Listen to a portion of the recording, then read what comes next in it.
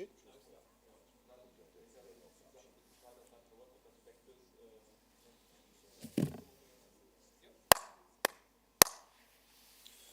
Uhr 27.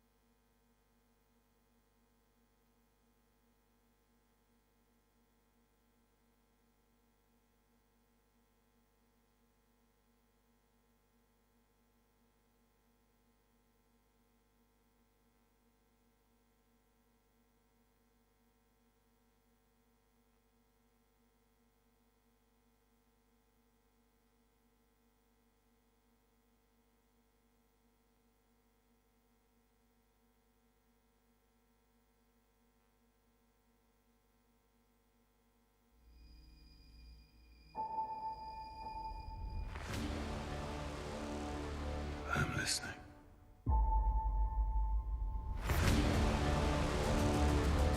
Here we go again.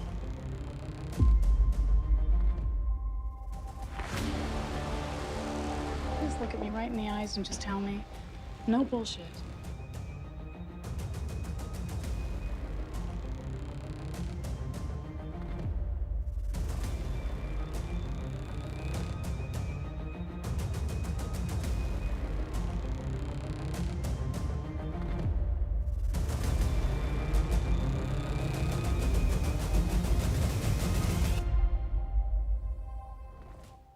You want to change the world.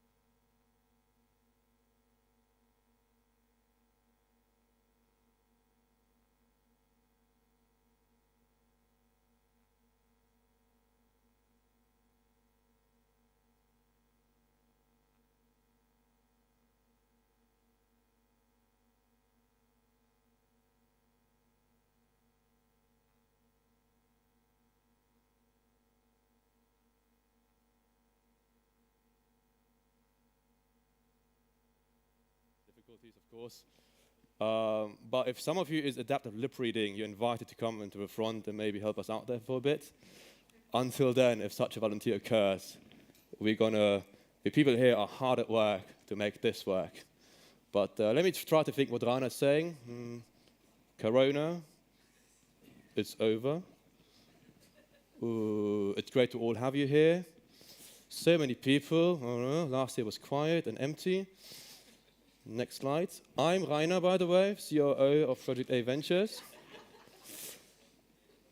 No bullshit. No, that's, since we're going beyond the obvious, no bullshit, because we don't like that. What else we got? Beyond the obvious, I already said that, so I'm already ahead of the curve, as we can tell. Something emojis, because all the Metaverse NFT stuff, that's quite cool. I don't even know what that's supposed to be. Health, money, sent to VCs, right? What else we got? Memes, since we're all millennials here, right?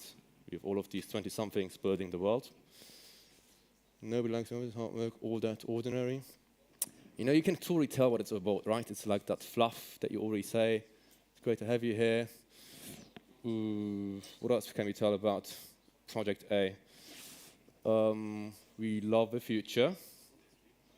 We like changing the world. We are all a bunch of change makers and drivers.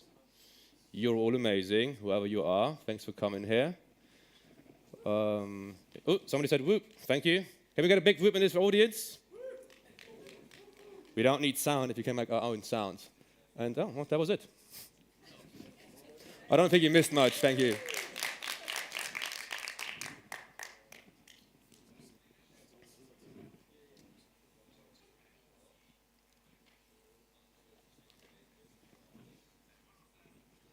Oh, I guess it's not done, actually.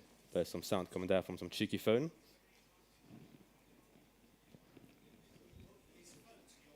I was about to suggest maybe will be worth it. And just next to it is one that tells you how to achieve the best for your child without giving up on your personal pleasures. And again, please give me a sign. Will the left one rather tell you what to do so that your child is developing really well? Yeah. Who of you would actually buy the right one? Of course we would. Just feels well. But I'm sorry, it's still bullshit. Here's some obvious. If you want to build a startup, a successful startup, you have to find product market fit. If you can, you have to scale. You have to define your brand. You have to know how your model is defensible. You have to mind your technical debt. You should treat data as something that is not optional. You should hire people only if you really need them, and if you need them, you should hire them fast. You should raise money before you actually need it. You should know your funnel. You should work your funnel. You should make sure that your marketing is efficient and that you can measure it and that you know which channels and which campaigns really work. You need to enable your team to perform. You need to deal with the crisis, and you need to get default alive. And all of this is obvious. It's not beyond the obvious. That's obvious. And even though all of this is obvious and everybody knows it, not even half of it is usually done right. And that is the reason for that is just really hard work. There is very often, or in most cases, probably always, there isn't like a fast track, some hack, something that makes it very easy for you. So beyond the obvious, I mean, last year our motto was obligation to descend. This is a value that we very much believe in. So yeah, we decided as a team, and the others, the majority was just supporting this motto, but I thought I will take the freedom of giving you, for the opening of this day today, my view on it. I hope you forgive me for that. A question, of course, anyhow, is why do we still go for such a motto? And the truth is, it works. We are all here, right? I mean, you tell people, let's go beyond the obvious, and we're all thinking, that's it, I will get very inspired. So, sorry for that. I'm very happy you're all here. I hope you will still enjoy the day. And now that you are here, let's look at what we have in store for you today. And these are just the very first sessions that we will do today. Let's start with Cinema 7. We will start there at 10 o'clock with a talk by Dr. Andreas Spengel from MasterCard, who is helping us to understand how digital banking is actually helping inclusion. We will hear a talk from Klaus Harisch from Yumday about the way work works in our times and how you can build an operating system for that. We are thrilled to have Martin Eriksson giving us a very good product talk about how to translate from strategy into actual operational doing and product.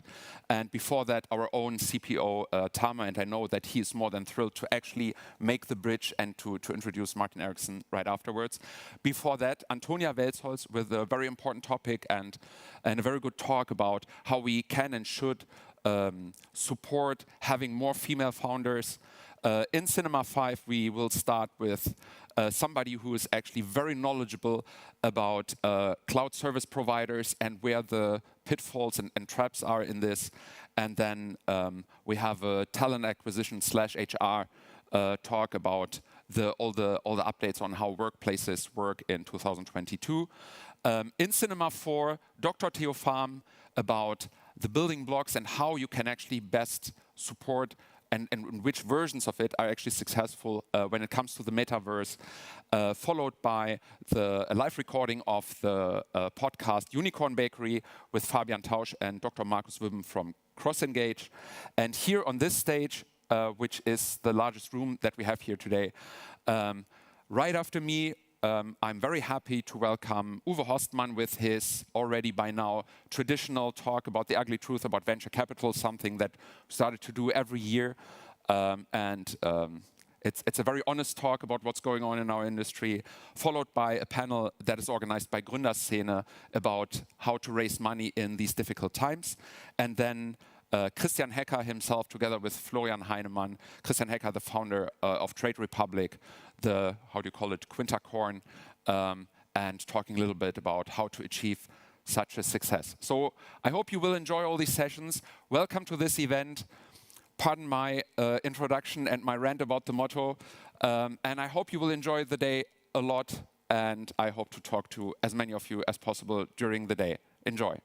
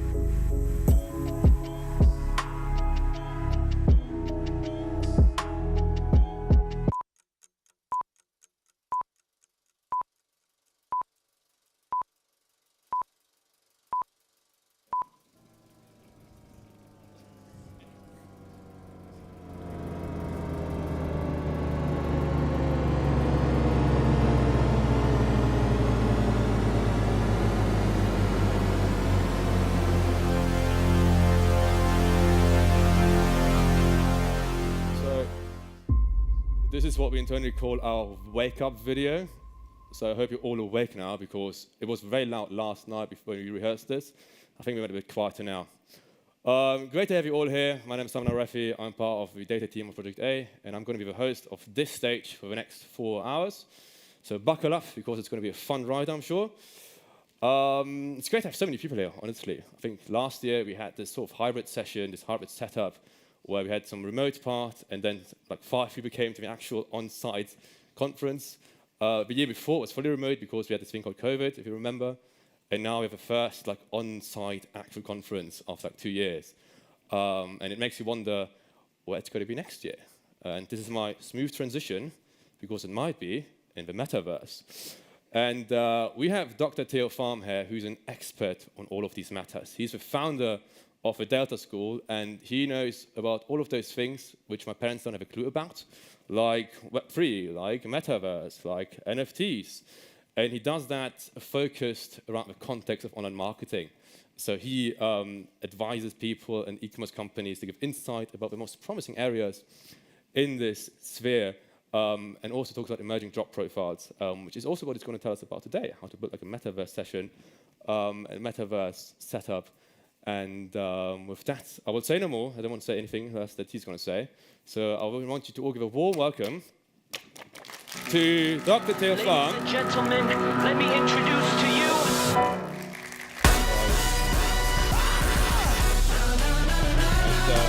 Yeah. You didn't go the obvious. You didn't come from the site. You came from the audience. Didn't expect that. Theo, take it away, please. Okay.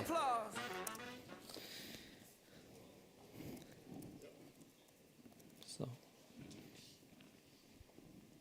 is there a slide here? The slides are sliding in. Bit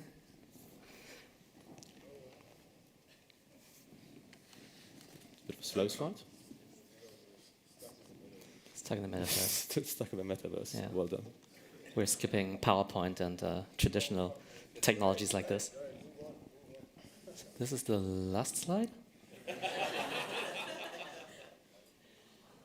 skip through really, really fast. Did you catch all of this? Okay, great. So welcome to my talk, Building for the Metaverse. And today I want to discuss with you some ideas for both investors, builders, but also startup founders about how to think about this fuzzy term of the metaverse, what opportunities there are. And I think it's definitely a much used buzzword. When some people think about the metaverse as online games, virtual reality, some think it has to do with cryptocurrency. I think, in my view, it's more like a set of technologies. It's kind of a catch-all term for things like virtual reality, augmented reality, but also online experiences, NFTs, virtual goods. And I definitely think that it's not like a, say, futuristic topic. So it's not a matter of, okay, we are going to be in the metaverse in 5 years when we are all going to wear Mark Zuckerberg's VR glasses. Hopefully not. But I think, quite pragmatically, the metaverse is just like kind of the next stage of the internet where we're going to use some of these new technologies. So why should we be interested in the metaverse at all? So first of all of the big tech companies are quite interested, not only Mark Zuckerberg, but you can also see Microsoft building for it, Google, and also Disney. And they think that this is really the next big platform. I think in Mark Zuckerberg's case, I think what he's currently seeing in Web 2 is not that appealing for him because he's getting crushed by TikTok. So he's kind of escaping to the metaverse, trying to be an early mover there. But I think especially companies like Microsoft are exceptionally well positioned for that space because they kind of have like the work metaverse with a work environment like Microsoft Teams, but they also are very strong in gaming. So how big is this opportunity? So JP Morgan says it's a multi-trillion-dollar market. I think even if the metaverse was only about online games, this would already be like a multi-billion opportunity. But since McKinsey also thinks that the metaverse is kind of the evolution of the internet, you could say, okay, everything that has to do with these technologies like VR and AR and online experiences kind of contributes to this market size, and therefore it's quite interesting. And we can see that not only the big companies are entering it, but also lots of different brands who are launching into the metaverse via online experiences, online games, or also NFTs. So what are the metaverse opportunities? I'm looking at 4 different areas. The first one is hardware, software, then content, and commerce. Let's look at hardware first. So obviously, I think VR glasses, as they are right now, are definitely not the future. They have to become a lot smaller, a lot cheaper for them to become mainstream. But I think there's so much opportunity for companies to build in this space. And when you think about it, what is currently the Meta Quest? Used to be Oculus, and this is also a company that was bought for $1 billion like a few years ago. So I think companies working in this space can definitely advance this technology and this notion of both augmented and virtual reality glasses. And the metaverse is not only about B2C applications, but also about B2B. For instance, this is a company called Navis. It's a company based out of Munich that have received about 90 million in funding so far. And the initial goal was to create something like the Google Maps for indoors, for buildings. And now what they do is that with this kind of camera thing that this woman is wearing, they're walking around factories and they're building digital twins of factories from companies like BMW in order to really create simulations of physical buildings so you can really test and organize and optimize those environments. So these are some interesting B2B applications for the metaverse. When it comes to software, there will definitely be a need for virtual meetings and also for events like these. I think what we have today, things like Zoom meetings, I think they work quite well. I think they're fine. But the idea is to have these meetings to be more immersive in the future, as if you were in the same room, right? I think we're still quite far away from this. But you can see that not only Meta, but also Microsoft is really building in this space. And when you think about it, in the current stage of technology, we have companies such as Slack and Zoom, obviously, that have become $10, $50 billion companies. And somebody's definitely going to build the Zoom for the metaverse, which will include some kind of holograms or virtual reality, probably. people always say that when there's a gold rush, you want to build the picks and shovels. And the picks and shovels for the metaverse could be game engines and 3D software. Because a lot of these new experiences are going to be 3D, are going to be rendered in this kind of software. Unreal Engine is owned by Epic Games, the makers of Fortnite. And you don't only build games on Unreal Engine, but also movies. So movies like, say, The Mandalorian are being built on Unreal Engine. So you can basically create a really fancy TV show just with green screens and computers. Also, you have 3D software like Blender or Maya that a lot of people are using. So I think many of these companies will come up. And if you just look at the current recent acquisition by Adobe, buying Figma for $20 billion, I'm kind of wondering what is going to be the big design software for 3D that probably also is going to be acquired for billions of dollars in the future. Let's look at content in the metaverse. So you have online games, experiences, and events. Currently, you already have environments, say, like Roblox or Fortnite. And when you look at platforms like Roblox, they currently have, I think, 50 million daily active users. So it's pretty big. And I think like 80% of all teenagers in the US are currently on Roblox. And what Roblox is currently trying to do is that they want to become, like, they want to grow up. So they are changing all of their graphics in order to become more appealing for grown-ups and for adults as well. But I think this whole online gaming space is still kind of underrated because there's like hundreds of millions of gamers in the world. But when they visit these places, it's not just about gaming. It's also about hanging out. It's about meeting your friends. It's about socializing. And this is why you have these concerts in Fortnite. This is why you have movie premieres in Fortnite as well. So these platforms are becoming super relevant for brands because they need to meet their customers there. And you have big brands like, say, Gucci or Nike building a virtual presence in those spaces. And so in the same way that today every brand needs to be present on TikTok or maybe 5 years ago on Instagram, we currently see a flood of brands moving to these spaces as well. And I think something that is also quite relevant is when people hang out in those spaces. So it's not really, I think maybe for old people, like I guess like us, right? Maybe it's not that intuitive, but if you ask like young kids, they meet their friends all the time in those spaces. And because they meet their friends there, they also want to look cool. They want to look fancy. They want to have a cool avatar. They're going to buy fashion and skins for their avatars. They want to have cool handbags and stuff like that. So maybe to us, the notion of buying virtual handbags for, I don't know, hundreds or thousands of dollars sounds a bit weird. But I think for young people, it's fairly normal. In terms of content, I think also that augmented reality can be super interesting, both for entertainment, obviously, but also for education. Because there's always this question about, okay, virtual reality and augmented reality is all great, but it's not as good as the real thing, right? Yes, the real thing is always better, but it's a lot more expensive to go there. Like, I can't just go to New York every time I want to see some kind of exhibit or some art show. So if you could have that in VR or AR, I think this would be pretty cool.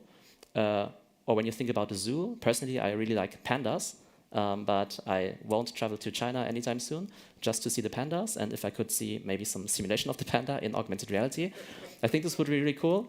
And what you also currently have is, say, education, that you have simulations of surgery and stuff like that. So I think you can make learning a lot more immersive. So maybe a couple of decades ago, we only had, say, textbooks. Currently, we have video probably. And in the future, we're going to have AR and VR. What do we have on the commerce side? As I already mentioned, avatars in digital fashion are already a pretty big business. All of the big technology companies have some kind of avatar project. So at Snapchat, you have the Bitmojis. On Apple, I think you have the Memojis. On TikTok, you can create your avatar that are fairly realistic. And as you can see from this picture, you have big brands like Balenciaga or Gucci or Prada or Tommy Hilfiger who are all building digital fashion items. And I think it's quite fascinating to think about whether a company, let's say like Gucci, maybe in 10 years, what if, say, 10% of their revenue came from digital goods, right? That you have this kind of shift. Maybe in a similar way where when they went to e-commerce, the question was, okay, how much of your revenue is going to be e-commerce? And maybe in the future, the question will be how much of your revenue is going to be digital. And we will probably see a company, maybe a billion-dollar company, that only does virtual fashion. And it's not really that far-fetched because right now, already, a company like Roblox or Fortnite, they're making billions of dollars with their own proprietary skins. But now they're opening up kind of marketplaces for other players to come in as well. And so they're selling all these digital fashion items. And then there's also companies that are selling digital avatars in order for people to have a unique digital identity. This also brings us to NFTs and token-gated commerce. So NFTs are these non-fungible tokens, those assets on the blockchain. And what you can see here is this CryptoPunk avatar, and it belongs to, I think, Alexandre Arnault. He's the son of Bernard Arnault, the big boss of Louis Vuitton. And he's also in charge of Tiffany. And there's only one CryptoPunk that looks exactly like this in the entire world, and he's the owner of it. And he's also the only one who can buy like the corresponding Tiffany chain. And this is what is called token-gated commerce. This means that with these NFT websites, you don't log in with your email address and password anymore, but you log in with your crypto wallet. Then the website is going to check, okay, which tokens do you have? And depending on which tokens you hold, you can buy certain stuff. So it's kind of exclusivity. You have this kind of token-gated commerce. And this is one of the use cases of NFTs. So if you want to summarize these metaverse opportunities, I think both investors and builders should look into the hardware space and think about how to build better sensors, cameras, lightweight devices. I think in the software space, you should build software for virtual meetings, game engines, 3D software, and digital twins. I think on the content side, social networks and online games are super exciting. And when it comes to commerce, we have virtual goods, digital fashion, but also virtual real estate and augmented reality shopping. So these are all super exciting opportunities, but somebody has to build this stuff. And as we all know, it's quite rare to find this kind of talent. But I think this next wave of business models also creates some really new and exciting jobs. And so if you're looking for some new challenges, maybe this is a place that you want to go. So currently, all the big companies like Disney, Nike, and YouTube, they are looking for people for their metaverse departments. And as in the example of Disney and Gucci, these people are reporting directly to the CEO.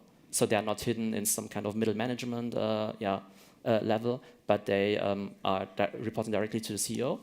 And these companies like YouTube also require you to have some kind of crypto and NFT experience. And what are these jobs? So I think on the hardware level, there's a big need for hardware engineers, chip designers, and IoT experts that can build these new devices. On the software level, I think 3D designers are going to be super sought after. I think already right now, people who are good at 3D design don't really have any trouble finding a job. Same thing for smart contract engineers and token designers. When it comes to the content side, building an interesting online game is really not easy. It's not trivial. Anybody can create some kind of random game, but in order for it to be really compelling, you need game designers, storytellers, and also illustrators. And in order to host such an event in the metaverse, you will also need virtual event organizers. And when it comes to commerce, you will need like NFT experts, digital fashion designers, but also community managers to manage communities like on Discord. And I can definitely see a world where, say, something like Discord is already more relevant in Web3 than, say, Instagram, because this is where the communities are built. I want to close with a quote or two quotes by Chris Dixon from Andreessen Horowitz. He says the next big thing will start looking out like a toy. So maybe when you think about the metaverse, you see all these like funny 3D graphics that don't really look that great, or you think that Roblox looks kind of childish, or you associate NFTs with cartoon monkey pictures that cost hundreds of thousands of dollars. I think it's quite normal for these trends to start off kind of looking like toys. And he also says that what the smartest people do on the weekend is what everyone else will do during the week in 10 years. So right now it might seem that, say, cryptocurrency, NFTs, AR is only for the nerds, but I'm pretty sure and confident that this will become pretty mainstream in the future. So I think, I think it's a very exciting space, and I think what companies can do right now is definitely look out for these opportunities and hire the talent, before everyone else wants to enter the area, and the competition becomes a lot fiercer. Thank you.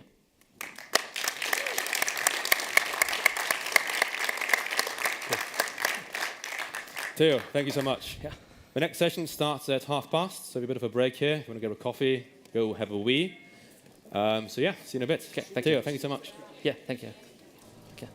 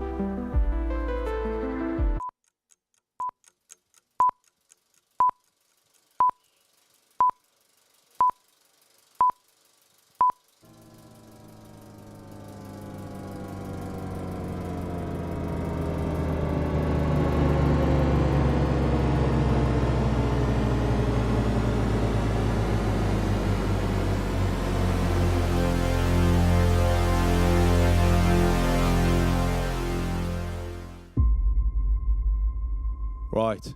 It's always so very loud, isn't it? Now, after all of this loud noise, I'd ask you to be a bit quiet. Because coming up next, we have a live podcast recording with a Q&A that follows for about 10 or 15 minutes in the end, led by Fabian Tausch. Fabian, whom, if you don't know him, he founded the Unicorn Bakery, where he's interviewed the founders of so many great companies like Shopify, like GitHub, like Slack, and many, many more. And now he's going to add another great company, part of his Project A portfolio, by the way, to his belt. And he's got the co-founder of CrossEngange here, Markus Wibben. And what are going to talk about? Well, they're going to talk about leads. And as a proud millennial who's dabbled numerous times unsuccessfully in online dating and who wonders why he can't close any leads, they're going to tell us how you can close leads in a sales context at least. And this is going to be entirely in German, just so you know. So if you don't speak Deutsch, you might not understand much. You can try. It's better than Duolingo, more interesting than Duolingo. But this is just an FYI for all of you guys. So without further ado, please give it up for Markus Wibben and Fabian Tausch. Come on stage here, people. Come on. Thank you. Hi, Fabian.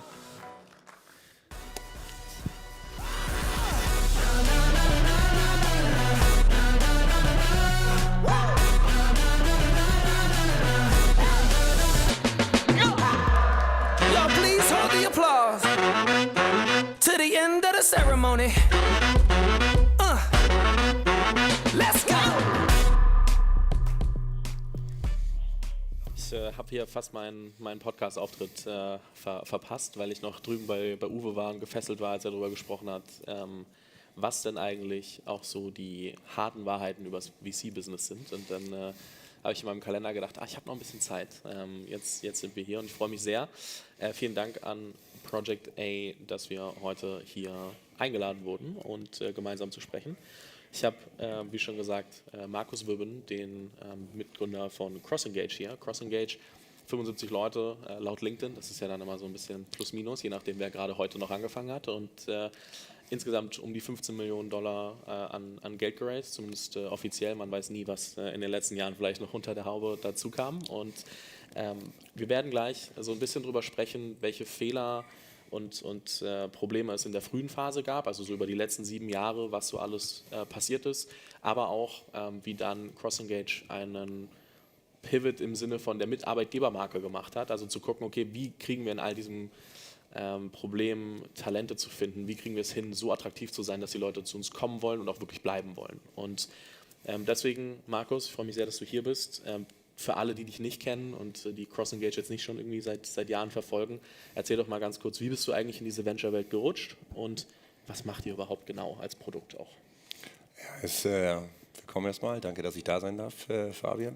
Ich bin eine ganze Weile jetzt schon in der ganzen Venture-Welt und der Startup-Welt. Und das Ganze begann so 2010. Da war ich so 2 Jahre nach meiner Promotion bei Arvato Bertelsmann, habe bei der Deutschlandcard gearbeitet, viel mit datenbasiertes Marketing gemacht auf Basis dieser Kundendaten, die wir da hatten. Das fand ich mega spannend, bis ich einen Vortrag von Flo Heinemann gesehen habe auf der Next-Konferenz, mich dann gefragt habe, warum bin ich nicht in Berlin, warum bin ich nicht in der Startup-Welt? Da geht's ordentlich zu Sachen, da sind die Daten verfügbar, da werden neue Methoden ausprobiert, aber gerade das Thema Attribution, jetzt natürlich irgendwie ein alter Hut, aber ganz, ganz stark diskutiert. Und das fand ich mega, mega spannend und da wollte ich hin. Ja, und dann habe ich mich wenige Wochen später bei Rocket Internet wiedergefunden und habe da mitgeholfen, die CRM-Abteilung von vielen der E-Commerce-Ventures mit aufzubauen. Lamoda, Zalora, Lazada, Dafiti, diese ganzen quasi Zalando-Klone, die haben wir auf der Welt aufgebaut. Und so bin ich sehr in dieses digitale Bestandskundenmarketing, CRM eingestiegen und in die Venture-Welt eigentlich. Ja, und der Rest Geschichte, 2015 dann mit einem Kollegen, mit dem Manuel Hinz, CrossEngange gegründet. Und zwar basierend darauf, dass ich gesehen habe, dass viele Systeme, wir sind CrossEngange, wir sind ein B2B SaaS Company, wir haben eine Customer Data und Prediction Plattform im Angebot. Was ist das? Am Ende des Tages helfen wir unseren Kunden, wertbasierte Kundenbeziehungen aufzubauen. Ja, also wenn ihr Kunden teuer akquiriert habt, dann müssen wir mehr aus diesen Kunden machen. Wir wissen seit 1-2 Jahren extrem hohe Kosten in der Kundenakquise und wenn wir schon Kunden teuer einkaufen, dann müssen wir sie langfristig halten. Das können KundInnen mit unserer Plattform machen und das Potenzial habe ich früher erkannt. Weil wir gesehen haben, wie viele Kunden wir drin haben und wie viel Wert eigentlich in diesen Bestandskunden steckt. Und so habe ich gemerkt, Mensch, da ist eine Lücke, da gibt es keine guten Systeme, da gab es nur E-Mail-Systeme, ja, da gab es schon so ein Exact Target, was später von Salesforce gekauft wurde, aber so richtig gut waren die auf der Datenseite irgendwie nie. Also das, was man auf den Facebooks der Welt machen konnte in Sachen Zielgruppenselektion und so, das war alles nicht so richtig machbar. Ganz häufig nur nach Männlein und Weiblein getrennte Newsletter, vielleicht ein paar Product Recommendations rein und das war's. Und das hat letztendlich auch dazu geführt, dieses Thema, dass dann eine neue Softwarekategorie rauskam, diese Customer Data Plattform. Wir sagen, wir müssen eigentlich den Marketer mehr Daten in die Hand geben, um gutes Bestandskundenmarketing zu machen. Und das ist, was wir 2015 gegründet haben als Unternehmung, sind 2020 mit der Hamburger G-Predictive zusammengegangen, was uns quasi den Einstieg nicht nur Daten Storage, Audience Selection, sondern das Ganze auch mit AI und Predictive Analysis zusammenzubringen. Und das ist extrem interessant. Und das ist so der Weg, den ich über die letzten Jahre gegangen bin, also einige Stationen, aber immer irgendwie im datengetriebenen Marketing unterwegs gewesen. Ja, passend zur Konferenz, du hattest auch eine Project A-Station, Ja. also das einmal kurz dazu gesagt. Was ich mich frage, und da kommen wir mal ganz kurz zur Aktualität, ich meine, es ist Oktober 22, Uwe hat gerade auch so ein bisschen erzählt, so Fundraising gerade vielleicht nicht ganz so einfach und nicht ganz so easy. Eure letzte Runde laut offiziellen Daten ist irgendwie eine Weile her. Ich glaube um die 2 Jahre, September 2020 ist das, was ich öffentlich gefunden habe. Was beschäftigt euch gerade? Also sagt ihr, okay, über die letzten Zeit, unsere Kunden haben so viel Geld bei uns ausgegeben, dass es alles und dadurch läuft? Oder seid ihr auch ein bisschen betroffen, dass vielleicht nicht alles perfekt ist und man jetzt gucken muss, wie machen wir eigentlich die nächsten Jahre? Bereitet ihr unter der Haube viel vor? Was ist so die aktuelle Lage bei euch bei CrossEngange? Ja, das ist ganz spannend. Wir haben da eigentlich eine Dualität. Also auf der einen Seite ist das, was gerade oder in den letzten 2 Jahren passiert ist, durchaus vorteilhaft für uns. Weil am Ende des Tages, wenn man so die letzten 10 Jahre zurückguckt, ist Online und E-Commerce im Wesentlichen Kundenwachstum gewesen, Neukundenakquise. Und wir haben natürlich immer im Bestandskundenmarketing gearbeitet. Und das hat sich ein Stück weit vor allem in den letzten 2 Jahren gedreht. Da sind Kundenakquisekosten so in die Höhe gegangen. Es gibt technische Innovationen. Ihr kennt das alles vom iOS 14.5, also dieses kleine Fenster, das sagt, wollt ihr getrackt werden oder auch nicht. Cookie-Consent-Themen, Schrems 2 und so weiter. Viele Dinge haben sich da geändert, sodass jetzt mehr Fokus auf Bestandskunden ist und vor allen Dingen auf Profitabilität von KundInnen. Und das ist genau das Thema, was wir bei CrossEngange lösen. Wir finden raus, welche KundInnen profitabel werden und wie man die profitabel machen kann, wie man vernünftig mit Marketingbudgets umgehen kann, wie man die effizient einsetzen kann. Und das ist genau das Wort der Stunde. Also wo wir sagen, mal von einem Jahr oder zwei ein Unternehmen noch gesagt hat, wir machen mal Gießkanne-Coupon, so alle kriegen so pauschal 20%. Und weil Fabian so nett ist, nochmal 20% irgendwie obendrauf. Das geht eben nicht mehr. Das müssen wir uns halt überlegen, geben wir dem Fabian Coupon oder auch nicht? Und was hat das eigentlich für Auswirkungen auf den Kundenlebenswert? Und das sind Themen, die gerade ganz aktuell gespielt werden. Man hat da auch viele Themen auf der K5 gesehen, die Caro von eTribes, der Tarek von About You, der Erik Siegmar, Marketing Transformation Podcast, Digital Forward. Das zentrale Thema war Bestandskundenmarketing und Kundenbindung. Wir müssen jetzt mehr Daten oder mehr Werte aus unseren Bestandskunden rausholen. Und das ist für uns als Business sehr, sehr gut, weil das genau das ist, was wir tun. Andererseits arbeiten wir natürlich mit E-Commercern zusammen, die gerade und so gerne wir natürlich immer dieses azyklische Investment haben, so in schweren Zeiten investieren und dann davon profitieren in den anderen Zeiten, ist es eben nicht so. Das Erste, was gemacht wird, sind Marketingbudgets und Innovationen einzufrieren. Und wir müssen schon schauen, wir bereiten uns darauf vor, dass das ein eiskalter Winter wird, dass viele Marketingbudgets runtergefahren werden, aber vor allen Dingen in der Neukundenakquise, sodass wir immer noch ein Geschäft mit den Bestandskunden machen. Aber wir müssen natürlich schon aufpassen, auch bei unseren Kunden, wie geht es denen, können die Verträge erfüllen, kommen die gut durch den Winter. Da gibt es schon Stimmen, die sagen, Mensch, das wird sehr, sehr schwierig. So, und das könnte dann einen sehr negativen Effekt für uns haben, aber von der Business-Seite sind wir gerade sehr, sehr schön aufgestellt. Und das, obwohl alle jetzt schon irgendwie das Thema haben, E-Commerce-Downturn und irgendwie Probleme, ihre Zahlen zu erreichen und weil dann die Relevanz eures Produkts steigt. Das heißt, ihr habt gerade, also der Umsatz, den ihr macht mit neuen Kunden, wird wahrscheinlich, einfach weil da der Fokus drauf liegt, schon immer relevanter. Das heißt, ihr nähert euch selbst dann auch irgendwie so ein bisschen der Profitabilität an oder ist das für euch nicht so im Fokus? Profitabilität ist key. Also das hat sich extrem gedreht in den letzten einem Jahr, würde ich jetzt fast sagen, dass da, wo das Geld sozusagen shut up and take my money, ist eben nicht mehr der Fall, sondern gerade durch die steigenden Zinsen werden natürlich Valuierungen von Business gehen total in den Keller. Das sehen wir, glaube ich, auch bei allen Tech-Werten. Das sieht man ganz gut. Liegt am Ende des Tages darum, dass wir eine Discounted Cashflow-Analyse machen und sehen, Umsätze in der Zukunft sind auf einmal viel weniger wert, als wir die eigentlich wollten. Und der Fokus ist jetzt, profitabel zu sein. Das ist für alle Ventures, für viele Unternehmer und Unternehmerinnen, mit denen ich spreche, die Zielgröße gerade. Wie werde ich profitabel? Es gibt ja, jetzt sagt der Uwe, Mensch, vielleicht ein bisschen schwieriger sein, Geld zu raisen. Andere sagen, es ist aber noch total viel trockenes Geld da in den Funds. Das heißt aber nicht, dass sie das unbedingt investieren. Also ich würde jedem, der jetzt startet, möglichst empfehlen, zügig einen Weg in die Profitabilität zu finden. Also ich glaube, da wird es einen extremen Selektionseffekt geben in den nächsten Monaten. Und wer die Zeit überlebt, ist, glaube ich, sehr gut aufgestellt. Ja, ich glaube, wer jetzt gerade in der frühen Phase ist, dem geht es noch relativ gut, weil so Pre-Seed, Seed ist erstmal gar nicht so krass betroffen. Also ja auch. Jetzt kann man darüber diskutieren, ob es Dry Powder ist, also das, was du gerade gesagt hast, oder ob das Geld überhaupt committedes Kapital ist und wirklich in die Fonds eingezogen wird und dann investiert wird und so. Das sind ja viele Faktoren, die da mit reinspielen. Aber grundsätzlich, je später man ist, desto eher muss man, glaube ich, auch auf jeden Fall einen Weg in die Profitabilität finden und sich da auch drauf konzentrieren.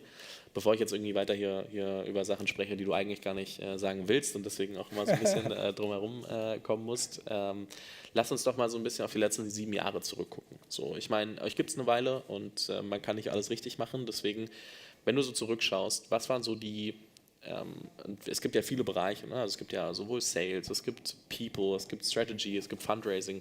Wo würdest du sagen, sind euch fatale Fehler unterlaufen, beziehungsweise Sachen, die euch doch nochmal auch aufgehalten haben, die du, wenn du neu gründen würdest, nicht nochmal machen würdest? Ja, also wir sind ja ein Tech-Unternehmen und das ist ein extremer Unterschied, wie du ins Geld kommst versus einem E-Commerce-Laden. Also im E-Commerce-Laden, du kannst schnell einen Store aufbauen, du machst ein Shopify-Geschäft, eine Domain und fängst an zu verkaufen. Das heißt, die Zeit zu Revenue, die Zeit zum Umsatz ist bei solchen Businesses relativ kurz. Wir haben eine technische Dienstleistung, die musst du erstmal bauen. Ja, da passiert erstmal eigentlich im besten Fall ein Jahr gar nichts, weil sonst kommst du mit so einem kleinen Kartenhaus und das ist ganz, ganz MVP-mäßig gestrickt und dann willst du damit raus in den Markt gehen und dann ist häufig die Qualität noch nicht gut. Was wir damals auch gesehen haben, wir haben Competitors aus den USA gehabt, die haben erstmal 15 Millionen Seed bekommen und 2 Jahre Zeit, um ein System zu bauen. Wir haben damals auch zugesagt, aber vielleicht noch zu unerfahren sozusagen auch gewesen, aber wir haben nicht explizit verhandelt, wie viel Zeit wir haben, bis die ersten Umsätze reinkommen, sondern es war relativ schnell die Erwartungshaltung auch von der Investorenstruktur früher, die viel E-Commerce kannten, gar nicht so viel Tech-Investments, gab es ja damals eigentlich auch gar nicht, die erwartet haben, wenn wir da investieren, sehen wir in 3 Monaten die ersten Umsätze. So, und das ist natürlich ein Konflikt. Ja, wenn der Investor denkt, in 3 Monaten hast du die ersten Umsätze und auf der anderen Seite weißt du, du brauchst ein Tech-Produkt, wo du eigentlich Zeit brauchst, dann bist du irgendwo in so squeezed in the middle. Du musst irgendwo ein Mittelding finden. Und das hat am Ende des Tages Auswirkungen darauf, wie gut dein Produkt ist. Das krass fällt dann gar nicht so stark auf beim ersten Kunden. Es fängt nach den ersten 5 bis 10 Kunden an. Weil dann hast du Skalierungseffekte, dann muss so ein Ding einfach vernünftig 24/7 laufen. Dann kannst du es halt nicht mehr mit einem Eingriff, oder ist nachts mal was passiert von dem einen Kunden, dann kriegen wir das schon hin. Da muss das Ding stabil sein. Ja? Und wenn du da nicht gut verhandelst, wann die ersten erwarteten Umsätze eigentlich reinkommen und die Zeiten im Skala in so einem Tech-Geschäft, dann das war so Ding Nummer 1, wo wir ganz schön ins Rennen kamen und dann auch Operationen am offenen Herz gerne machen mussten mit der Software. So, ne?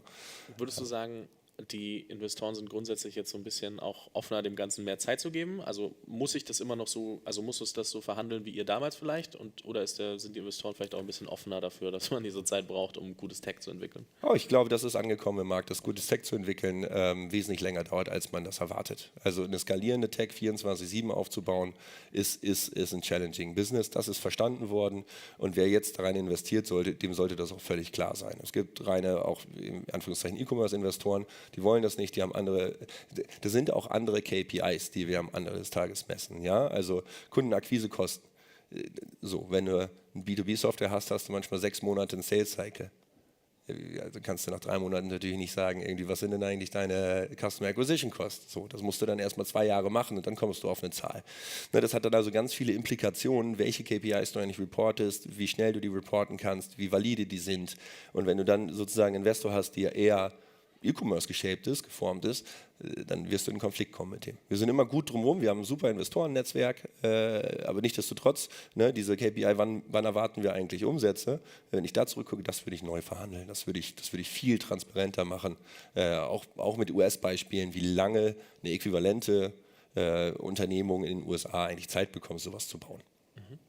Und dann auch sehr konkret auch sich eben die Zeit einräumen und sagen, hey, so sorry, also ich meine, das kannst du ja nur machen, wenn du auch wählen kannst, oder? Also es ist ja auch, wenn du natürlich irgendwie Geld brauchst dann und das jetzt nicht hinterhergeworfen bekommst und nicht 5 Termsheets auf dem Tisch liegen hast, ist natürlich was anderes. Ja, sicher, das ist natürlich immer so eine Geschichte. Ne? Am Ende des Tages heißt es ja immer so, du musst den Investor aussuchen, der das beste Netzwerk hat und alles. Ja, ist richtig, aber das sind die ganz paar Prozent, die das können. Das sind die ganz paar Prozent. Es ist gar nicht so üblich, dass du da 20 Termsheets auf dem Tisch hast. Das ist völlig richtig. Nichtsdestotrotz solltest du dessen trotzdem bewusst sein, dass dieses Thema aufkommt. So, und wenn du weißt, dass das Thema aufkommt, dann kannst du es managen. Dann kannst du es zumindest mal in den ersten Board-Meetings irgendwo, spätestens dann solltest du das mal anbringen, wenn du nicht das Termsheet und das Closing irgendwie gefährden willst. Und da nochmal irgendwo so ein Seitenfeuer reingehst. Das willst du ja zum Schluss auch nicht. Du willst ja, dass dann hast du deine Terms agreed und dann willst du zum Notar und dann willst du zeichnen, dass die Tinte trocken ist. So, da willst du eigentlich nichts mehr reinbringen. Zu gucken, dass du das alles gut verhandelst, ja, oder keine neuen Ideen reinbringen. Aber du gehst ein Risiko ein. Das musst du dann möglichst früh auch wieder transparent machen und klar die KPIs auslegen, die Validität dieser KPIs, wann kommt es rein, dass man da sehr transparent ist. Ich glaube, dann verhindert man, dass man später da eins auf die Nase kriegt dafür. Ja. Du hast vorhin erzählt, oder was heißt erzählt, nochmal darauf hingewiesen, dass ein B2B-Startup auch gerade mit einer Software natürlich ein bisschen länger braucht in den Sales-Cycles. Und ich kann mir vorstellen, gerade wenn man da irgendwie losläuft, auch wenn man ein bisschen Berufserfahrung hat, man denkt sich dann trotzdem, ach, so machen wir jetzt Sales und eigentlich müsstest du es aber so machen, also rechts abbiegen, wo man links abbiegen sollte. Ja. Das heißt, und es ist ja oft ein Riesenthema, ne? Wie gewinne ich meine ersten Kunden? Das heißt, lasst uns doch mal ein bisschen zurückgehen und nochmal anschauen, so, wie habt ihr eure ersten Kunden gewonnen Und wie hat sich euer Sales-Prozess in der Zeit verändert? Weil ich glaube, dass es für viele da draußen unfassbar hilfreich ist, mal zu hören, was vielleicht nicht so obvious ist. Wir sind ja heute im Motto der Konferenz Beyond the Obvious. Da müssen wir auch mal ein bisschen hinter die Kulissen blicken. Ja. Der Anfang war extrem einfach. Wir hatten ein gutes Netzwerk. Und wir kannten unheimlich viele Leute. Wir haben aus dem Rocket-Netzwerk, mein Mitgründer, der Manuel, hat auch ein super Netzwerk gehabt, hat selber schon was gegründet. So, das heißt, die ersten paar Monate lief der Sale total gut, total easy, weil alle total verstanden haben, was wir da eigentlich tun. Wir hatten einen Vertrauensvorschuss und wir dachten, alles klar, das läuft. Ja, dann rufst du halt mal beim Mittelstand im Südwesten an. Ja, wir haben CrossEngange, ne? Wir haben eine Customer Data Plattform mit AI und so und vielen, vielen Daten, 30% mehr Umsatz können sie damit machen. Und er sagt dann, ich bin eigentlich total zufrieden mit dem, was wir hier so machen. So. Und dann denke ich so, ja, aber wir haben hier eine Case Study, ja, also Fabian, 30% mehr und das haben die HelloFresh haben es auch gemacht. Und die Deutsche Bahn, das ist ein Kunde bei uns, die haben es auch gemacht. So, 50% mehr Umsatz. Dann sagte der Kunde immer noch so, ja, irgendwie, ich bin eigentlich total zufrieden mit meinem Status quo. Und wir sind rein und sagt, du kannst doch gar nicht zufrieden sein mit deinem Status quo, weil es sind 30% mehr, die du irgendwie machen kannst. Und was uns nicht aufgefallen ist, dass hinter dieser Aussage, ich bin eigentlich total zufrieden mit dem, was wir da machen, was ganz anderes dahinter steckt. Und steckt eigentlich dahinter, dass es eine substanzielle Menge von KundInnen gibt und Klienten gibt, die keine Entscheidungen treffen können. So, die wollen keine Entscheidung treffen. Die haben dann nämlich im Hinterkopf die Überlegung, wenn ich keine Entscheidung treffe, dann ist das auf jeden Fall weniger gefährlich, als wenn ich eine Entscheidung treffe. Ja? Auch wenn der Outcome, wir wissen, dass damals, wir kennen ja Quelle viel zu spät ins Internet gegangen, ne? Gesagt, wir haben nichts gemacht. Wir gesagt, dann investieren wir auch nicht so viel, dann kostet das nicht so viel. Hinten raus hat denen das aber das Geschäft gekostet am Ende des Tages. Kurzer Funfact zur Quelle, bei uns, ich komme aus Fürth bei Nürnberg, dort ist es einfach Denkmalschutz, das Gebäude und der Quelle Tower. Also man wird immer wieder daran erinnert, gerade wenn man die Story kennt. Ja, also, ne, aber das ist total gutes Beispiel für den sogenannten Unterlassungseffekt, Omission Bias in Englisch. Also Menschen treffen gerne keine Entscheidung, wenn sie denken, eine Entscheidung zu treffen hat ein Riesenrisiko. Aber diese Entscheidung nicht zu treffen, etwas zu tun, diesen Verlust, den werten die nicht so hoch. Und dann kriegst du halt die Antworten zu sagen, ich bin eigentlich total zufrieden mit dem Status quo. Und umso komplexer eine Dienstleistung ist, umso mehr steckt eigentlich dieses, ich will keine Entscheidung treffen dahinter versus ich will eigentlich meinen Status quo nicht verändern.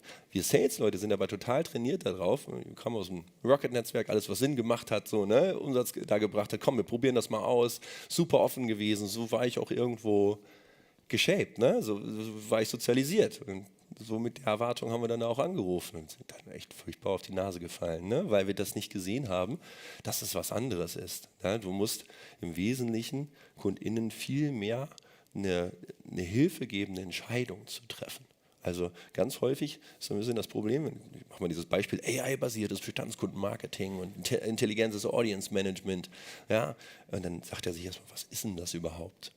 Das ist so Grund 1, warum Leute dann ablehnen, weil sie sagen, ich habe gar nicht genug Research gemacht, um dieses Thema überhaupt einzuordnen. Ich will mich nicht zum Horst machen, darum sage ich gar nichts gerade so, ne, um das mal flapsig auszudrücken. Dann gibt es einen zweiten Punkt, selbst wenn du dann sagst, okay, eigentlich das Thema ist spannend, dann haben wir ganz häufig als Tech-Anbieter keine guten Pakete, keine guten maßgeschneiderten Pakete. Da sind dann, Fabian, brauchst du gleich irgendwie das Premium-Paket, nimm das mal gleich, das ist sowieso viel günstiger. Aber eigentlich weißt du so als Kunde, das ist nicht so gut. Anstatt mal zu sagen, auch als Sales-Agent zu sagen, das brauchst du nicht, das brauchst du nicht, das brauchst du nicht, für dich brauchst du genau das.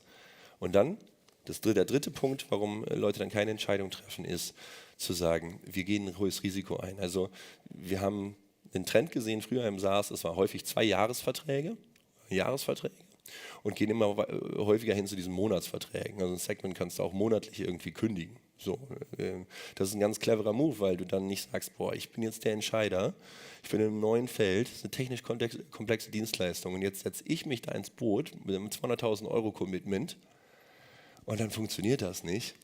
Ich treffe lieber keine Entscheidung, als eine falsche zu treffen. So, und das sind die Themen, die haben wir erst eigentlich im Laufe der Zeit gehabt. Also viel zu naiver Sales Approach am Anfang gehabt. Natürlich haben wir Funnel Stages gehabt, aber am Ende des Tages managt man immer mehr und mehr Emotionen. Und was noch passiert ist, die Entscheidungen werden immer mehr von den Anwendern getroffen, als sie vor noch vielen Jahren ist man über C-Level reingeflogen und hat gesagt, wir machen jetzt den großen CrossEngange Rollout und alle mussten das irgendwie auf operative Ebene schlucken.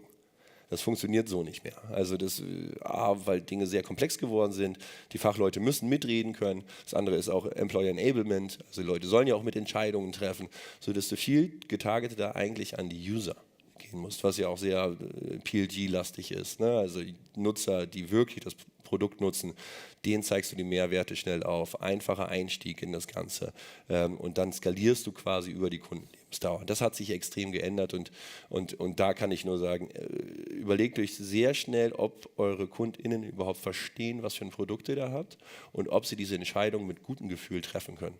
Das ist, glaube ich, was man sehr früh und sehr schnell angehen kann.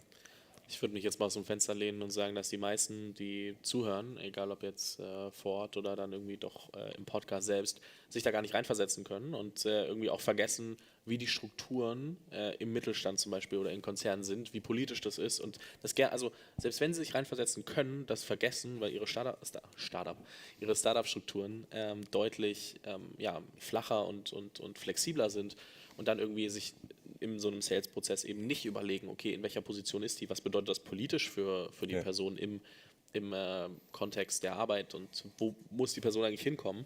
Und ich glaube, da kann man direkt mal irgendwie sagen, okay, ich muss mir wirklich Gedanken machen, so in welchen Schuhen steckt diese Person eigentlich? Was bedeutet das für sie und wo muss die Person hin und wie kann ich dabei helfen?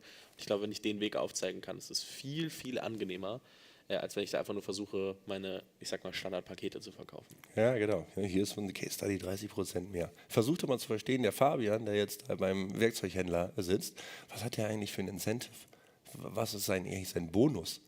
So, wenn wir jetzt wenn wir Customer Lifetime Values berechnen und die Person, mit der wir sprechen, die wird für Revenue pro Newsletter bezahlt, das ist das Incentive, dann wird der uns niemals einkaufen, weil der hat ja gar nichts davon von seinem Bonus. Also auch zu verstehen, was sind eigentlich die Boni? Und das ist ganz interessant, gerade so, wenn du sagst Organisationen, Marketingorganisationen, die dann gesplittet sind über Akquise, Bestandskunden, die haben völlig unterschiedliche Zielsetzungen, das ist überhaupt nicht aligned. Und dies zu verstehen, ist extrem interessant. Also diesen Champion quasi innerhalb der Company, die eigentlich das Produkt nutzen sollen, den wirklich ganz glasklar zu verstehen und dem eine Möglichkeit zu geben, eine wirklich edukierte Entscheidung zu treffen. Ja, das heißt auch vielmehr, dass nicht nur die Tech zu verkaufen, sondern normativ vorzugehen, mit an die Hand zu nehmen und zu sagen, so setzt du Tech gut ein. Das Tech-Verkauf es gab ein ganz großes Erwachen für viele KundInnen, die dann SaaS-Software gekauft haben und dann ist gar nicht das rausgekommen, was diese Riesenversprechungen halt irgendwo waren. Da sind die Leute mittlerweile da gebrannt. Die haben verstanden, das ist nicht so. Ja, das ist nicht so. Am Anfang für uns, wir folgen einem Framework, das nennen wir SOT-T, also S-O-D-T. Wir fragen am Anfang immer, was ist eigentlich eure Bestandskundenstrategie? Lieber Fabian von Fabian E-Commerce, sag mir doch mal, warum deine Kunden eigentlich wiederkommen sollen und bei dir nochmal kaufen sollen. Das ist die erste Frage, die wir gerne stellen. Erschreckenderweise kriegt man häufig die Antwort, ja, wir haben die besten Produkte. Dann denke ich mir so, sicher? Sollen wir mal googeln? Ja? Sollen wir mal auf Idealo gehen und dann gucken, wo wir genau das Produkt vielleicht günstiger kriegen. Total interessant, fragt das mal bei euch in euren eigenen Companies. Ne? Warum sollen KundInnen eigentlich bei euch wieder kaufen? Die erste Frage ist immer Ruhe. So. Und die zweite ist Organisation. Wie ist denn die Organisation eigentlich aufgebaut? Haben wir einen Fall gehabt von einer D2C-Company.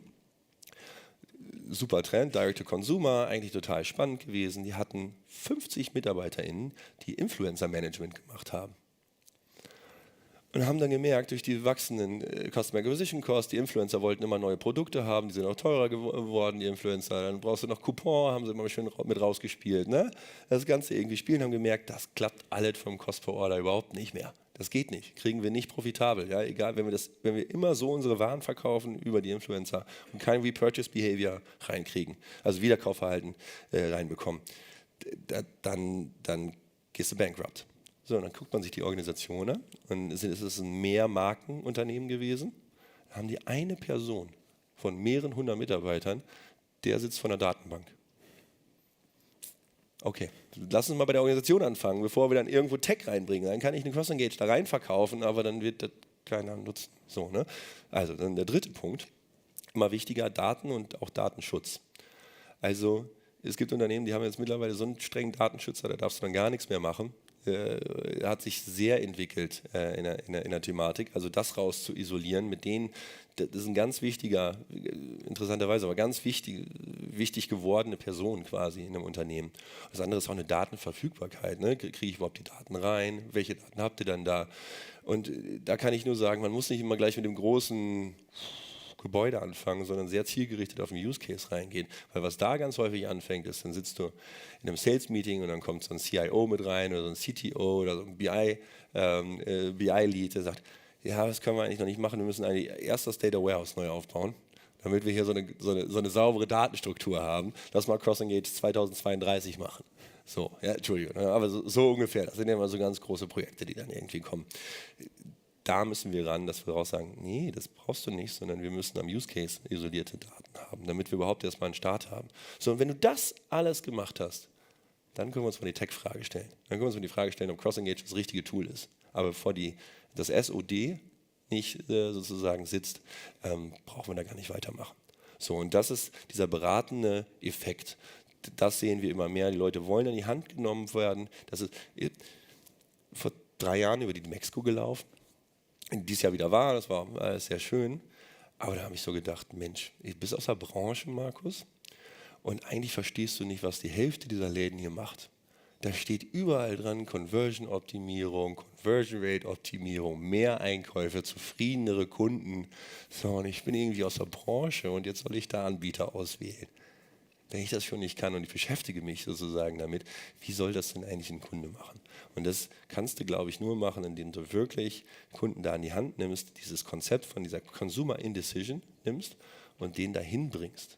Wir machen da ganz viele Analysen mit unseren Kunden, am Anfang auch überhaupt erstmal die Probleme aufzuzeigen, was da ist. Ich gebe mal ein ganz einfaches Beispiel. Viele Kunden wissen überhaupt gar nicht, was ihre Zweitkaufrate ist. So, die wissen nicht, wie viel Prozent vom Erst- zum Zweitkauf irgendwie kommen und sehen dann da irgendwie, okay, nur 20% der Kunden oder 15% der Kunden machen Zweitkauf. D2C, ein ganz großes Problem in D2C. Ja, lass uns doch nicht einen riesen Warehouse aufbauen, lass uns mal überlegen, wie wir wertbasiert genau an dieses Problem rangehen. Und dann bist du in der Diskussion. Dann bist du in der Diskussion, die erstmal fernab ist von der Tech, die du dann dazu brauchst. Aber dann bist du in einer inhaltlichen Diskussion. Du willst ein Ziel erreichen. Und das ist sehr konkret an der Unternehmung und eben nicht, die Deutsche Bahn hat mit CrossEngange 25% mehr Umsatz gemacht. Das ist viel zu. Das funktioniert so nicht mehr. Das ist, was die KundInnen wollen gerade. Die wollen, dass man die an die Hand nimmt und den Weg nach vorne aufzeigt. Da muss, glaube ich, jeder für sich dann auch überlegen, was bedeutet das denn für uns als Firma? Wo denken wir das zu einfach und sagen, klar, die führen das sofort ein und eigentlich merkt man, da gibt es vielleicht noch Sachen, die wir überbrücken können. Und vielleicht auch sollten und damit auch dann einmal Einführungs- und wird ja auch die Kundenretention weiter erhöhen, weil Leute dann sich wenn das Tool besser integriert ist, dann sagen die Leute auch, okay, gut, passt. Das erfüllt ja auch den Zweck, den es erfüllen soll. Ich glaube, das ist super wichtig. Lass uns mal noch den Schritt machen. Ich würde sagen, wenn noch 5 Minuten auf der Uhr sind, machen wir Q&A. Bis dahin das sind dann noch irgendwie ein paar Minuten, die wir über Arbeitgebermarke sprechen können und Stichwort War of Talent. Es entspannt sich ja, glaube ich, gerade so ein bisschen, dadurch, dass alle so ein bisschen auch wieder kürzen müssen bei sich. Aber in der Zeit, wo es so gar nicht einfach war, gute Leute zu finden, habt ihr euch ein paar Gedanken gemacht und gesagt, okay, wie können wir als Firma attraktiv werden und bleiben, also attraktiver werden als Arbeitgeber, und habe da ein paar Dinge verändert und das fand ich relativ spannend, finde es mal als Inspiration ganz gut. Also in welcher Phase habt ihr was verändert und was habt ihr verändert, dass ihr heute sagen könnt, okay, das ist eine coole Idee. Ja. Kennst du den Spruch, Freitag ab 1 macht jeder seins? Nein. Okay. Wo hätte ich arbeiten müssen, um das zu kennen? Bei Rocket glaube ich nicht. Nee, da war das nicht so der Fall, aber es gibt so Unternehmungen, wo das doch Standard ist, so ab 1, ich weiß nicht, gucken wir ins Publikum, was passiert, wer macht da noch Integralrechnung? Freitags um 3, ja, sehr gut, finde ich gut. Sehr sympathisch, wir haben noch offene Stellen. Also. Sehr gut. Ja, nur Spaß. Also, was man häufig sieht. Freitags aber eins von die Designs, ne? Und du denkst, du hängst dann da irgendwie ein paar Stunden im Office rum, also eine Beobachtung, ne? Wo du eigentlich denkst, Jungs oder Mädchen, geht nach Hause. Was soll denn das jetzt hier? Jetzt warten wir irgendwie ab. Ich habe früher mal eine Beratung ganz am Anfang und dann saß ich da echt bis abends, habe FaceTime gemacht. Wartet, bis endlich der Kunde sozusagen geht und dann kann ich auch nach Hause. Was ein völliger Unsinn. Was ein völliger Unsinn. Das ist die erste Überlegung gewesen. Was soll der ganze Schmuck da? Lass uns das doch zielgerechter machen. Warum sitzen wir Zeit ab? Das war so eine Überlegung. Und die zweite Geschichte, was dann gesagt hat, wir müssen echt was machen, ist diese Wage Inflation. Also das, was in den letzten 3 Jahren an Gehaltssteigerungen rausgegangen ist, damit kannst du keinen validen Businessplan mehr halten. Wenn du am Anfang des Jahres nicht mehr weißt, was am Ende des Jahres, was du da an Gehalt obendrauf hauen musstest, weil alle 6 Monate alle kommen und sagen, hey, hier ist der nächste Vertrag. Und das hat auch was mit dieser Geldverfügbarkeit zu tun gehabt. Da gab es große Unternehmungen, die haben so viel Geld bekommen, dass sie einfach gesagt haben, egal was euch die CrossEngange zahlt, ja, wir zahlen einfach 30% mehr. Ist völlig flat. Das ist denen völlig egal gewesen. Und das können wir, auch wenn wir gute 15 eingesammelt haben, da können wir nicht mit bei Companies, die dann 100, 200 Millionen. Wir haben einen großen Modeversender aus dem Rocket-Netzwerk, wie viele Engineers wir an die schon verloren haben, die wir wunderbar ausgebildet haben, ja, und dann im besten Zustand rüber zu den großen Sets. Ja, Alanos. Also da haben wir Leute echt schon verloren. So, was können wir denn da machen? Ja, wie die Wage Inflation wollen wir nicht mitgehen. Das ist Unsinn. Die Überlegung war auch, Freitag ab 1 macht jeder seins. Hey Freunde, lass mal Folgendes machen. Was wäre denn, wenn wir sagen, jeder zweite Freitag ist frei für jeden Mitarbeiter und jede Mitarbeiterin? Und der andere Freitag, der alternierende Freitag, ist ein Fokustag. Denn eine Sache, die mir auch immer genervt hat im Büro und auch sonst ist, du hast immer zersplittete Tage. Es gibt manchmal Aufgaben, die brauchen einfach mehrere Stunden. Oder zumindest geht mir das so. Vielleicht seid ihr schneller, aber ich muss mich manchmal ein paar Stunden hinsetzen, über Themen nachdenken. Und wann hat man das eigentlich unter der Woche? Wenig, ne? Wir sagen auch mal, wie viel zu viele Meetings und so weiter. Da haben wir gesagt, pass auf, Freunde, wir machen Folgendes. Wir machen jeden zweiten Freitag frei. Und den alternierenden Freitag ist ein Fokustag, der ist ein No-Meeting-Tag. Ihr fokussiert euch komplett den Tag auf euer Spezialprojekt, was ihr da macht. So, das heißt am Ende des Tages, wir haben die Arbeitszeit gut 10% gekürzt in der Woche, aber effektiv, und das haben wir gesehen, wir haben das im Januar dieses Jahr eingeführt, seit einem Jahr, wir verlieren überhaupt keine Produktivität.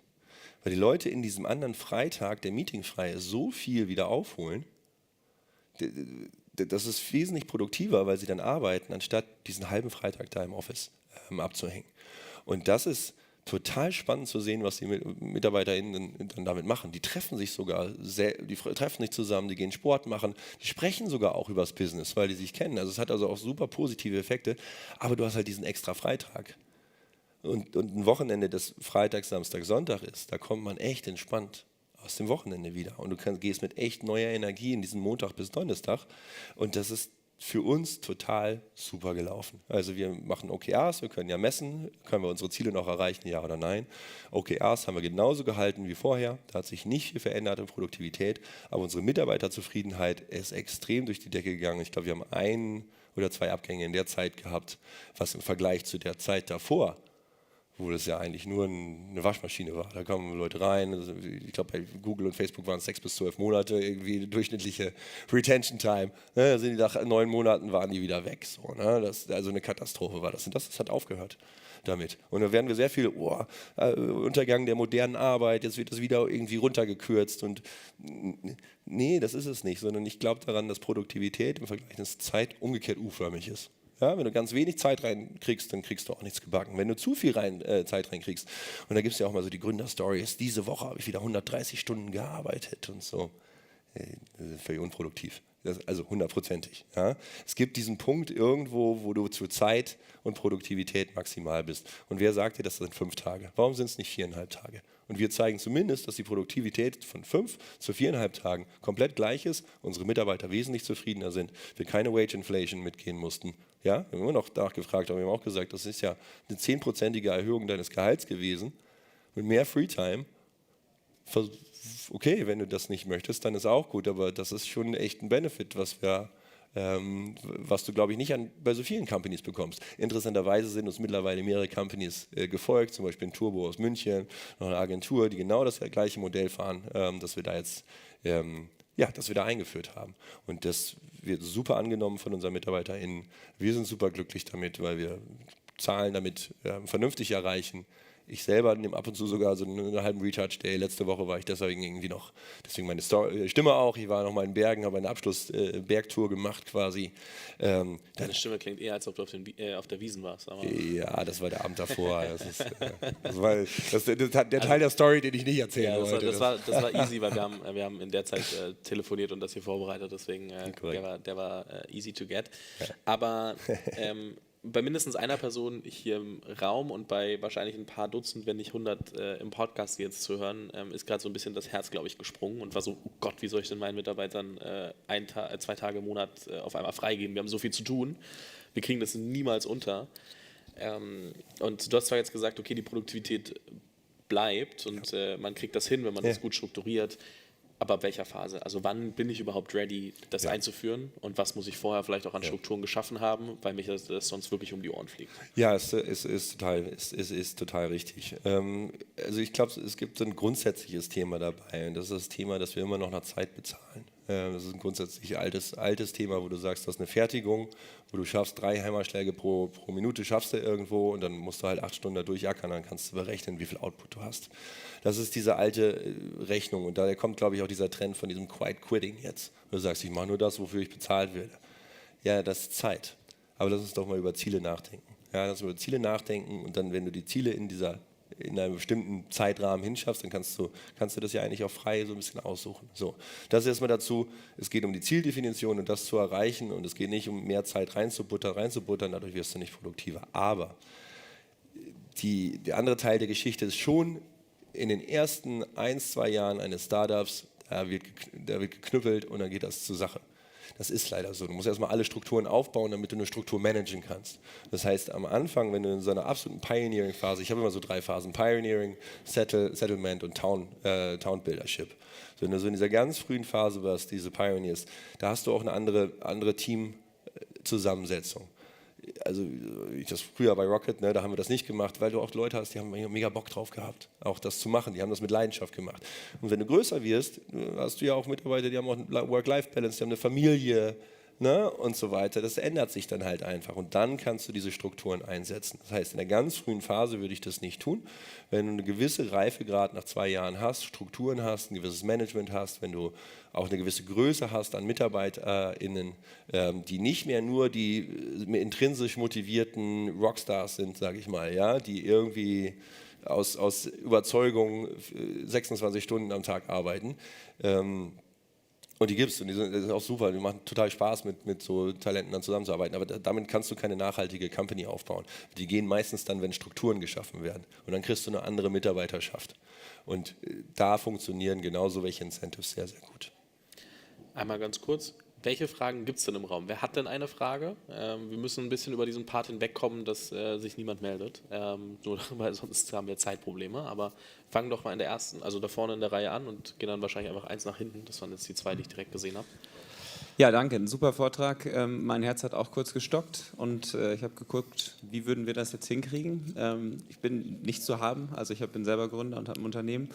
Aber mich würde interessieren, wie ist es bei euch denn jetzt mit dem Homeoffice? Denn das klingt so ein bisschen so, als wenn du den Leuten sagst, dann seid da und seid fokussiert, trefft euch, tauscht euch aus. Oder ist jeder an dem Focus Day im Homeoffice und macht das vielleicht auch ab 1 dann? Das können die sich aussuchen. Wir haben das also völlig freigelassen, ob du ins Office kommen willst oder auch nicht. Es gibt vor allem wir haben ein Office in Hamburg, in Berlin, vor allem die Hamburger treffen sich sehr gerne in deinem Office. Die machen dann morgens, selbst beim Recharge Day manchmal, die machen dann Sport und dann kommen die doch mal ins Office und sprechen halt nochmal drüber.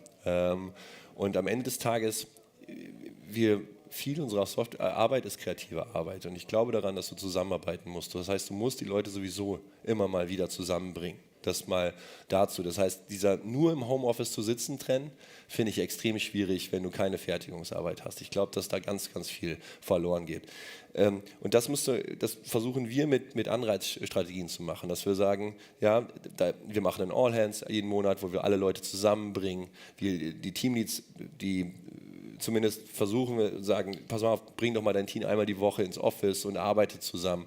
Aber das hat erstmal von diesem No-Meeting-Day ist wirklich eigentlich ein Fokustag, wo du sagst, ich will ganz fokussiert an einem Projekt arbeiten. Und ob das wichtig ist oder ob das besser ist, dass du dann alleine arbeitest oder in einem Team, das ist denen völlig freigehalten. Es sollen halt nur nicht diese Regeltermine, das Daily Stand-up und dann kommt dann auch der Weekly Accounting, so richtig, ne, diese Produktivitätstreiber. Das willst du nicht. Das willst du nicht an dem Tag sein. Das ist ein ganz inhaltlicher Tag und wo die das machen, ist völlig Banane. Ja. Und eine Sache muss ich dazu fügen. Natürlich, wenn immer Zeit verkauft wird, das heißt im Kundenservice oder auch bei SRE, ne, also die Leute, die 24/7 die Maschinen am Laufen halten, da ist das ein Modell, das ist schwierig. Da machen wir es im Kundenservice so, dass es die Hälfte des Teams an dem einen Freitag frei macht und die andere Hälfte des Teams am anderen Freitag. Das kriegen wir mit der Kapazität für so einen Freitag gut hin. Aber in der Tat, also überall da, wo du Zeit verkaufst in irgendeiner Weise oder FaceTime verkaufst, ist das ein schwieriges Modell. Das geht vor allen Dingen für kreative Aufgaben. Da glaube ich sehr an diese umgekehrt U-förmige Produktivitätskurve. Wir haben noch eine zweite Frage und danach sind wir, glaube ich, durch. Weil wir müssen, aber wir sind dann noch kurz da und können uns dann noch unterhalten. Hallo, Yannick, Firma Voids. Ich glaube, wir haben einige Überschneidungen, was das Kundenprofil betrifft. Deswegen hätte ich eine Frage an dich. Ich spreche gerade mit ganz, ganz vielen D2C-Firmen und ganz viele fassen sich an den Kopf, weil die sagen, hey, ich kann nicht noch ein weiteres Dashboard gebrauchen. Im Sinne von, ich habe jetzt nicht die Zeit, morgens noch 30 bis 60 Minuten in irgendwelche Datenanalysen zu investieren, weil ich so im Tagesgeschäft gefangen bin. Wie begegnest du mit deinen Lösungssystemen, die ihr jetzt entwickelt oder schon entwickelt habt, diesem Trend? Zumindest habe ich das so in Kundengesprächen mit ganz vielen Gründern wahrgenommen. Ja, also ich glaube, man darf gar nicht auf die Diskussion kommen, dass du ein weiteres Dashboard hast. Ich glaube, damit fängt das sozusagen an. Was ich meine, wir kaufen eigentlich nicht die Techs, sondern du musst mit denen in eine Problemdiskussion eigentlich kommen. Ja? Und dann kommt man relativ schnell, auch bei D2C-Companies, zu dem Fakt, dass ja, wir kriegen irgendwie Neukundengewinnung hin, aber die Second-Order-Rate ist Schrott. So, dann bist du in der Diskussion halt drin. Und ob dann die Lösung ein weiteres Dashboard ist oder nicht. Die Tech ist ja nur Mittel zum Zweck der Enabler, letztendlich das Problem zu lösen. Das heißt, wir wollen diese Diskussion des Techs ganz weit nach unten schieben. Sondern erstmals, ist euch überhaupt klar, wenn ihr jetzt nicht was macht an der Zweitkaufrate, dann seid ihr im halben Jahr weg. Und wenn du dir Casper anschaust, ne, dieses Matratzen-Startup, das war ja mega gehypt.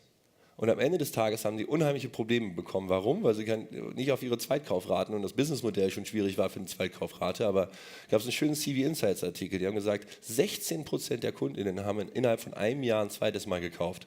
Das ist eine Katastrophe bei so Customer Acquisition Cost. So, und diese Beispiele kannst du anbringen, auch bei D2C-Companies oder auch ein Gary Vaynerchuk, der im Harvard Business Review 2020 im März schon gesagt hat, Freunde, wenn ihr weiter so mit den Preisen Kunden einkauft als D2C-Company, seid ihr platt. Und das sind Diskussionen, in die man einsteigen kann. Und wenn wir das hinkriegen, dann sind wir auf dem richtigen Weg. So, und hiermit beenden wir die Podcast-Aufnahme und sage vielen lieben Dank. Wir sind auf jeden Fall noch da. Ihr könnt gerne noch Fragen stellen, wenn ihr noch hier seid. Und vielen Dank an Project A. Hat sehr viel Spaß gemacht. Und dann noch einen schönen Tag.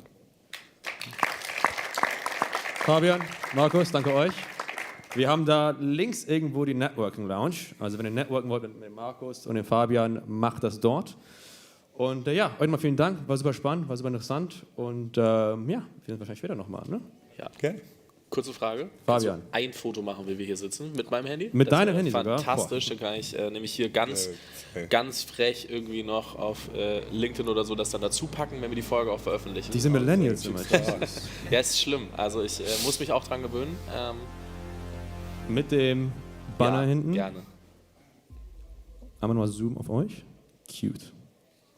Für die Mama vielleicht noch, ne? Fantastisch. Absolut. Die kriegt's natürlich auch. Alles klar. Danke euch. Ja. Das macht. Danke. Oder Millionen von Menschen. Technologie bringt uns zusammen. Und zusammen können wir alles erreichen. Wir sind die Gigabit Company. Das Netz ist unsere Aufgabe. Damit verbinden wir Menschen und Maschinen. Jeden Tag. Und bauen an einer besseren Zukunft. Unsere Vision? Die Gigabit-Gesellschaft in Deutschland. Jeder Zweite im Land ist unser Kunde. Zusammen geben wir immer neue Anstöße. Von Gesundheit bis Bildung, von Politik bis Familie. Wir halten Deutschland am Laufen, selbst dann, wenn die Welt stillstehen muss. Ihr seht uns nicht, aber wir sind immer da. Im Boden, in der Luft, Mit euch auf der Couch. Und bald überall. Mit dem ersten 5G-Echtzeitnetz für Deutschland und maßgeschneiderten Lösungen für Unternehmen können wir zusammen Neues schaffen. Fähren lernen, autonom zu fahren. Fußballspiele werden in Echtzeit mobil übertragen. Wissenschaft und Wirtschaft revolutionieren sich selbst. Wir können Container digital sichern, kochen wie Profis, in den Autos von morgen die Zukunft erleben und unseren Kindern die ganze Welt an die Hand geben. Mit der technologischen Power unserer Netze. Und mit den Menschen, die sie nutzen, ihnen Leben einhauchen. Bunt, jung, alt, völlig verschieden. Laut, still, stolz, anspruchsvoll, umweltbewusst. Genau wie wir. Das ist der Herzschlag einer neuen Zeit. Alles verändert sich. Und zusammen können wir alles verändern. Mehr Schritte aufeinander zu. Mehr Fortschritt zusammen. Und die Welt heute, morgen, jeden Tag immer besser machen. Das ist Together We Can.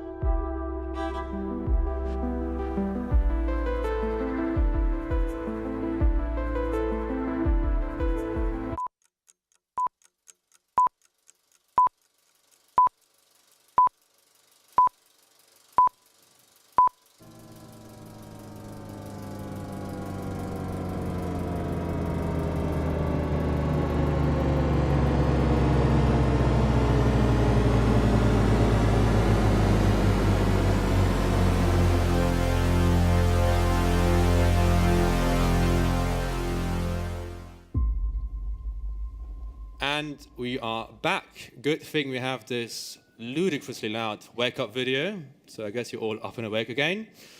We are at the Project A Knowledge Conference, which brings all the startups, VCs, and all the other hipsters together.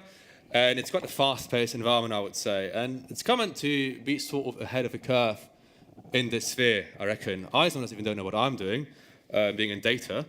In those cases, when you live in a country as Germany, it's always so innovative. So with the times, it's common that actually regulators might fall behind. Not in Germany, though, because we're so digital and modern, right? Good thing, our great friends at YPOC, who've also sponsored this conference, thanks again, are here to help us out with that. So we've got somebody who works with all the entrepreneurs and tells us what they need to know when they're navigating this new, intransparent Web3 space, where my parents still don't know what it is. They just see it in the Target show, and they were like, what are NFTs? I don't know. I don't know actually either. So for that, we have Dr. Benedikt Flöter, who's an associate partner at YPOC, whose day-to-day involves advising investors and also companies to on all things that have to do with licensing and cooperation and R&D agreements, particularly in this Web3 NFT space. So I'm happy to welcome him on stage now. Ladies and gentlemen, to tell us let more me introduce about to you the digital ethic and NFTs and IP. Benedikt, come on here.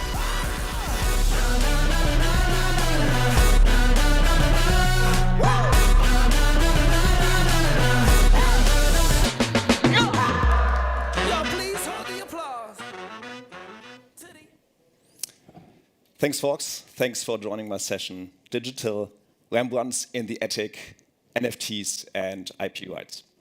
I'm sorry to say, but legal topics tend to be a bit dry, so therefore I brought some colorful slides, actually to make you feel more comfortable listening to me. Plus, actually, I didn't dress as a lawyer, so as you see. To start with, I think there's a lot of misconception going on what you actually get when you buy a physical piece of art or an NFT. To shed some light on the differences or similarities, I brought you two examples. On the left-hand side, there's Jeff Koons' rabbit, sold for 18 million euros. What did the purchaser get for this 18 million euros? Well, basically, a metal rabbit, like 1 meter tall, to take home and put up in his living room. On the right-hand side, as you might know, Beeple, the first 5,000 days, sold also for like 70 million euros. what did the purchaser get here? Well, he got an NFT, which is basically a handle to the digital asset to transfer it in the market. What do these transactions look like from an IP perspective? Basically, it's quite similar. When you purchase a physical piece of art, you don't get any rights to the underlying intellectual property. Just the same as the discussion is going out about NFTs. So I think there's actually a lot of misconception going on what you actually get here. In both cases, you don't get anything apart from the right to make the physical object tradable in the market or to make the digital object tradable in the market. To kind of test this hypothesis, I brought another example, which is Damien Hirst, the currency. Damien Hirst created 10,000 NFTs and 10,000 of these dotted sheets of paper. They both were kind of connected, and you as a purchaser had the option to either redeem the NFT and get the physical copy in return, or you just stick to the NFT. In either case, when you return it, the NFT would be burned, and when you ask for the sheet of paper, the NFT was burned away. So if you keep the NFT, the sheet of paper would be burned. So what happens when you burn either the NFT or when you burn the sheet of paper? From an IP perspective, actually, it's just the same. There's no IP right being violated. The destruction of an artwork is no violation of the IP right. The only thing you lose in both cases, you as an owner of either the NFT or the dotted sheet of paper, is you lose the option to make the work tradable in the market and sell it from yourself to another person. So I think a lot of misconception concerning digital artworks actually stems from a misconception on physical art. In physical art, you don't get any rights to the underlying IP. And that is not more than purchasing an NFT would give you. It is just a handle to make it tradable in the market. So is it really all just same? Well, actually not quite. This is kind of a simplification. So when looking at digital artworks like digital Rembrandts, if you purchase it, you want to make sure that you get certain IP rights that are necessary.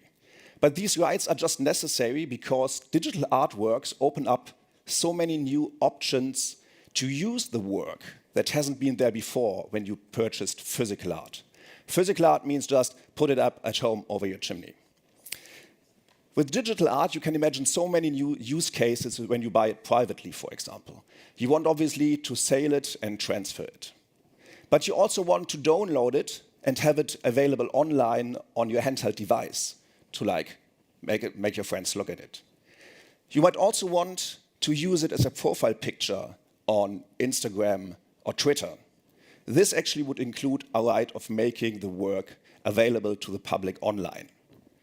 Also, I imagine there must be lots of use cases to have it printed on hard copy, like as a wallpaper or on a hoodie or on your favorite coffee mug. These rights would also need, again, right of reproduction to the IP. Beyond that, there are tons of possible commercial use cases. First of all, if you want to have the works available in an online gallery, you again need a right to make it available to the public. You could also think of derivative use and adaptations, such as combination with other works to make like collage or to make merchandising. Also, for commercial uses, all these licenses need to be sub-licensable so that you can outsource an entire commercialization stream to a licensee. So if you purchase art, digital art, you want to make sure that the use cases that you envisage are actually covered by the licenses that you get. Beyond these use, there are a lot of related services, like when we cooperate with digital agencies that make advertising agreements, that make corporations for brand owners to do advertising schemes in Metaverse and Web3. Then you have to ensure that there's proper minting is up to date, so the coding of the NFTs meets your expectations. when you employ artists, these artists must transfer all their rights that are necessary for your use cases. Also, when you distribute the NFTs on platforms like OpenSea or other platforms that are not that reliable, you want to make sure that the quality of the listing actually meets the expectations. Beyond this kind of typical digital art world, there's an entire attic lying dormant of brand owners' intellectual property. Therefore, it is actually so interesting for like Nike and Hermes to go into this space and turn their physical property into digital assets. So as a trademark owner, you don't protect the design of the object, but just the brand, which is kind of a communication channel between you and the customer. So the origin and the quality of the goods and services is protected. So the brand as such conveys value, and you can easily create digital value from having new digital assets. Therefore, as a brand owner, you will have to registrate your trademarks, covering typically it's class 9, so that's a technicality. It's all like virtual goods and services, so virtual apparel, virtual shoes. And the European Trademark Office is actually quite open to these developments and has introduced a new class of products called downloadable digital files, authenticated by NFT. So this actually turns NFTs in a product that is accepted for being branded with a trademark and therefore make accessible in the marketplace. Beyond these kind of legal technicalities, you also have to ensure that you take your customers' interests into account. As I said before, there's a lot of difficulties and a very blurry legal landscape where we don't really know yet where the legal topics actually will involve. So therefore, if you, for example, put up a customer retention scheme, or you develop online gaming, or just when you have a gallery that sells NFTs, you will have to make sure that your terms and conditions that cover the purchase of your products are sufficiently transparent and inform the customer of what rights he actually gets, what use cases are allowed, and even what use cases would be prohibited. Beyond that, there's another kind of topic that is used and known to you probably already, that is the entire world of the e-commerce law. This actually is known to you when you purchase something on Amazon, you're allowed to return it within 14 days. In the world of digital art, this can just apply likewise, because a digital object is just a product that you purchased online. And the entire kind of token-gated commerce in the metaverse will be subject to these rules again. So therefore, just imagine you sell an NFT for a lot of money, say like Jeff Koons' Rabbit again, 17 million euros, and the purchaser just comes up with the idea 2 weeks later to return it. Well, the market value might have dropped sharply, which actually happened before to a lot of NFT projects, and then you suddenly want to return it, and you, as the seller, will see yourself confronted with kind of a very bad pitfall for your budget. Also, I think in the future, we will see a lot of development going on from customer protection agencies. There's like a whole world of business models already developing in the metaverse, in particular, for example, in online gaming, which is by now, to a large part, already based on NFTs. So you purchase products connected to an NFT, and then you can make it actually tradable on secondary markets. And these products, in particular, focus on minors that are very strongly protected under German law. So I think there will be tendencies of consumer protection agencies to go into these business models and actually look at them, whether they are transparent, whether they're actually clear, or whether they might be even distractible or have some negative consequences to minors. I think we will see a lot of development in this space as well. When I was thinking about what are actually the driving forces behind the legal developments in this space, I came up with kind of 2 major forces from my point of view. The one, and this is probably for me the more kind of sympathetic, is the community rules that develop. And this is for now in the NFT community I find very fascinating. When you have a world where there are no legal rules, how do they actually develop? It's typically because the members of the communities kind of tacitly consent what rules would apply. So customary rules develop. Take, for example, Bored Ape Yacht Club. In there, you had kind of no rules in the first place, and then suddenly everyone decided that it's fine to take these apes and use them as profile pictures on Twitter or LinkedIn or wherever. But this is actually a use of the underlying IP. So the members of the community decided it's just fine to use it these ways. Also, there are kind of corporations between Adidas and Bored Ape Yacht Club that it was decided that it is okay to have an ape and kind of outfit it with an Adidas apparel. This would be typically actually a trademark use because the ape is trademarked and you combine it with another trademark that can be considered trademark infringement. However, the parties kind of tacitly agreed that it's just fine to use it this way. So there's a community rule that developed: if you own an ape, you're allowed to outfit it as you want. Beyond that, there's another, topic. You might have heard of Ryder Ripps, who created kind of, you would say, copycat apes.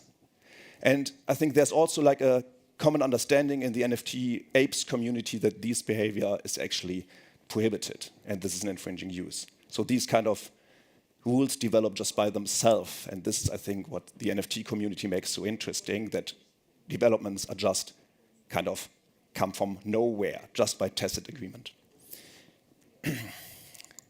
Another very strong driving force, I think, is brand rules or brand rules. So, as I said before, there are many, many brand owners that sit on a pile of kind of untapped digital assets. They can easily turn their intellectual property into new products, like digital shoes, digital clothing. When you want to imagine the metaverse as we all using avatars that live in the metaverse, and we go there, go to concerts, as it has happening already, for example, in the MTV Music Awards. There was an online kind of stage you can go to with your avatar. These might be outfitted by brand owners, and they might actually control what kind of rules are allowed. And this kind of risk, I would say, actually comes from two features of the metaverse. The one is, it is technically controllable. You can put into a smart contract what use cases are allowed when you have the product and what is disallowed. You can also trace it because it's all transparent on the blockchain. Next to these technical features, there's another concept, and I'm sorry, this is getting, again, a bit more complicated. This is the concept of trademark exhaustion. So when you want to sell your old battered trainers on eBay, like mine, for example, you can just do that easily because the trademark right to the trainers is exhausted. It just disappears. The owner is not allowed to prohibit you from selling the trainers. This concept does not apply in the digital world. There is no trademark exhaustion. So you can imagine that the trademark owner can control and develop closed systems, like closed secondary markets. He could develop closed distribution lines and just decide which retailer is allowed to sell a product and which one is not. In combination with another set of terms and conditions that you might sign in the digital world, something that never happens in the physical world when you buy trainers, they could come up with ideas saying like, oh no, you're not allowed to buy my Nike trainers when you have already Adidas trainers in your wallet. Or they say, when you purchase a Birkin bag, you are not allowed to resell it for not less than 110% surcharge. Also, they might come up with ideas saying, please don't talk politics in my metaverse because it might disturb other guests. These examples are just ideas to make you think about what rules shape the legal landscape in the metaverse and what kind of metaverse we want. Thank you very much for listening. I'm happy to discuss later on. Benedict, thank you so much. All right. Benedict, thank you again so much. You can meet Benedict maybe in the networking lounge around the corner. And check my QR code for LinkedIn. This guy, honestly. Next up, the next session is in about 1 minute. So if you want to leave now. If you want to stay, stay. And yeah, it's actually quite interesting, as all of you have come to beyond the obvious, but some of you have come from beyond the borders of Berlin. And depending on how you came here, you might have caused some emissions. No shade to the people who flew here. And for that, we've got actually Katharina Rieder here, who used to be a strategy consultant herself and therefore was engaged in a lot of business travel and has now co-founded Ecomio to incentivize greener option, and is going to talk about more behavioral aspects of how to think about your own carbon footprint and how to deal with it in a more disciplined way. So Kati, we are very, very excited to have you here. You take your time, you know, we can talk about different things in the meantime. It's a nice day today. No emissions, hopefully. I took public transport, so I'm very green, just so you know. I'm not sure about you guys. She walked. Good for her. And Kati is also going to walk in a minute. Arguably the greenest option. How are you guys doing? Wonderful. Clicker is here. And Kati is also going to be here. Give it up for Kati. Ladies and gentlemen, let me introduce to you.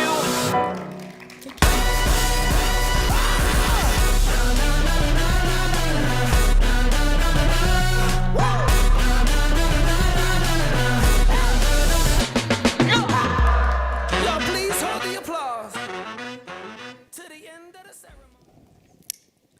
Hi everyone. Why are we here today? I mean, really, in this room, at this very moment, why are we here? The conference states that we are all here to seek to change the world. But actually, how do we change the world? We first need to know what we want to change. And isn't it in today's world so difficult to choose? There's so many choices around. I mean, this morning I had to choose what I wear. My co-founder, Sarah, who is the audience, was challenging that I was actually putting my Bavaria blazer. I'm still happy and very comfortable in it. Thank you for the feedback, Sarah. But let's come to the topic. There's one very obvious choice, and we need to act now. We need to stop the climate crisis, avoid a climate crisis, and therefore reduce our carbon footprint significantly right now. This is most probably not new to all of you, so you are aware of it. You might even have the intention to change something. But why is it still so hard to act upon it in our daily lives, in our everyday lives, in our habits? This is actually not invented by me, but it's a phenomenon in behavioral science called the intention-behavior gap. And I truly believe that the key to closing this gap is education. So I founded Ecomio, a green tech startup, so I started educating myself a few months ago. And to be very honest, most intensely the last few days to prepare this talk. I had started educating myself, and this is why I'm standing here. I want to tell you what I got to know. So let's get to the very basics. What the heck is CO2e, also called CO2 equivalent? We all talk about CO2, but there's other gases which actually have a way higher significance when it comes to the global warming potential, therefore climate crisis impact. So CO2e basically gives us a measure to put this together, all kind of gases, put their severity together, and also the amount that we emit, so that we know really what our impact on the climate is. Okay, great. Now we have a way to measure our impact on the climate. So let's measure it. I will show you in a few seconds my personal footprint. And I'm not proud of it, I can tell you that already. So before I drop my pens, I would like you to drop yours. So please, everyone, raise your hand if you know how much CO2e you emitted over the last year. Okay, well, I think that's 3 out of 4, 5, less than I expected. So this is okay. That's why we're here in this very room a few minutes later, and let's go on a journey together. So there was this. Where do we need to get to? You know that a lot of scientists talk about we need to stop the warming. What does that mean? There's a target out there which is called 1.5 degrees Celsius. For myself, it put more question marks in my head than I had before, actually. Luckily, the IPCC gave us a budget, a personal budget that we can spend per year on average until 2050. And this is quite easy to remember because it's also 1.5. Thank you, IPCC. But let's put this into relation again. How much is 1.5 tons? I mean, I know what €1 is, but I have no clue what 1 ton CO2 actually is. How much can I spend here? So putting this into perspective again, an average German citizen spends 10 ton today. So you see there's a huge gap and we need to really act now because it's fine, it's an average, this 1.5 until 2050. But just doing the math, if we are up here and we need to be down here, the longer we stay up here, the further we need to go even under this average to keep the average in the end. So here you see a potential pathway that some scientists also drew up, and there we see we are quite late today already. So we need to act. How do we act? I myself was asking myself, so what is my CO2 footprint composed of? Where are the big levers? Where are the quick wins? Now is the moment when I will drop my pens and show you my CO2 footprint. So here it is. I am over the average currently of a German citizen. Again, I'm not proud of this, but this should not be our benchmark. Our benchmark is way further to the left. Like, I'm really far off. I really need to act now. So this is what I understood. I have the awareness, I have the intention, and now I need to act.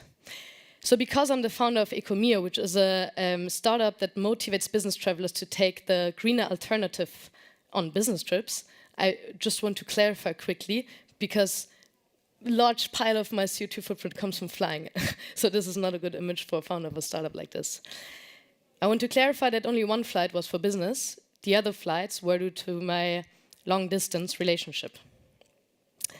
So how do I get now to at least this 2.5 measure until 2030 after I eliminated my long-distance relationship?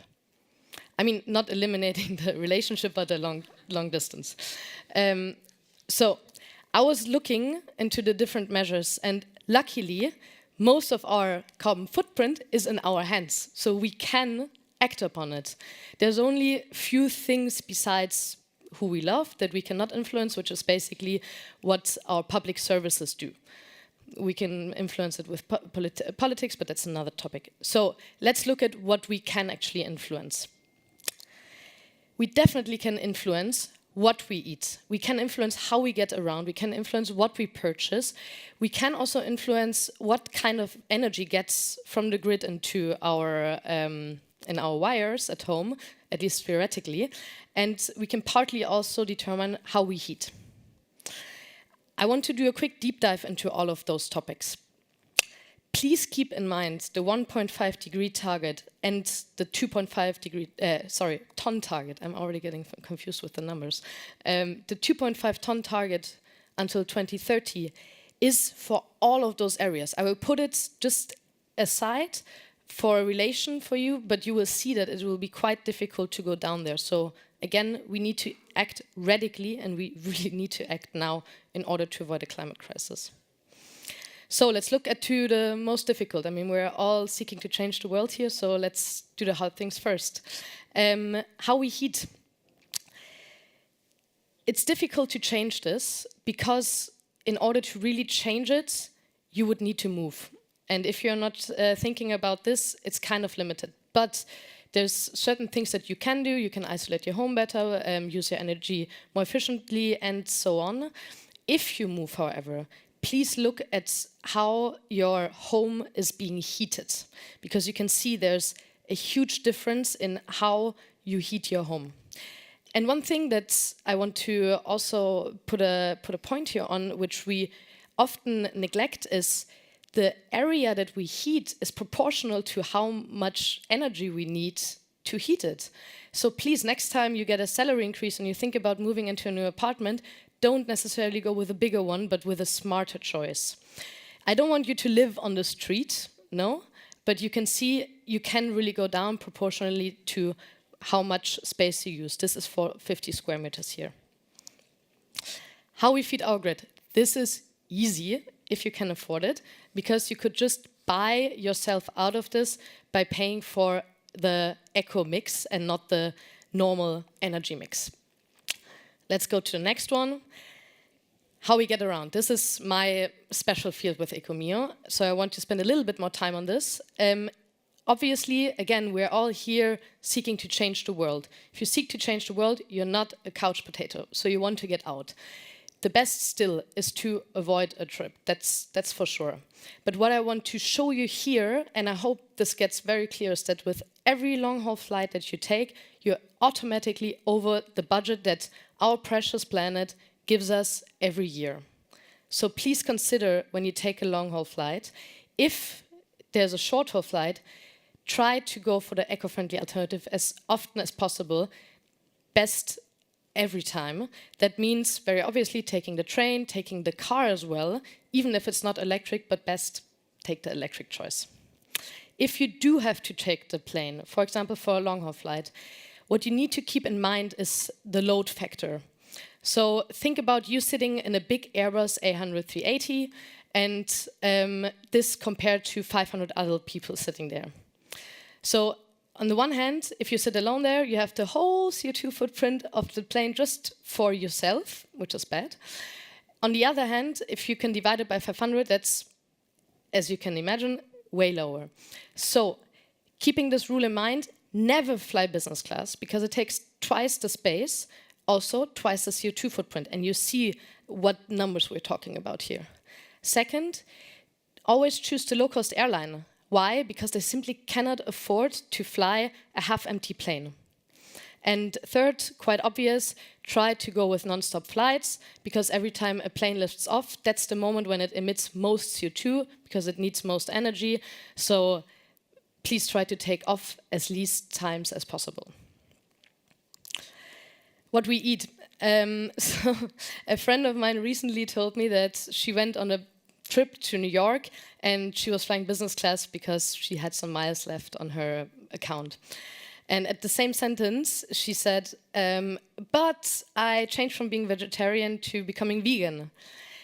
This is great, don't understand me wrong. Every step needs to be taken. However, look at the relations. Going back here and here, a long-haul flight, especially in business class, is so severe, it cannot be compared to changing your diet. But when you change your diet, please try to avoid meat as much as possible. Go to vegan if that's possible. But the highest impact we do have is with meat. You can also go on a diet, but that's another topic, very personal. And if you buy locally and organically, obviously. Last but not least, purchasing. Every time you purchase something, it needs to be produced, it needs to be transported, so you can reduce your carbon footprint very easily by sharing it. The most prominent example is car sharing. It's the same principle actually as on the business class flight. You reduce your load factor. So you reduce your carbon footprint by the number of people proportionally with whom you share. Best, and you could say there's zero CO2 footprint on your account if you do second-hand or even upcycling, using material that you already have at hand locally and not spending more on it. So what I hear a lot, especially from companies that we talk to, so from the corporate side, is, yeah, but we're already offsetting. I think we're on a good way. That's a good measure. We need to offset everything we cannot reduce, but please first reduce and then offset. Why? Because offsetting has a time lag, and as we saw, we do not have time. We're already way, way behind. So we need to first act into reducing. And also offsetting most often actually is done in a place where the CO2 footprint is not produced. Okay, so if there's one thing from the last few minutes that I want you to take is, please take your phone out and scan this QR code, because there were not enough people in this room, actually very, very few, who know their CO2 footprint. And you can only act upon it if you know your CO2 footprint. So here's a great way, very simple, an official website, there's no scam, don't worry, where you can find out your CO2 footprint. They actually give you actionable insights for your individual lifestyle, what you can change, where your big levers are, where your quick ones are. Please do it, because again, here in this room, it seems to be like we're all change seekers. And if it's not us who are role models in changing something, in avoiding the climate crisis, who will it be? So please start reducing your carbon footprint today and not tomorrow. Thank you.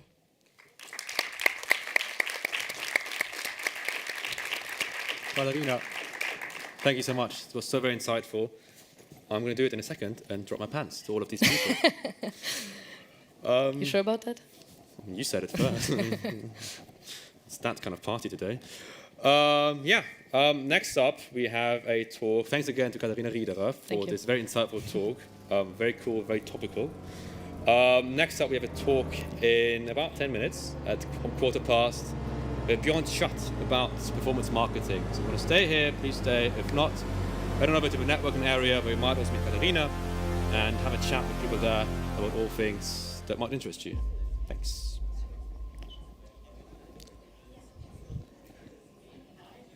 In meinem Speaker-Note stand Kati.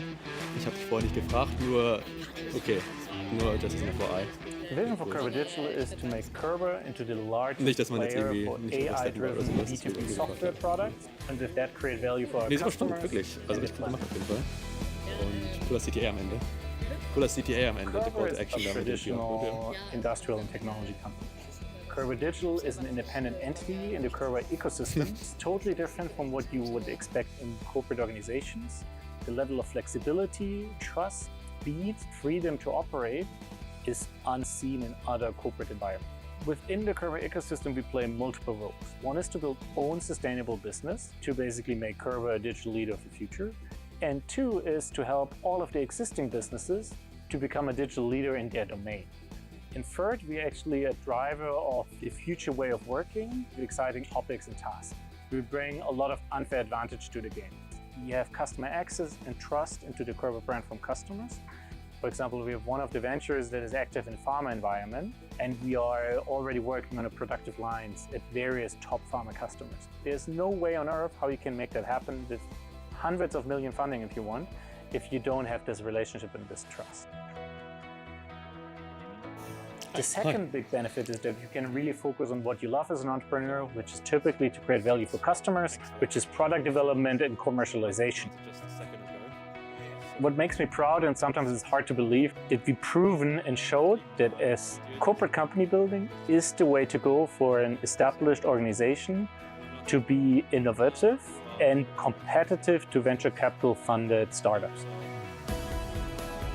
I always had this as a dream and I wanted to prove that that works. Corporate venture building means basically that we are serial entrepreneurs. So we look for problems of our customers, then we actually create a new company, which is owned by Kerber Digital.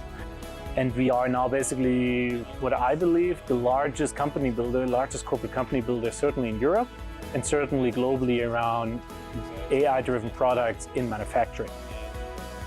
And for me, this is actually almost like a dream. I see myself in a position to every year create new, exciting business opportunities, exciting companies. And first of all, what you can feel is like a very open environment. But what unites us more is the way of working and the way we treat each other and how we act with each other. And if you want to make a difference, everyone will help you to make a difference. And my job is basically to bring together talent in our crew and enable them to achieve results they could have not believed they would be able to do.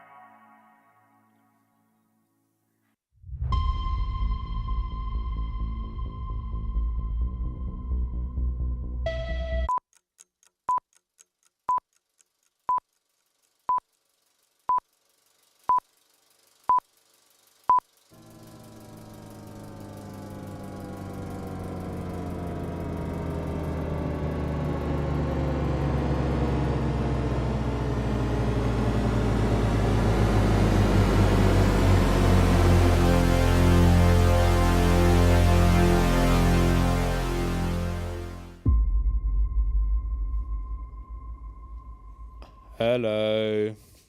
You still here? In greater numbers, actually. Lovely.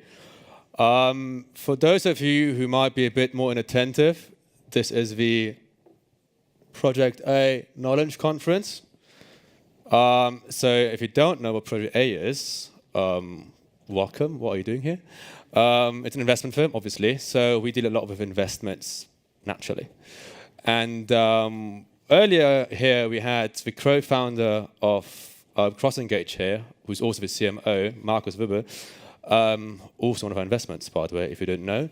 And he talked a lot about a lot of companies, they just aimlessly spend without any focus where and how to invest their marketing money, and they just target all of their people in their clever reach, whatever they have, and don't get anywhere. Luckily, if you're in a similar boat and you're like, oh, that's so me, we've got Bjorn here, who's the co-founder of the Think3 marketing group, who deals with a very, very subject and specializes in online marketing. So we have a masterclass, so it's actually quite insightful, so watch out and listen, how to go from this sort of aimless and unfocused approach to marketing spend to a measured investment. This is the loop to what I earlier explained what we are, see, investments. It's called good moderating. Thank you very much. He's going to do that in only 5 steps. At least that's what the talk is called.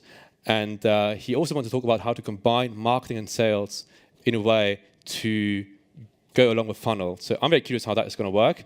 We've got Bjorn Suit. Come on stage here. Give it up for Bjorn. Ladies and gentlemen, let me introduce to you.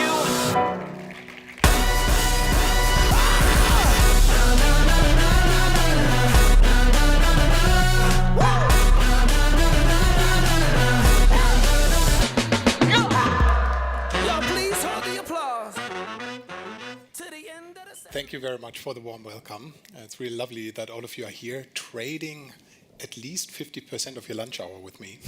So the idea here is to talk primarily to you about steps that you can take if you are a software as a service company. Like, what are the 5 steps you can take to build a measurable growth machine?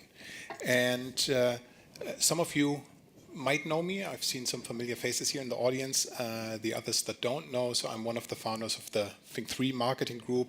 My personal focus is on B2B performance marketing, high-end CRM, and high-end analytics topics. And if you want to stay in touch, feel free to add me on LinkedIn or send me an email. I'm also happy to send you the slides over. Some of them are a bit more technical. Some of them contain links to documentation. So if you want to have a clickable version, just drop me a note. I'm not offended if nothing is in the mail, so you can just write PAKCon in the subject line, and I'll shoot back the slides to you.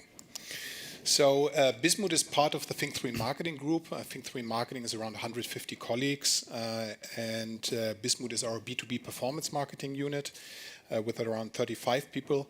The main focus that we have is on private equity and venture-backed software as a service companies. Some of our clients are quite late stage, like Pipedrive or Asana.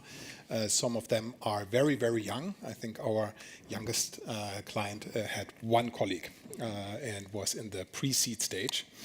And our main focus is basically to help any of our clients go from marketing cost to having a measurable investment. So the way that we want to look at it today in this masterclass is basically some pointers that you can hopefully just take home or take back to your business and then can apply to some extent or another. And the first thing we'll talk about is how you can define targetable core audience segments, and then what are some quick ways to define core messages per segment that you can then actually use to drive marketing and generate content. How to prioritize channels and tactics, and how to structure that a little bit so that you don't feel overwhelmed with all of the possibilities. What are some quick structures to think about engagement of users or of potential leads in long B2B sales journeys? And then the last thing is making that all measurable. So how can you actually tie sales progress that you might have in some CRM back to the marketing channels, so that you know when you've sold maybe an enterprise software as a service like CrossEngange earlier this morning, after a 6-month journey, what were actually the touch points on the marketing side that contributed to that success. So I think we're we have around 30 minutes, so I'm happy to do some Q&A at the end, but I also want to help you get through all of the slides. If you have any questions that we can't answer today, feel free to ping me afterwards and I'll do my best and get back to you. So let's talk about defining targetable core audience segments. How do we basically start working on who to target in marketing? And the way that we think about the role of marketing in software as a service companies is basically that we want to de-anonymize relevant interest at scale. So we want to understand which companies are potentially in the market for your kind of product or service, who within these companies are interested, and also what situations are driving demand, because a lot of situations have often targetable data points that they come with, and then when, how, and what angle should you use to target them. And when I work with companies, typically it's pretty clear what kind of companies they want to target, like what kind of size, etc. But one clear distinction you need to make is that you make a decision early on. Do you have strategic target accounts that you want to reach, like from sales, for example? Do you have a list of specific companies? Because that opens up account-based marketing for you, where you can basically target specific companies. Or is your target audience more broadly described by, let's say, properties of a company, but not the specific name? So you need to de-anonymize the companies first. That's a core difference in your marketing strategy. If you know a list of target companies based out of research, for example, or if you don't. And then the second point is obviously the who. Typically, companies I work with already have something like ideal buying persona or things like that. That's what I often find a bit confusing, is that it's often a bit too much on the creative side. So then it's like, okay, my ideal buyer is Lars, 37, he has a dog. But it doesn't matter if he has a dog, right? So it's not one of the targetable angles. So which is much more important for SaaS companies typically is to understand what situations these people and these companies are in that can drive demand. And that's very, very important to understand in your sales process and also in the kind of content you're building up. And when we talk about these kind of situations that can drive demand, what do we mean by that? Well, situations that we have found in software as a service clients that are often very good to target in campaigns is, for example, if you are selling software that is relevant for a certain CXO position, so for the CMO or the director of human resources, if it's a recruiting system or anything, because new people often want to change things, they're unsatisfied with the kind of infrastructure that they find at any company. And then you can use tools like LinkedIn Sales Navigator, run safe search profiles, and get basically alerts on which of your target companies have actually hiring changes. This doesn't require any media budget, it just requires process discipline. Set this stuff up, have a process in your sales team in place to look at that, have a pre-sales process to qualify that. Another thing is that you maybe don't trigger on, or demand is not being triggered on that a new person is already there, but a company is hiring for that. So I think a previous talk was about CO2. So this would be a typical example where you're interested if you're selling like CO2 measurement software or footprint software or a solution like that. You want to understand which companies, for example, are in the market having open positions for people around sustainability, etc., because they will be much more interested in having a software infrastructure in place once these people are there. Sometimes your software as a service infrastructure is an enablement tool, so it basically interacts with other technology. So often you can see what technology a potential target company is using from the outside through technology search engines like SimilarTech or BuildWith. So whatever a company might be having on their website, as in JavaScript or anything, is typically available for you to know.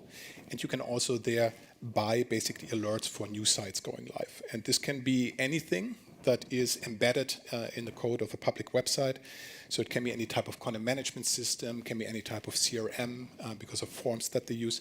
It can also be stuff like maybe you're selling into the Office 365 ecosystem, or you're selling into the Google Workspace ecosystem. And you can then understand based on the MX records on the DNS side, if the target companies are using that, which companies have a certain infrastructure in place.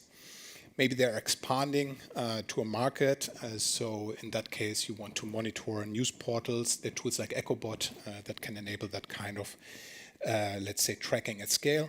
or you want to go after companies in a certain niche that just received a funding round, and then you can use tools like brand mentions or PR monitoring tools to basically have these kind of keyword combinations you need. And that typically gives you lists of companies that you can then target through account-based marketing because you know what kind of situation they're in, so it will then help you much better fine-tune your message. The second topic is you need to have specific value propositions for your segment. I mean, obviously that's pretty clear to everyone here in the room. So what's a pragmatic way of coming up with that? Because you can do any sort of, I don't know, creative workshop or brand workshop or so, but if you need to nail it down into a specific structure, I'm personally a big fan of taking a landing page like this one from HubSpot, for example, and then basically saying, okay, this was probably well tested. They're like $1 billion company. So breaking that down into the structure, like what does that mean? For example, the first line here, I'm not sure if you can read it at the end, it's basically just HubSpot CRM platform. The second line is powerful, not overpowering. So that's like the core promise, right? That's a customer insight that they have learned from their sales process, from their market research, is that a key pain reason to move to HubSpot is that companies have been overwhelmed with the complexity of an Oracle CRM, SAP CRM, Dynamics CRM, or Salesforce CRM, and they need a powerful but not overpowering infrastructure. And then below that is basically the explanation of how you would, or in that case HubSpot, would deliver on that promise. And then you have a core interaction that you want to go after and a fallback interaction if people are not willing to go for that. So in this case, it's book a demo or get started free. And a key simple exercise that you can do this afternoon when you come back from PAKCon is basically take your own product, take this layout, and just do this. Just fill it out for your company. It will help you probably shave days, sometimes weeks, of a branding, core messaging concept. It's super simple. You don't get distracted. I love to do that. If you feel that, okay, this is not the greatest layout, pick a different one. Right? So just pick anyone from a larger company that you think is valuable enough. Don't pick the super large ones that think they're all known. Right? Enterprise companies like Microsoft or SAP typically have horrible websites because that's not the way that they sell. They don't need to de-anonymize the interest through the website. So pick companies that are unicorns on digital distribution and self-onboarding. They will give you a really good structure to basically fill out. So you have a core message, like in what kind of different ways can you frame it? I think I like to simplify things. So the way that we think about it is typically that we have kind of 3 funnels we can push people into. The first, which everybody needs, is a direct response funnel. And companies are often a bit disappointed that this is just not so scalable. So you just need to realize that direct response needed is basically it can be a demo funnel, can be a try it free funnel, can be a callback funnel, doesn't matter. But it will only really work for people that are already aware of the need for your solution. So it's not a great way to de-anonymize people that just have, for example, a feeling in the back of their head that, okay, they may need to do something about it. But this is a funnel where you can drive people through that already are aware that they need to solve something through a software product. And then the kind of second funnel you can go after is gated content. And gated content can have many shapes. I think you can get much more creative. So I think actually I need to brush up the slide a bit because I think the examples are a bit boring. So this is more the standard stuff. So you do white papers, you do demos. But you can do webinars, you can do recorded webinars. There are, for example, providers like Livestorms, which allow you to do automated live webinars, which basically feel like they're live. So you have a live chat, you can put a sales colleague on it, but that allows you, for example, to have an automated running high-quality webinar every day, like an onboarding webinar or early sales webinar. You can do virtual conferences, still works great for our clients. We love to use a platform called AirMeet for it because it can be much better branded than Zoom and is affordable and gives kind of this kind of event-specific experience. So you can go really creative with gated content. The biggest mistake that I see with gated content, that's often too much about the product. Gated content is not so much about the product, right? A direct response funnel is to push people directly in the product. gated content is much more to target people about the pain points that they're trying to solve. And then your product is part of the solution to get rid of that pain, but it's typically not the only solution. The people that are interested in this kind of gated content typically feel a certain pain. I don't know, in the HR space, maybe they have a hiring pain. And then they want to understand what are the best ways to recruit highly talented people affordably, or best alternatives to traditional recruiters or things like that. And then you couldn't say, okay, I have an applicant tracking system, so that's the solution, but you want to put it in context. You want to present it as part of the solution. So gated content leads are not as sales ready, obviously, as direct response leads. You need to build them a bridge into your product, and that can be guidance, that can be marketing automation, that can be follow-up self-assessment, anything like that. You don't need to always build pages for that. Something that you can always test very quickly are lead ads. Lead ad formats exist on LinkedIn. They also exist on Meta platforms, so Instagram and Facebook.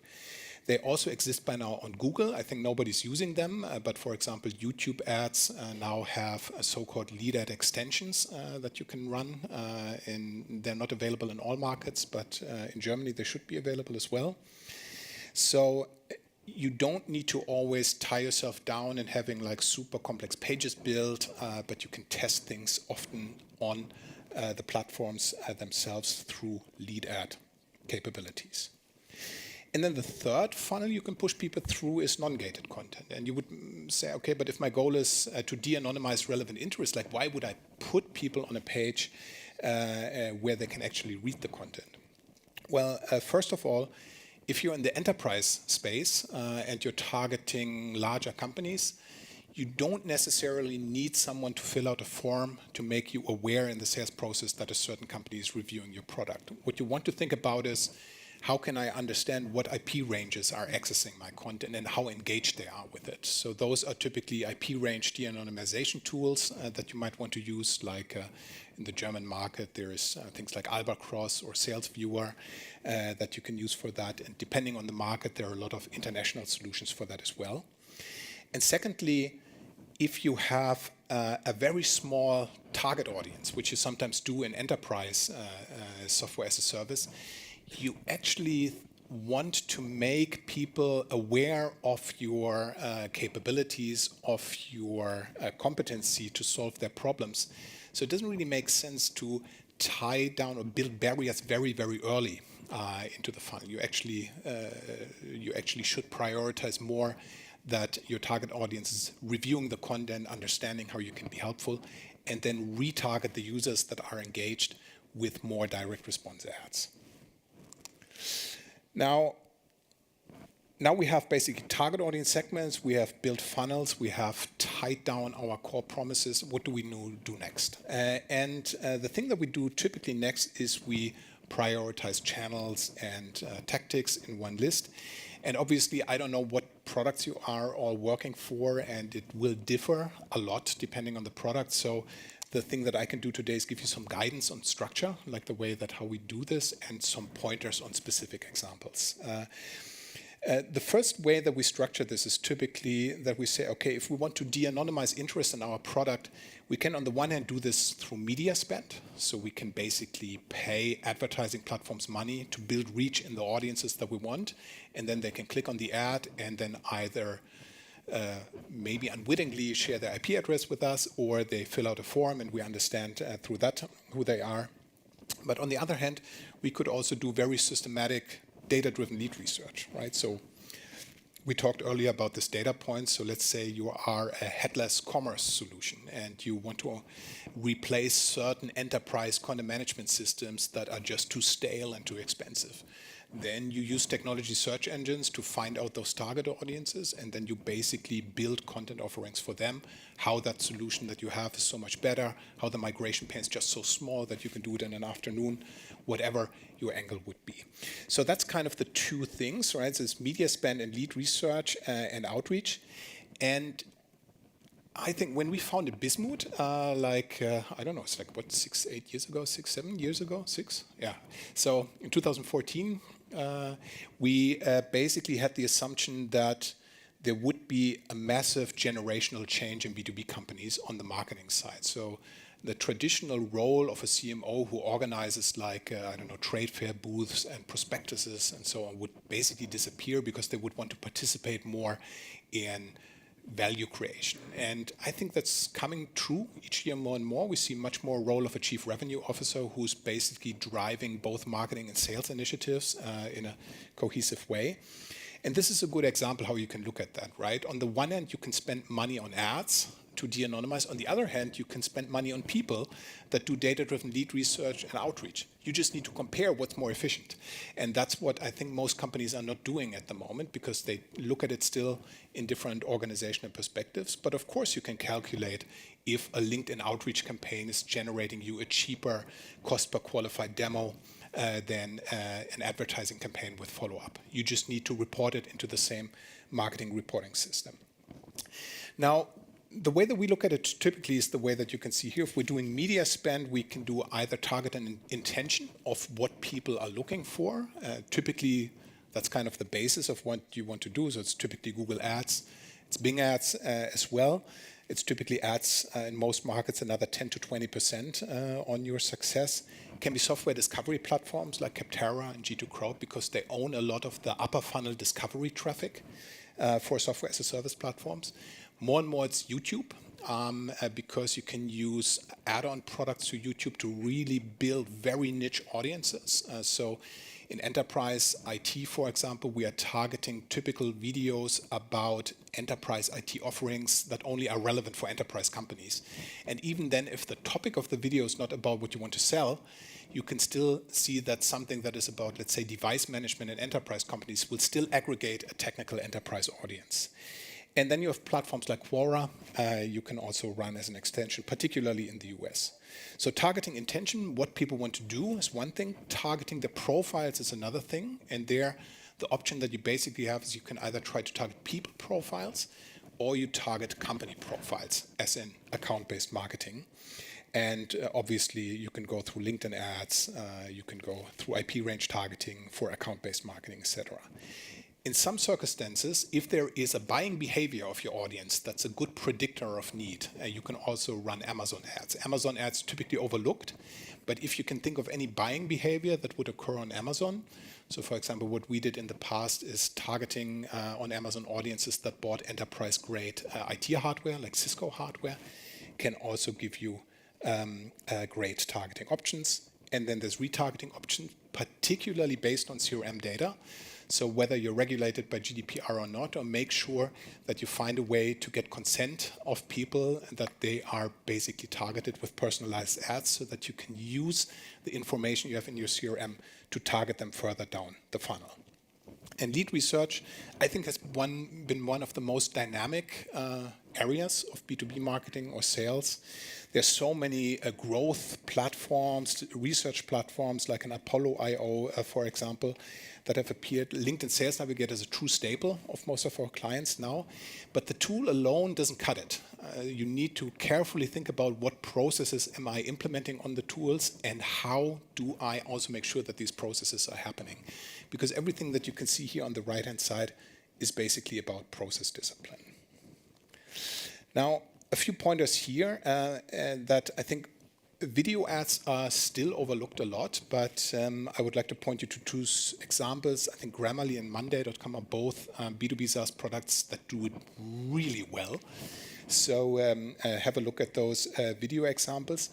And from a production quality perspective, it's not that dramatically expensive. This is not Hollywood quality, but what you need to think about is when you're doing video ads, you typically need to give basically in a video a more abstracted version of your user interface. You can't do normal screenshots or you can't do normal screen films because it's just too tiny. And you can learn that from Monday.com really well. So how you can basically remove all of the clutter, cut it down to the most relevant components and still give people a feeling of UX and what it would be like to work with it. Second aspect is, I think, account-based marketing. For us, ABM is one of the largest growth areas. So whenever you have a list of potential target companies, you can do a lot. And it basically opens up a whole new space. You don't need specific software for it. I think obviously ABM tools like Demandbase and so on are growing very fast. I think you don't need them in most cases. There is often a business case to be made because you can run ABM tactics on a lot of existing channels. Obviously, you can run company lists on LinkedIn. You can run them on Xing as well. You can use Facebook custom audiences. There are some ABM tools like Metadata and that provide you Facebook custom audiences in the backend. You can run direct mail in an ABM way by basically not knowing and targeting a person, but targeting a function on a letter. You can do IP range targeting. You can do this inbound account-based marketing, IP range analysis that's basically listed here.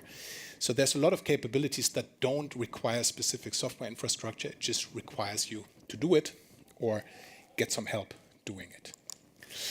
And, oh, sorry, I forgot here one German slide topic here. One thing that I would always keep in mind is you're building out these kind of paid channels on particularly LinkedIn. The most important organic reach at the moment that SaaS companies can get is, I would say, typically like founder or CEO reach on LinkedIn.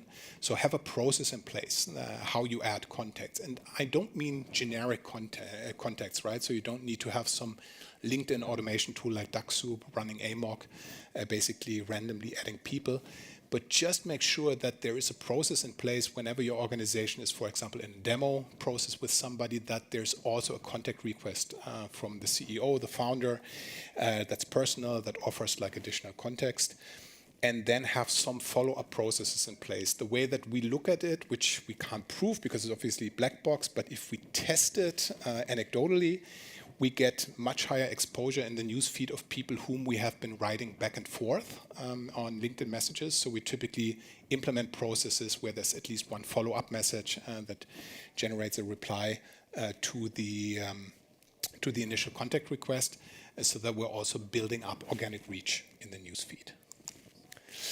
And then, of course, we want to engage user along the customer journey through automation. And for that, I think often it's also too much thought about in silos. So you can just keep in mind that there are 3 components to an email strategy. So there's the marketing automation part, there's sales emails that you can enhance by templates, and there's also transactional emails. And you should think of them as one email ecosystem that you want to drive, because of course you can run transactional emails by templates, you can add additional content to them, etc. The lines are very blurry, right? So this year, is that a transactional mail or marketing automation?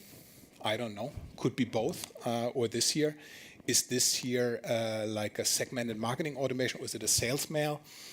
So it's very relevant that you need to basically consider all of the emails that are going out through the different software infrastructures as part of your engagement communication plan. Now, the last point that we want to talk about is how to tie back the sales process in a CRM back to the marketing channels, so that you don't need to rely on a cost per lead, but you can actually focus on cost per revenue or cost per predicted revenue.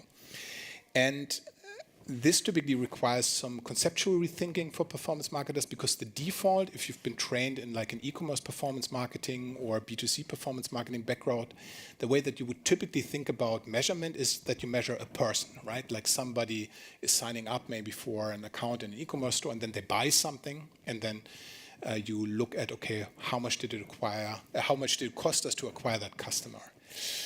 In B2B, it's very different, because we typically sell to companies, not to single leads. So any attribution you are doing needs to basically look at the company journey, not the people journey. What you will often find, particularly in enterprise sales, is that younger people, like interns, project managers, juniors, are doing, for example, introductory research into a tool landscape. So maybe it's a junior starting in an HR department, they're looking for an applicant tracking system. And this person will never convert, because they're not the decision maker. So you need to make sure that you can actually tie whatever that person did and wherever that person came from to the actual sales success to the same company. So you need to look at that company object holistically, because they will come through different touch points at different acquisition costs.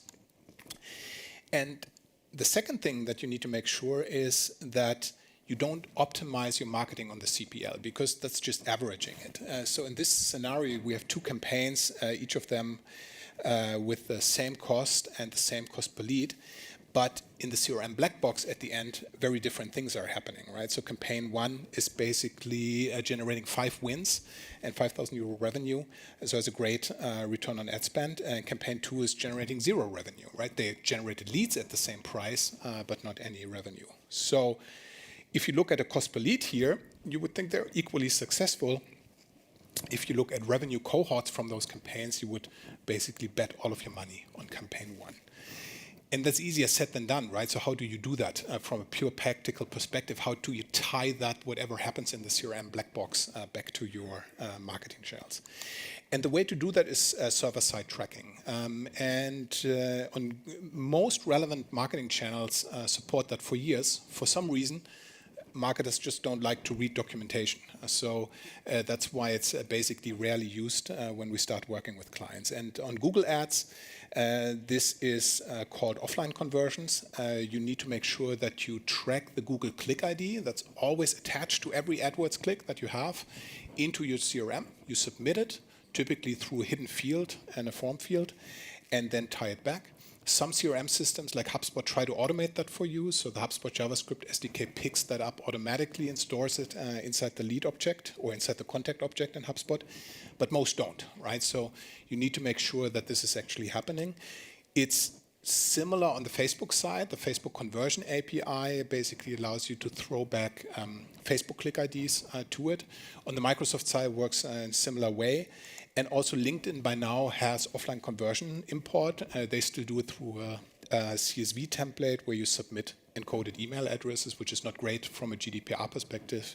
So carefully look at that if you can do it.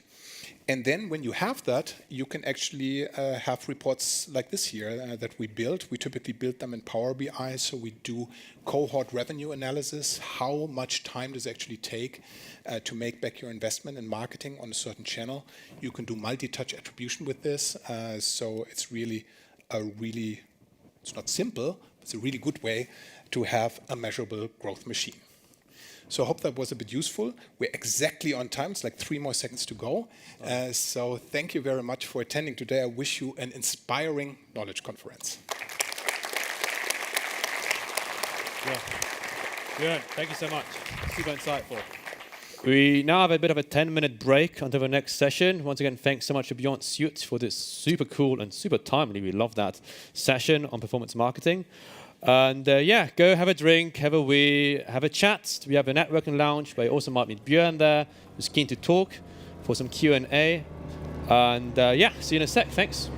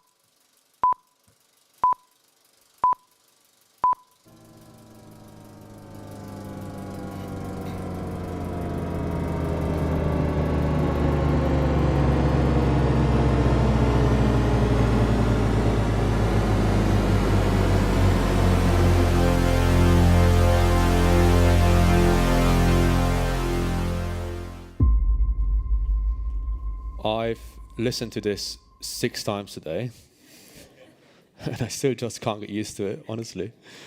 Whenever I'm not doing some second-grade moderation, as you're witnessing right now, I'm actually a data scientist at Project A here, which means I'm doing all the buzzword stuff like AI, ML, data warehousing, BI. So all of those things that my parents really don't understand. Like, I tell them I do data, and they're like, what is that? And I'm like, God, I knew if I could tell you. So I've noticed that being in all of these sort of techie domains is quite challenging. It can be quite challenging to explain what the fuck you actually do to non-technical people, because we obviously get lost in our domain, in our headspaces, talk about our abbreviations, what's so obvious to us, but might not be obvious to people who aren't in that space. But my title has scientist in it, so it makes me sound smart, so I'm not complaining. Stefan Schulze, however, who's Project A's very own CTO, he's the guy over there, he's going to be there here in a second, don't worry, deals with this very problem on a daily basis, essentially. He's been CTO at Project A for 7 years now, which, fun fact, is also the anniversary where you get like an ugly Christmas sweater at Project A. Like that's the incentive you have to work here for 7 years. I haven't been there that long yet, as you can see. So he now wants to talk about a garden, as he calls it, that's gonna try to close the gap between all of these non-technical people, like my parents, like my grandparents, like my great-grandparents probably, if they were alive, and the more technical people, like myself, like Stefan, like some of you, I suppose, and how we can fix this communication gap, ideally, and all speak a common language to understand each other, because in the end, it's always about communication, right? So without further ado, Stefan Schulze, give it up for him. Applause, please. Here he is. Ladies and gentlemen, Stefan, let me introduce to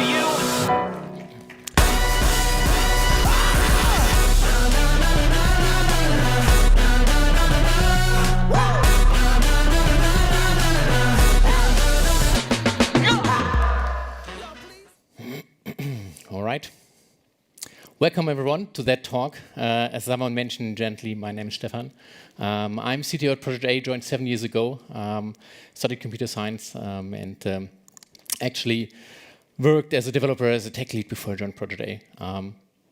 I strongly believe that miscommunication is a very strong driver for failure.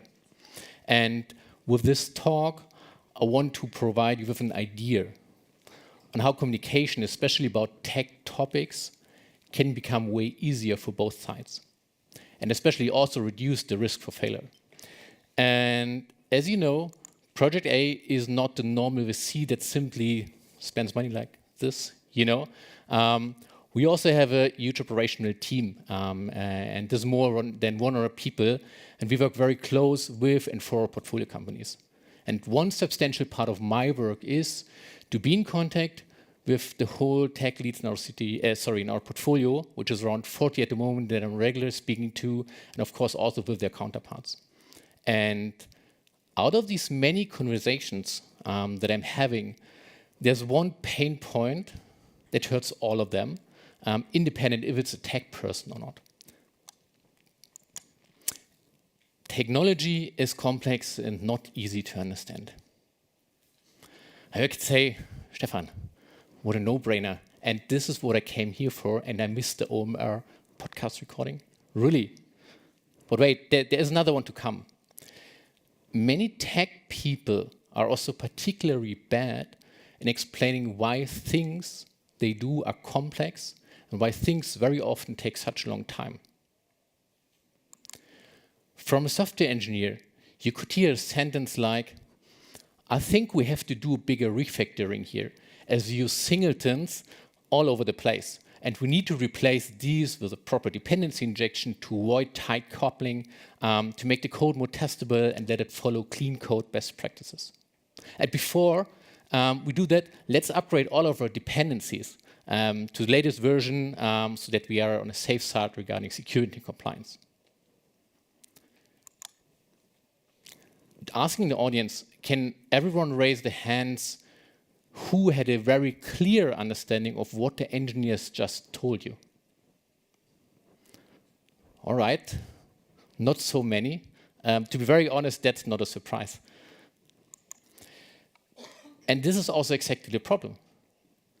Tech language is hard to understand if you don't know the domain in detail. And to be very honest, on top of that, there are really a lot of domains. And this scares away people, obviously, because why should you listen and be interested in something that you don't understand anyways? So you, as a non-tech person, and that's the majority of that audience, you actually stay quite relaxed, right? Because you say, sounds okay, the person knows what he or she is doing, I have no clue what they talk about anyways, that's fine.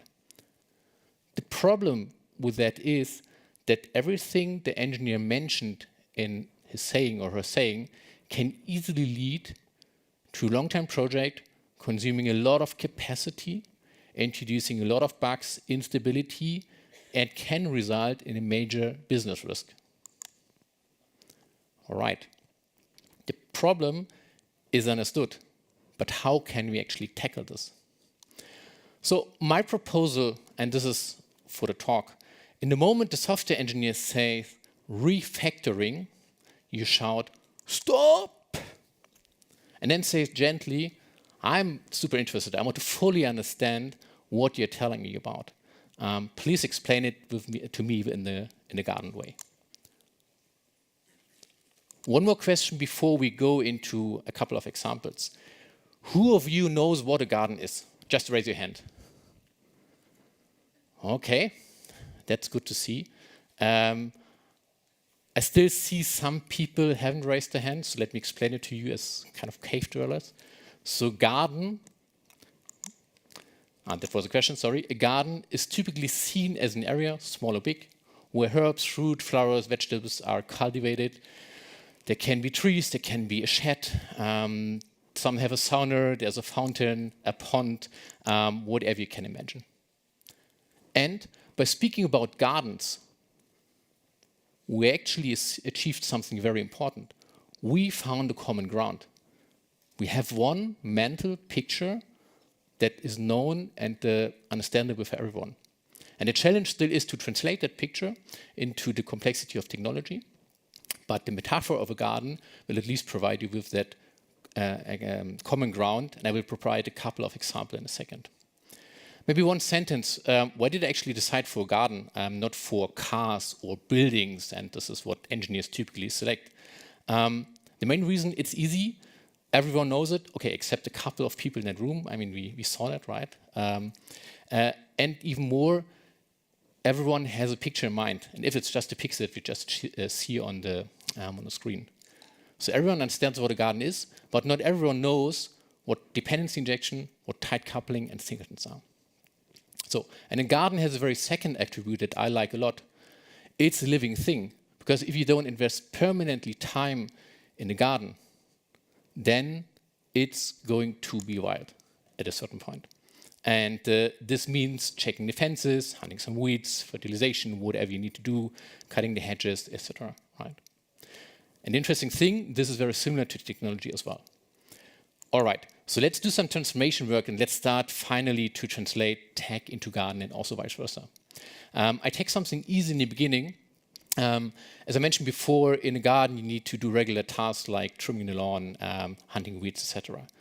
So if we translate this into tech, this, by the way, is this typical X% maintenance that people ask you for. So often 20%, right? Say 1 day a week, you should actually invest into maintenance. And this means typically something like we update our dependencies, we fix some kind of smaller issues before they come big, we do analysis here and there, and so on and so forth.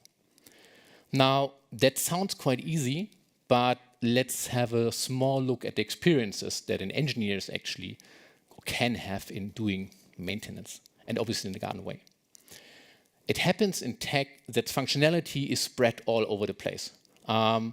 This can make logic hard to understand, hard to find, and so on. And so a typical situation could be that an engineer is looking for specific functionality in that whole code base. And it's a big code base, of course. We are doing on scale, and it's not small stuff. Someone moved it, you have no clue where it is, you become desperate. And after you actually found it, you figure out, all right, some colleague adapted the code slightly. And there's another parameter, that function that you're looking at. It's very cryptic. You have no clue what it actually makes. And of course, there is no chance to reach that person because he's on vacation today. That's the result. So translating that example into garden language would actually mean that a gardener needs a lot of tools to do the work, right? So you know all the stuff that is in chats and so on and so forth. And unfortunately, all of these tools are distributed across the whole garden. It's a huge one, so it's more the Sanssouci kind of garden and not the one that your grandmother maybe has. And to use these tools, the gardener need to know, okay, where are the tools? They need to walk very long distances. And then they find out, okay, I have the tool, that's nice, but my stupid colleague actually secured it with a 3-digit number lock, and he's on vacation today. Of course, that's the result. A quick second one. As a part of the yearly maintenance, people must clean up some kind of data in legacy applications. Someone know what I'm speaking of, right? That's a small script. You run it once a year. It works like 10 times already. 10-minute job done. This time it's different. Your junior colleague who left the company, unfortunately, like 9 months ago, introduced something very nice, which he thought is his triggers. If you don't know what triggers are, just ignore that, right? Which distribute any changes to tables very efficiently across the database. While running your script, you move data from one table to the other. That is seen as a deletion of data. And at the end, triggers are running, and you actually end up with a very lightweight and very empty database, which then results in larger incident. Obviously, right? In the garden, this could be the following. So there is a bed, or a bed must be dug up, right? So you want to plant new flowers for next year, the nice ones that every visitors like. While digging then that garden area, you just hit a cable and you cut it multiple times. You don't even recognize it, right? Because there should be a cable that could have also been a stone. Unfortunately, it turns out that the guy who buried this table took a very stupid shortcut, lazy, just don't want to do work, and just put it there. No documentation. He also left quite a while ago. This cable was the single power supply for your water pumps, which caused another large incident in your garden. That is a possible translation for that area. So all of this may sound funny, but wait, there is, sorry, this sounds funny, but that's what an average tech person can experience on a daily basis while just mowing the lawn. So I want to go to another one, and I'm expecting you to cry stop in a second, right? Because I want to speak about two topics: refactorings, new features. Refactorings, please train to cry stop. That is the expectation, right? To get an understanding of how and what the engineer actually want to tell you. So if a software system needs a refactoring, then it's typically built in a way that it's hard to maintain, to extend, and to build it further, right? And the refactoring is meant to mitigate the situation, to improve the setup so that you can use it in a better way in the future. Now, why is it always painful and time-consuming? Because it's very often different than, things are different than they appear. Let's assume another time that we see that functionality being distributed across the whole application. And from a garden perspective, that may means we have many trees that are spread across the garden, and you would like to put them in one. Very easy approach on the one hand. On the other hand, the point is actually trees have different root ballots, and you on the way figure out, okay, there's a very small one. The first two are very small, it's super easy. You put them in one place to the biggest one, that's done. The third one, huge root ballot, no clue why, but you finally managed to move it. Well done as well. The fourth one is a nightmare, because at the end, you figure out, all right, there was a water pipeline very deep in the ground, so roots didn't go broad, but they would go really, really deep, and they wrapped around the water pipe. So what are you going to do? You can't cut off everything because the tree is nice, right? So you're investing a lot of time with the team, the management to figure out what to do, and so on and so forth. And at the end, turns out it's all good, and you can move it, but it takes quite a lot of time. So I would go a bit faster, and that's actually to my last topic. That's how the trees look at the end, right? The management says, let's add another fountain. Our garden is great, but we need to have more people, and so on and so forth. And so they say, we just build it, it's all agreed, it should look like that, and to make it a bit more usable, we add a button that people can turn it off and or not. And we just connect it to our central modern water pipe system, that's all good. So you start, you dig a tree, once everything is connected and someone eventually turns the water on, it's all nice, and then someone pushes the button. And this is the result, right? Before it was that height of your fountain, afterwards just a bit of water. It turned out that pumps who serve your fountains, they don't create enough pressure to actually work. And as a result, you end up in a situation where you need to buy another pump that is installed perfectly fine, it works, all fountains on the same level. On the other hand, you figure out that once that single button is pressed by a visitor and it's turned off, so the new fountain is turned off, the pressure is quite too high in your water pipe system, which results in something like that.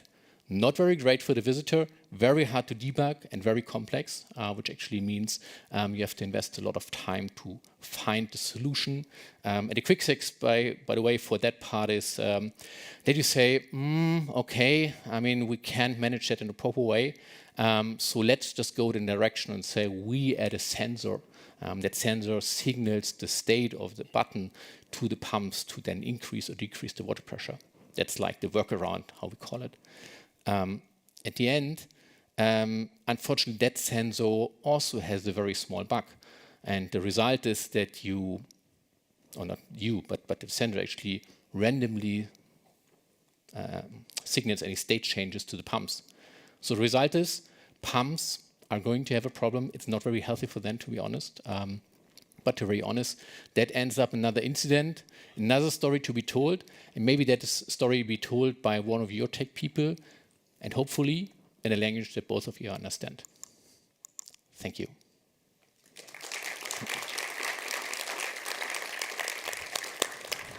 Stefan, thank you so much. No leakage, hopefully, anywhere in this building. We now have a bit of a larger break. The next session starts at 1:45, so you have 20 minutes-ish. to go talk to Stefan about gardens and tech and other stuff. And yeah, enjoy your day and see you in about 23 minutes then.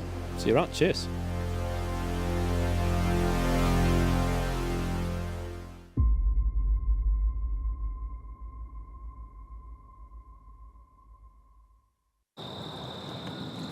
I'm going to download the new app, and we'll get you started in the meantime. All right.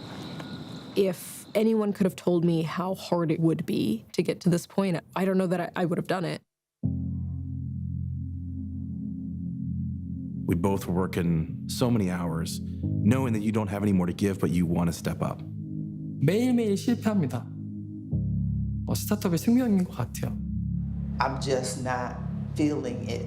Is it because we're Black female founders with no tech background that we can't launch a business? I wish this innovation was everywhere. This is 100% what I believe I should be doing, but how do we actually make it happen? That cost of failure is so high. It's a lot of responsibility to have.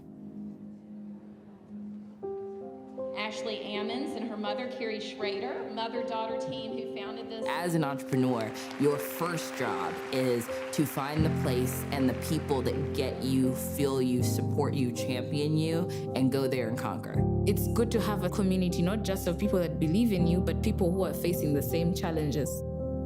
I don't think that I would have made it this far without the feeling of community that I found here. Women in my age group come up to me and say, "You have inspired me to do what I've always wanted to do."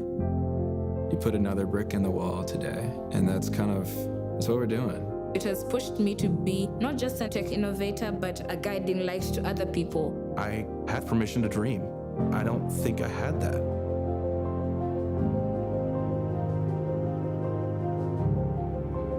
If I can help just one person, it was going to be worth it.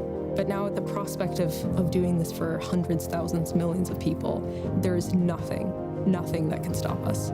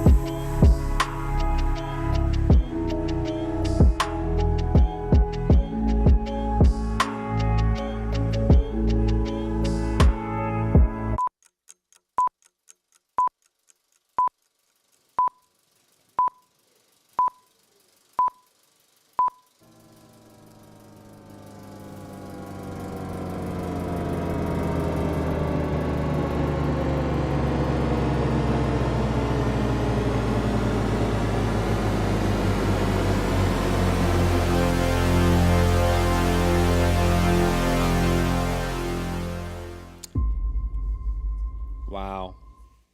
It doesn't get any quieter, does it?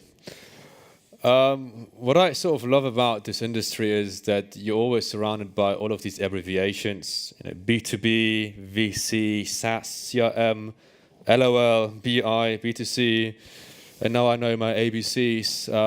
But one abbreviation that we hadn't had here today, which I'm actually quite excited about as somebody who regularly Googles himself, is SEO, which stands for, as some of you might know already, for Search Engine Optimization, which is one way, obviously, to bolster your business and to boost your profile, which is more contrasting to the performance marketing that we might have had here in earlier sessions and at other places. For that, we actually have somebody who has a lot of experience with that. His name is Christoph Bursek. He's the co-founder of a company which is also a letter combination called BCDC. We love it. So he's the CEO of BCDC, talking about SEO, FYI, today. And what he does is he regularly works with all of these hot startups which have terrible SEO and shows them how they're actually leaving so much money on the table that it's painful. So his talk is therefore called Painful SEO Mistakes of Hyped Startups, and how better SEO could have avoided all of those predictable problems. So without saying much about these things, which I have no idea about, it's not my domain, I'm going to invite now Christoph Bursek on stage here. Come on up here. And yeah, can't wait. Let me introduce to you. Come on.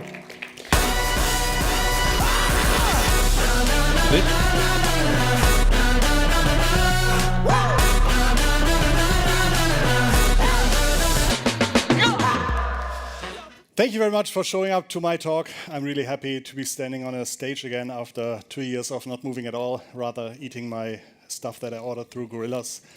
So this is my first physical activity since the Corona shutdown started. Today I want to share with you where I regularly am in my mind when I think about or when I read about startups getting millions and millions of dollars to be successful, and I then check how their SEO strategies look like, and I just can't wrap my mind around it, why they are so bad. So let's go through some slides that I did for today. And like the motivation for my talk today was a little bit a conversation that was a little bit like this. So it was a very well-known brand approaching me and said, well, you have been recommended, we need like the best of the best of the best SEO strategy. And I said, well, cool, let's do it. I have some ideas. Some of them might even be good ideas. But if you want to implement them, you need development resources, you need editorial resources, and we need to have like a say in the usability of your website. And then, like after a couple of days, they usually write back and say, oh, that really, like we found some other guy who's even more best in the world. And I think what they want to do with us is even more aligned with our world-dominating strategies. So it was really good talking to you, Christoph, and then all the best. And I say all the best, happens to me regularly. But then I put these people on my watch list, and I want to see how world-class they are developing. So on the left side, you see when we first talked, and this is a screenshot of how well they are doing in the search engine result pages. So as you can see, when we talked, they were this high, and then 1 year later, they were exactly the same height. So within 1 year, this amazing company that spends millions and tens of millions of euros each month on marketing did not do anything that helped their SEO rankings. And that was kind of, I was lined up, I've seen that before. After that, they kind of started implementing stuff. So you see, wow, that looks really, really good. They are growing. They're finally growing.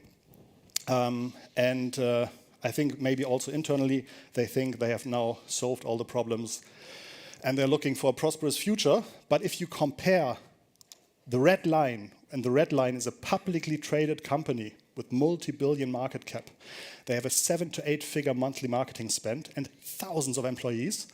And the blue line is an affiliate marketer in the same industry. He spends a couple of hours a week on his website, and all he does on his website is list alternative products to that of the company. So as you can see here, I think they're underperforming. And if I was an investor and I see that within 2 years after giving them hundreds of millions of dollars, They are not being found for any category name, any product name, but like the product description of what they're actually offering. I would be quite annoyed with what they're actually doing with the money that I give to them. And I think the problem with all this is that we've all forgotten how big Google is. If I go to SimilarWeb and ask, what's the biggest website in the world? Like, who receives the most traffic? Google turns up on position number 1. And the thing is, actually, Google would be even more number 1 because there's also Google DE, FR, co.uk, Brazil, whatever. Like, this is just the .com version, and it's already the biggest and most visited website in the world. And the other funny thing is that only search engines are happy to send traffic away. All other platforms, they want to keep the people on the platform. YouTube, Twitter, Facebook, Insta, Yahoo, X videos, which is on number 10. They all want to keep people in. They don't want to give them away. And one of the KPIs of Google is how fast they actually send people away from the website, sending billions of daily clicks into the internet. And the next thing that we forget is that Google also has an Android, an iOS, and an operating system for mobile phones. And they have a worldwide market share of over 70%, which we all tend to forget because everyone around us only uses iPhones for sure. But with this deep integration into mobile phones worldwide, I think it's pretty safe to say that in the next year, in the next 3 years, in the next 10 years, it's very likely that Google.com will receive tons of traffic, ergo distributing tons of traffic. And if that isn't enough, the Chrome browser is also by Google. So with a 65% market share worldwide, everybody's using the Chrome browser, which of course has the standard search engine Google integrated, and is really, really hard to move away from that. And also even more deepening the relationship that Google has towards their customers and being like a super reliable traffic source for now and the future. How did we forget about the whole SEO thing? What happened? Well, let's take a very quick history of online marketing and let's look at the years 2000 till 2009. In that time, we didn't have Facebook, we didn't have Instagram, no TikTok. We just had brand or SEO. And if you didn't have millions and millions and millions to build your brand, you just had to be very nifty to become successful in SEO. Founders that time built SEO very deep into their product. Amazon, eBay, YouTube, Booking, Indeed, Zillow, Yelp, they were all founded in this decade mostly. And these products were built on pull marketing, on demand, on offering pages that people type into Google and like being the right answer to what people typed into Google. And even nowadays, Indeed, for example, still gets 45% of their traffic from search, although they are a huge brand. So they managed to do both, becoming a big brand, but still being super good in SEO. So that was a very interesting time. What happened afterwards? Facebook came into the market field, Facebook, Instagram, and they were trying to steal market share from Google. So they implemented new rules. You can be social now, it's all different. You don't have to, you have to be entertaining, you have to be interesting, and so on and so on. And many founders in that time saw there were first mover advantages if we start our brand on Facebook and not on Google anymore, or through Google and years of growing. There were much more paid channels that we could use, paid social channels, paid search channels, just the alternatives to Google AdWords and to SEO were much, much bigger. Remarketing entered the field, a very, very powerful marketing tool. And you had opportunities to build a brand through social. And that became a very interesting alternative to SEO. Many people that relied on social quickly found out that Facebook's, Instagrams, they like to change the rules pretty drastically, regularly. So while Google is still, of course, they have updates and so on, but if you say, I build good content, I make it crawlable, I try to offer what people are actually looking for, then SEO is still very reliable, whereas the social tools regularly reinvent themselves, change the algorithms, and makes it hard to be reliable there. After 2020 until today, and maybe for the next couple of years, I think many founders that I see do not have a passion for social, for organic channels anymore. Some of them have never seen the impact of organic traffic. They have never worked in companies. They've never seen the rise of a project that was built through SEO or with the help of SEO. Many of them haven't been around 10 years ago. They have been in school. They've been in the college. They have not seen what happened between 2000 and 2009. And they built teams, and these teams have never seen the power of organic traffic. If you want to take a very successful and good SEO and put them into these kinds of companies, you need big salaries, because SEOs really, they have very good six-figure salaries. And startup teams don't do that. These good SEOs, they rather work for companies that also put relevant SEO resources available for implementation. And these SEOs usually don't get into the starting team of non-SEO startups or non-SEO business cases. So that's where we're currently at, and that's where I think many of us forgot how important Google can be if you keep on saving money, if you keep on putting resources into Google. I think nowadays startups are strongly tending towards instant gratification.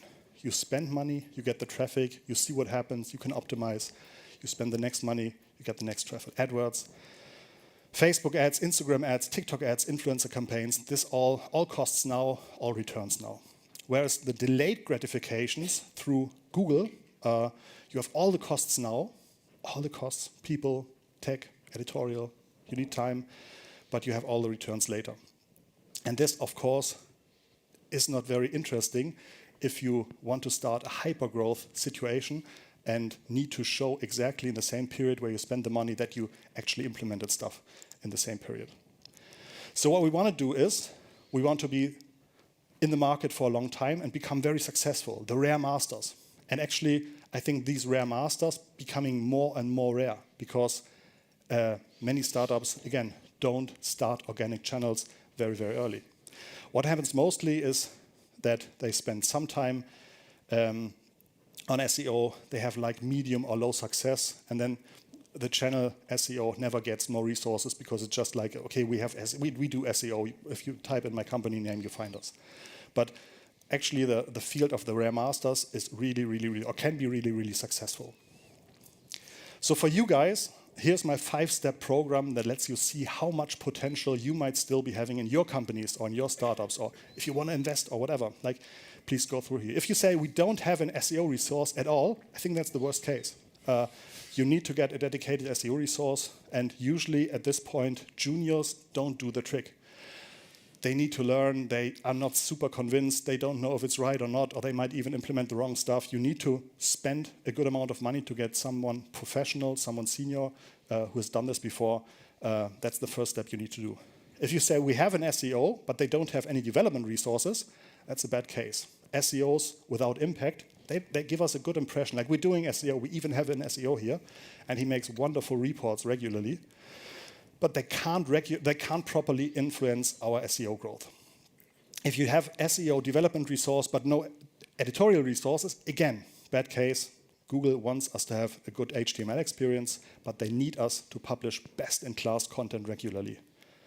And if you have all that, but this team is like working separately, and if they come to us and say, we need to have this module on the homepage very high up, and we say, no, please do your SEO shit somewhere else, but not on the homepage, I promise you're underperforming, drastically underperforming. And only if you have everything in place, and if this SEO team has a say in your usability on your homepage, they can implement shit, they can write content, and so on, I would say it's still likely you're underperforming, because what we regularly see is that in-house teams settle with what they can implement, but not with what they could achieve. Like, there's oftentimes a lot of things that could be done better if they get different priorities and so on. So if you keep this in mind, I hope this can help understand where you are and what you have to do next. Why else do we need to do more SEO than we are doing currently? Well, cost per click is going up.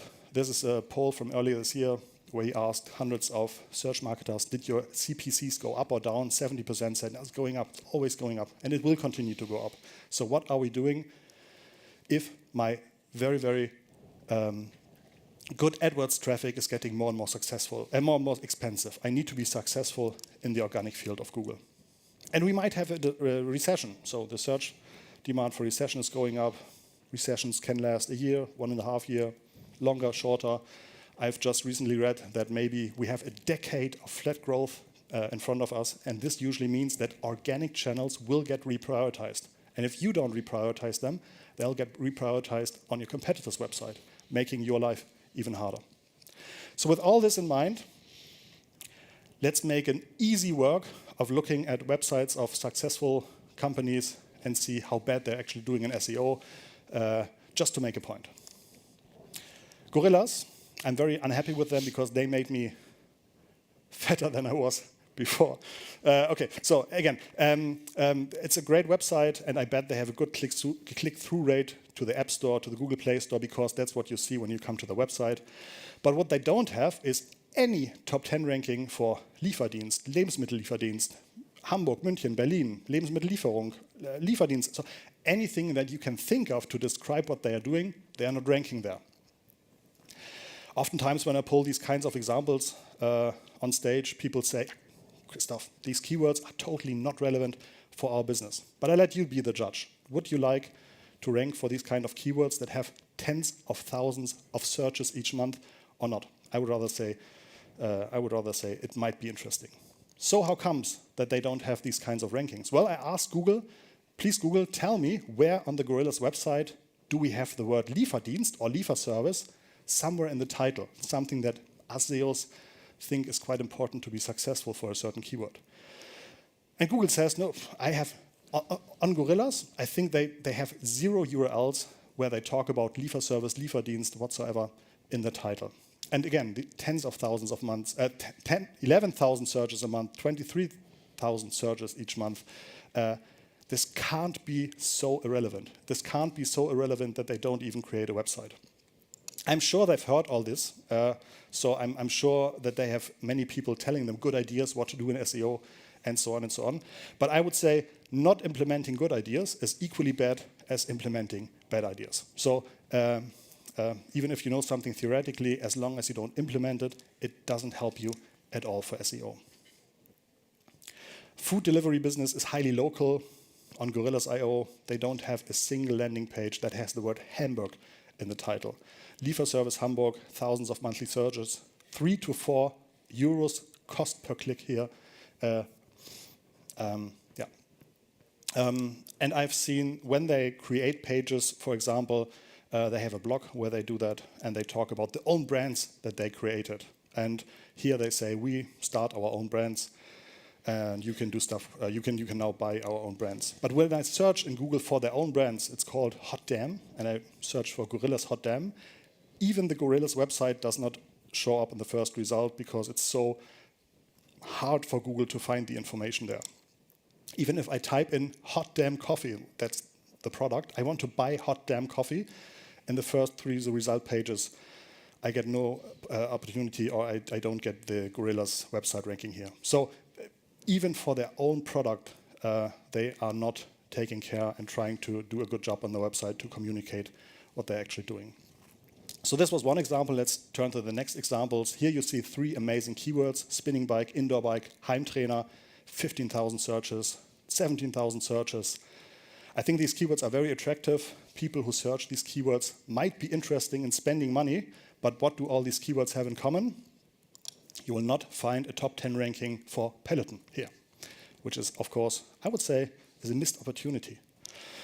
And the homepage for onepeloton.de is really, really amazing. Like, whatever descriptive term we can come up here for them, you will not find it on the homepage. You don't find the word Heimtrainer, indoor bike, spinning bike, Fahrrad, ergometer. You don't find it. Thus making it very, very hard, of course, to achieve very good rankings for exactly these keywords. But not only on the homepage, the word Heimtrainer appears on none of their titles, of none on their pages. And this word alone has tens of thousands of searches every month. If we compare these 2 screenshots here, one of them is ranking very good for the keyword Laufband. The other one does not have a ranking within the top 100 search results. So obviously, Decathlon is doing a good job in SEO. Peloton is not doing a good job here because the website that they build is not built to be found on Google. And if they talk about one of their products, they've just launched the Laufband a couple of months ago. the treadmill. The only place where they really use that keyword Laufband is on their instructor pages. So even if I find on position 120 a Peloton URL, then I only get forwarded to an instructor page here, which is, again, I think, a missed opportunity. And if I compare the search demand for Peloton in blue and for the word Laufband in red, I think it's pretty easy to see that there are more people actually looking for Laufband than for Peloton. But again, I'm sure Peloton has a plan B that will work very well without pull marketing. But I think they have so many low-hanging fruits, and like after several years after their launch, not being able to have implemented like the most basic shit on the website is really surprising to me as an SEO. Let's look at the next example. Here we see the search demand for Apple-Aktie is higher than for the brand Trade Republic. Fair enough. On Trade Republic, I can actually trade, according to them, over 9,000 different ETFs and stocks and so on. The combined search volume of these stocks could be off the chart when just the word Apple-Aktie alone is so super successful. Let's see what they're doing. Well, okay, no ranking, how come? They don't even have one single page yet on their website that has the word Apple-Aktie in the title. The word Apple-Aktie has over 500,000 searches in Germany, and to this day, Trade Republic has not started doing SEO for that. I'm not blaming them for doing something which isn't yet super successful. It takes time, it all takes time. But I think the bare minimum would be that I have, for a couple of stocks, a couple of keywords, a landing page that where just a little bit of traffic can come and I can make my first moves on SEO. If you want to be successful in this financial data stuff, then you need to have a high output. Finanzen.net published more than 14,000 new pages just within the last days. At the same time, Trade Republic published one new page.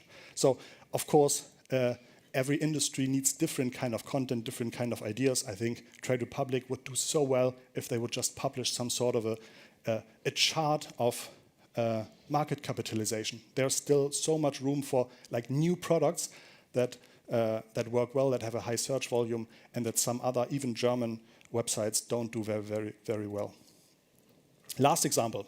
The last example I see is NPAL and 1,5grad.com. Both want to sell solar power machines, and both raised several $100 million rounds.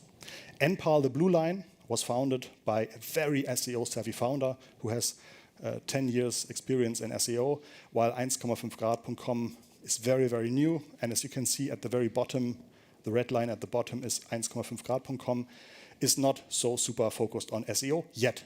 If I ask my tool, how much traffic are they getting? They say that 1,5grad.com is getting traffic from Google in the equivalent of 33 euros per month, while NPAL is getting traffic in the equivalent of 183,000 euros a month. So that's what they would have to spend on AdWords if they would buy this traffic for their website.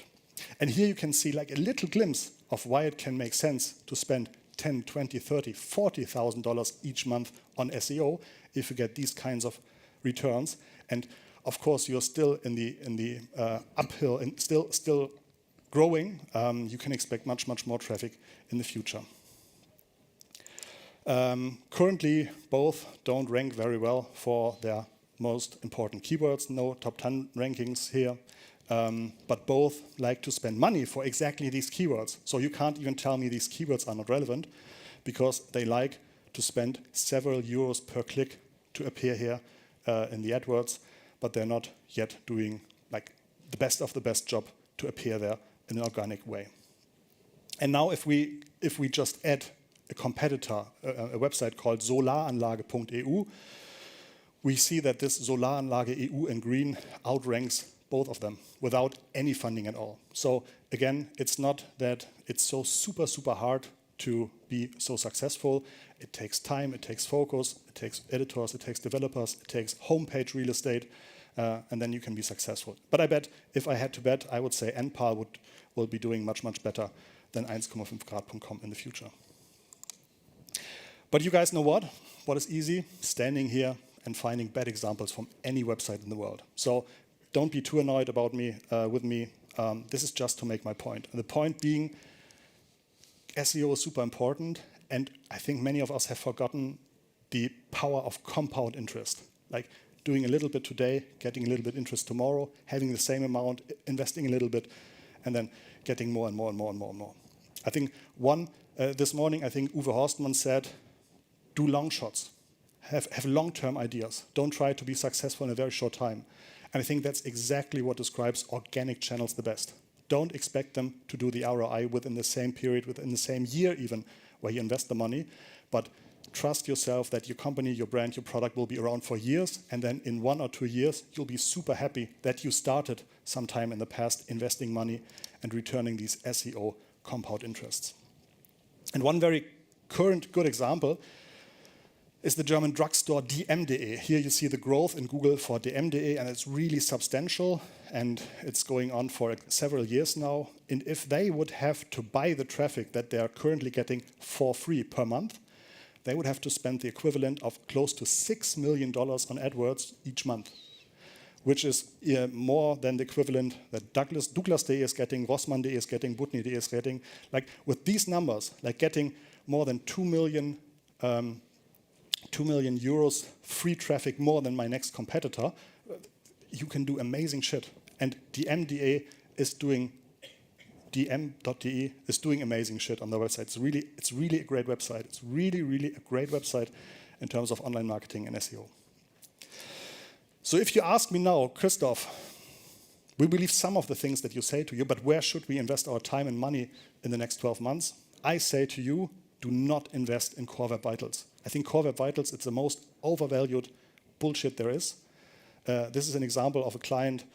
He has like the worst Core Web Vitals, has 5 million visits each month, growing perfectly. Core Web Vitals, totally relevant numbers, but don't expect to grow if you get from red to green. Just don't expect it. Spend a little bit of money there, spend a little bit of attention, try to be in the yellow area or as good as possible, but do not think that spending 1 year optimizing your Core Web Vitals will help you getting much better rankings in Google. What you should do is promote the keywords you want to rank for on your homepage. Ladenzeile, obviously very successful on SEO, and definitely you find all the most important categories with text links directly in the first viewport. And that's shit that really works. Visible, high on your homepage, plenty of text links. I bet almost everybody of you can do a better job in this area.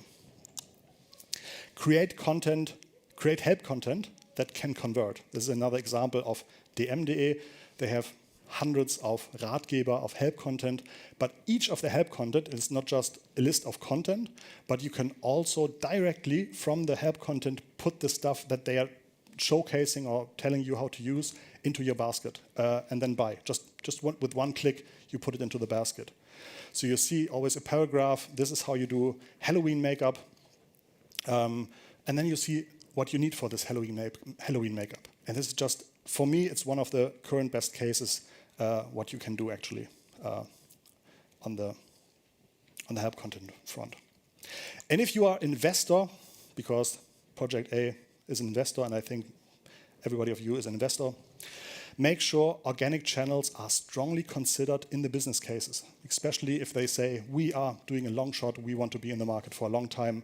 Ask them how much resources they have for SEO, for development, for editors budgeted in the current business case.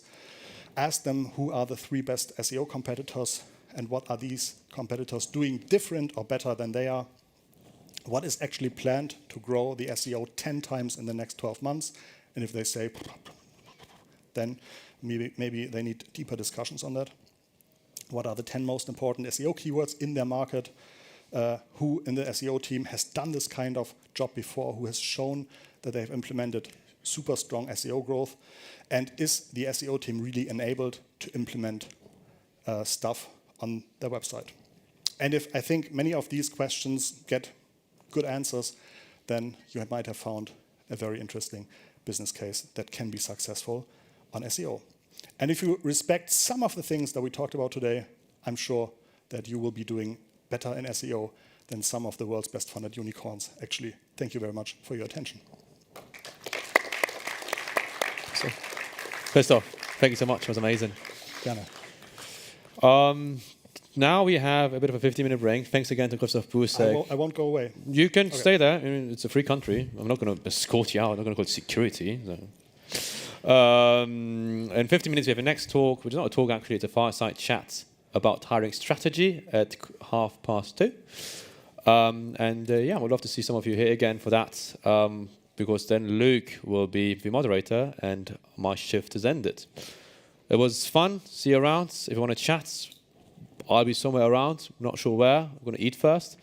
But yeah, have a lovely day and see you later. Cheers. Bye.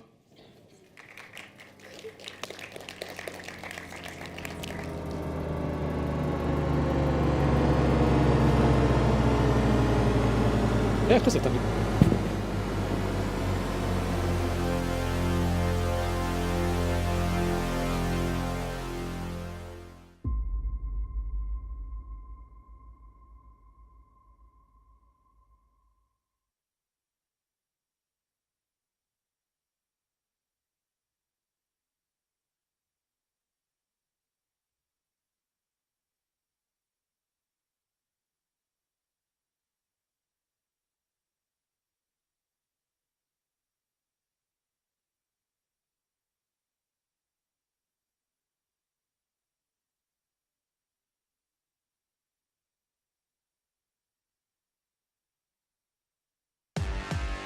Technologie ist, was der Mensch daraus macht.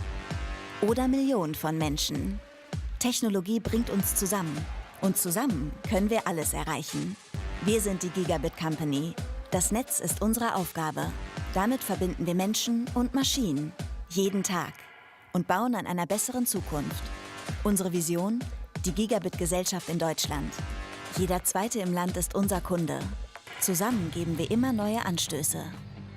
Von Gesundheit bis Bildung, von Politik bis Familie. Wir halten Deutschland am Laufen, selbst dann, wenn die Welt stillstehen muss. Ihr seht uns nicht, aber wir sind immer da. Im Boden, in der Luft, mit euch auf der Couch und bald überall. Mit dem ersten 5G-Echtzeit-Netz für Deutschland und maßgeschneiderten Lösungen für Unternehmen können wir zusammen Neues schaffen. Fähren lernen, autonom zu fahren. Fußballspiele werden in Echtzeit mobil übertragen. Wissenschaft und Wirtschaft revolutionieren sich selbst. Wir können Container digital sichern, kochen wie Profis, in den Autos von morgen die Zukunft erleben und unseren Kindern die ganze Welt an die Hand geben. Mit der technologischen Power unserer Netze und mit den Menschen, die sie nutzen, ihnen Leben einhauchen. Bunt, jung, alt, völlig verschieden. Laut, still, stolz, anspruchsvoll. Umweltbewusst, genau wie wir. Das ist der Herzschlag einer neuen Zeit. Alles verändert sich. Und zusammen können wir alles verändern. Mehr Schritte aufeinander zu. Mehr Fortschritt zusammen. Und die Welt heute, morgen, jeden Tag immer besser machen. Das ist Together We Can.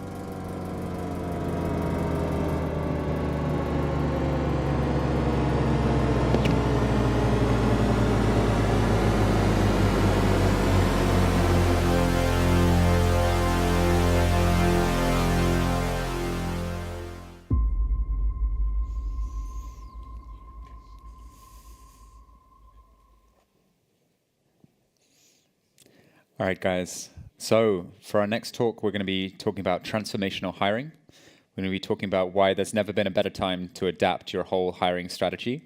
So I'd like to welcome to the stage Thomas Köhler from PeopleWise, Adrian Schmiertek from Vivid, Eva Glanzer from TaxFix, and Luisa Susurot from Cherry Ventures. They're going to be telling you this afternoon about how to solve most of your top hiring struggles and how to explain it to all of those nosy venture capital people and investors like us. So without further ado, guys, welcome to the stage. Maybe you guys can introduce yourselves and we'll get on with it. Nice. Thank you so much. Let's get it started. I hope you had like a nice little lunch break and the first cool events here and speeches at the PAKCon. And yeah, let's get back into it. The world is getting fast, and so fast is also the world of HR. And like you might have heard, like in the last quarter, like so many people got laid off, right? Like we saw it all over the news. And actually, I've got numbers for you. Europe's top 10 startups part ways with more than 2,000 talents. And so that's why I was wondering, yeah, well, is it now like there are thousands of talents on the market? How do I get them? Should I also like lay off people? Should I even like invest more now in recruiting? And this is what I actually want to discuss with my 3 HR experts today. We want to identify problems in recruiting and people strategies in startups, scale-ups, and also corporates. And little spoiler, actually backstage, you already told me there's never been a better time to adapt your hiring strategy. So let's get into it. I would like to introduce Eva Glanzer. Eva is with the leading tech company TaxFix as Chief People Officer. There, she focused on strengthening company culture as well as building holistic people frameworks. As Chief People Officer, she was previously responsible for HR teams and companies like N26, Get Your Guide, and Davanta. Hi, Eva. And I'm actually really glad about the next speaker because I feel like investors are more in the center of everything right now than ever before. And that's why we've got Luisa Susurot on the stage here. She's head of talent advisory at Cherry Ventures. Cherry Ventures invested in seed stage companies across Europe like Flixbus, AutoOne, Flink, and many, many more. Previously, Luisa led HR teams at N26, Booking, and Verizon. Hi. And last, but definitely not least, Thomas Köhler. Thomas is CEO and co-founder of PeopleWise. Thomas led the HR team of a Vienna-based B2B fintech and subsequently led talent acquisition departments at 2 unicorns. With PeopleWise, he is the one who helps scale-ups and corporates to find talent. Good to have you on stage. So let's kick it off. Maybe like one of you first take the mic so that all the others can also hear you. Let's get it started. We saw in the news everywhere that companies laid off a lot of people. And that's why actually I wanted to ask you, Eva, how many people you laid off at TaxFix? So we're hiring. Very surgically though, so very selectively. We're making sure that we really, with Thomas's help actually at the moment, lift the quality bar in hiring and really identify the key roles that we need to hire for. There's been a lot of hiring for TaxFix in the past months. We've onboarded more than 300 people only this year. So now is the time to digest and really leverage the talent that we have, as well as I said, selectively hire a few more into the team. Oh, that's insane. It's not typical, I would say, at least what I can see. Luisa, can you validate this from the portfolio startups of Cherry Ventures?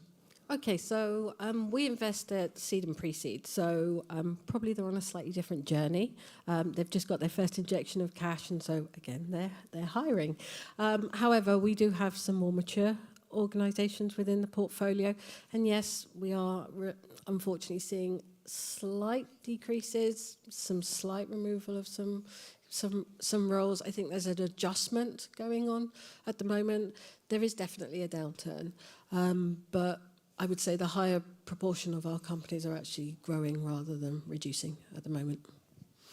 Thomas, you work with a lot of clients in very different sizes, actually. So as an HR expert, how do you see it right now? What's the most common mistake companies doing in their recruiting journey and recruiting strategy? Like most common mistake, number one issue? Yeah, so I think there are similar patterns, but one pattern that is currently standing out is that a lot of companies, they really just want to focus on increasing the quality of hires because they don't do these big volumes anymore. but they're not set up to do that, because usually after through a hypergrowth phase where you really need to bring in the volume, you don't have the principles and structures to really be able to raise the bar systematically. And I see companies really struggle. They want to increase and lift the bar right now, but they're not able to do so because they've never done or had to focus on exactly solving that problem before. What I see right now, like I said, like several times, companies are laying off people, and we see like huge companies cutting their costs on a payroll. Like when I would see that, even as a small startup, I was just like, okay, shit, I also need to decrease my costs. But like you saw it already on the headline, why you should actually right now think about hiring instead of like just put everything on a freeze. Maybe, I don't know, Thomas, you want to start? I think hiring offers pretty good chances to change the whole organization, especially when you need to grow or hit some commercial or strategic goals. To just move to a certain goal, sometimes there need to be certain structures or competencies to be implemented to reach this certain goal. And I think if you do or approach hiring right, you can really leverage it as a tool, for instance, to hire certain experts, level of experiences or competencies from a certain environment into a senior position or an expert position that solves the problem you need to solve, or that solve the problem you need to solve in the future already. And what I saw, that past success is the best predictor for future success. So this is a formula that always works. Luisa, what are you telling your startups right now? Should they hire? Should they not hire? Should they like really selective hire? What are you recommending them? We're definitely telling our startups to hire because they've got their normal first injection of cash and they need to produce and grow. So 100% they're growing, but it's intentional hiring at the moment. I think we're definitely in a different climate right now. We're thinking of follow-on funding as well. And so gone are the times where you're just growing for growth and knowing that there's going to be easy access to the next funding round. That really has cut down. And that's why you're seeing this decline, certainly within the startup ecosystem, a decline of, this kind of like land grab of talent. However, now it's intentional. You're thinking around your burn rates, but you're doing intentional hiring. And you're also benefiting from these very larger companies that are hitting, the papers. These are on a different level. They're IPO. They have shareholders. They have to really, abide by the stock market, and they have to really take care on how much they're burning. Startups don't really have that, but what startups do have is the benefit of having some great talent on the market at the moment that possibly wasn't there previously.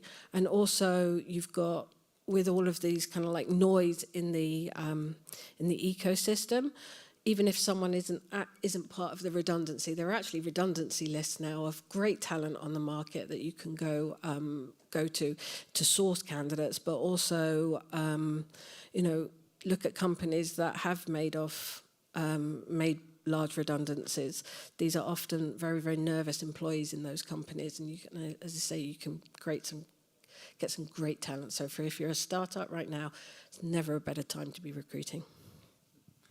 I think you really pointed out, you really need to know exactly what is helping you right now to achieve your strategic or commercial goals. And this is also the key that I think most of the companies are not focusing on when going through hypergrowth, because you just get in opportunistically what you get, but now sentiment changed.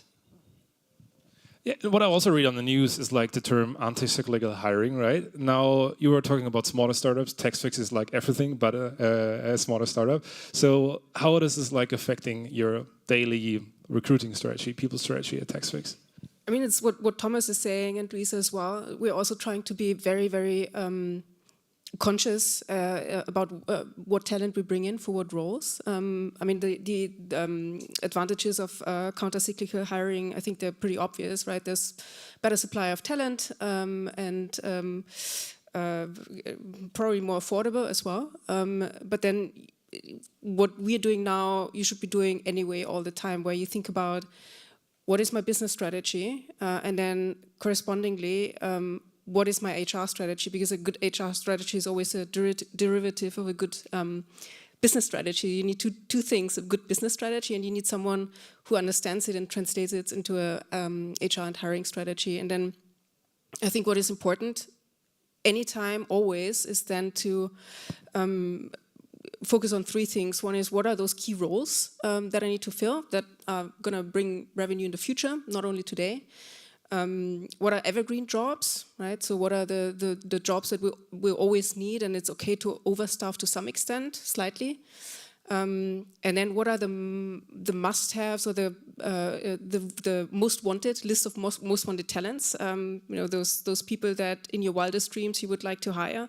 It's probably a good time to approach them now and see if there's surprisingly some openness. But all of this, I think, based on a really good strategy. What's my business strategy? What are the initiatives, the missions that I need to achieve, and then what's the headcount I need for that? I think is extremely important. You interestingly said anti-cyclical hiring is more affordable, but at the same time, everybody just tries to reduce their payroll right now, their paychecks basically. So isn't it maybe something only for corporates in the end, because they can afford to overstaff teams? Because when I ask a founder right now, and I tell them, hey, overstaff your team right now because right now it's cheaper, they are like, maybe I can interrupt here, sorry, but you should never overstaff, I think. Maybe just for those evergreen jobs, there will be very few. I think, if anything, you should always, slightly understaff and create some kind of scarcity, because that will increase creativity and innovation power in the team. Is it something only for corporates? We're not a corporate, I hope. But of course, we just had our financing round, so that's also good timing for us. No, I think it's definitely something that also smaller startups should think about all the time. You always have churn, right? You'll have people leaving and making space for more. So this is where you need to look into roles. What are the roles and key positions that I need to have? I think that's another mistake that startups make, and also bigger companies, where they now look into kind of low performance management. And use this kind of time to maybe rid themselves of some talents that won't help them in the future. And I think the mistake here is that you should look at this from an angle of roles and not people. And of course, you should always do proper low performance management, high performance management. But you might lose people, low performers, in roles that you actually need for the business. And that's I think the mistake here. First look at roles, and then look at structure, and then look at people second. Thomas, you have a better overview about companies of different sizes. How do you see this with your clients, among your clients, and what are you advising them to basically, on which strategy, on which framework they are working or should work? So I think the bigger the company gets, the easier it is to do anti-cyclical hiring. Why? Because you see cycles, right? It's going up and down, and you can also see that sometimes maybe you lose more people, sometimes you hire more people, and then just based on the overall volume, it's easier to do for bigger corporations. I think for scale-ups, it's really mainly about focusing on the internal capabilities, maybe also from a recruitment function, to staff them or also train them and equip them with the right systems, principles, competencies, that they are also able to do something else than just hiring for hypergrowth and filling some certain roles, but also having maybe a bit broader understanding, a bit more thoughtful understanding on how to approach recruitment, and becoming also this more strategic partner, as Eva said, to have a bit of a more commercial understanding, being closer to the business units they're recruiting for, and really kind of being part of it, and understanding how to think like a manager, and also then advising them properly and delivering the right insights from the market that ultimately translate into the right decisions that should be positively contributing to top-line results or becoming more efficient as an organization. And I think for these early-stage startups, they're maybe not so affected by cycles, because you're just getting started and you need to be able to just maybe hire your first positions, or you hire for a role that you never hired before that's happening on a daily basis there.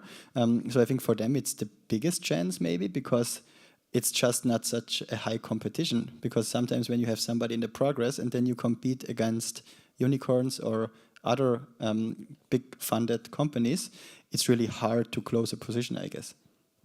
Talking about early stage startups, I think this is your field of expertise. Do you agree with Thomas? Absolutely. I think I mean, I probably do need to iterate. Within our portfolio, I'm more focused on the earlier stage, but we have companies, 10,000 employees plus, so we do have a spectrum of employees within there. But yeah, I mean, I completely agree with everything that Thomas has said on that side. When we maybe want to take another look, like more in the future, in the upcoming months, like what do you see in like 6 months, 9 months? Should really companies start to like hire now, or like how should they plan over the next 6 months, 9 months? So much stuff happened over the course of the last months, even weeks actually. So how should they plan now for 6 months, for 3 months, or even for 9 months? In which direction? Well, companies always should be planning. So, and that's just good business practice. However, I think maybe the advice that we're giving our portfolio companies is if you are growing, grow intentionally. So I think I mentioned this before. Previously, companies were just land grabbing, throwing people at a problem, which I think you can't do anymore. You have to be very, very intentional. So we work a lot with our portfolio and looking at their kind of like organizational design and what are the key objectives, what do they want to achieve, and then planning for that accordingly. And then, unfortunately, we do not see that these more challenging times are probably going to, you've probably got about 18 months of this. So think about, if you're not able to raise your next round of funding, work backwards. You've got a finite amount of money. Look at your burn rate, work backwards, and that can be a very, very good way to plan your workforce. Aoife, you said like you luckily got this funding round. Not lucky you got this funding round quite soonish. Very well deserved. For sure, nobody's saying something against it. How do you plan then? Like if you do not in this position of like an early stage startup or like without any funding, how you plan over the next months? Like any key objectives? I learned just before we started this panel that you onboarded like hundreds of people this year already. So how does this next 6 months look like? Yeah, it's a good question. And we're learning as we go. We're just training this muscle actually at the moment. How we're planning, so like most of you do probably have an OKR system. We first have a vision and then kind of longer term strategy, and then defining down to smaller goals.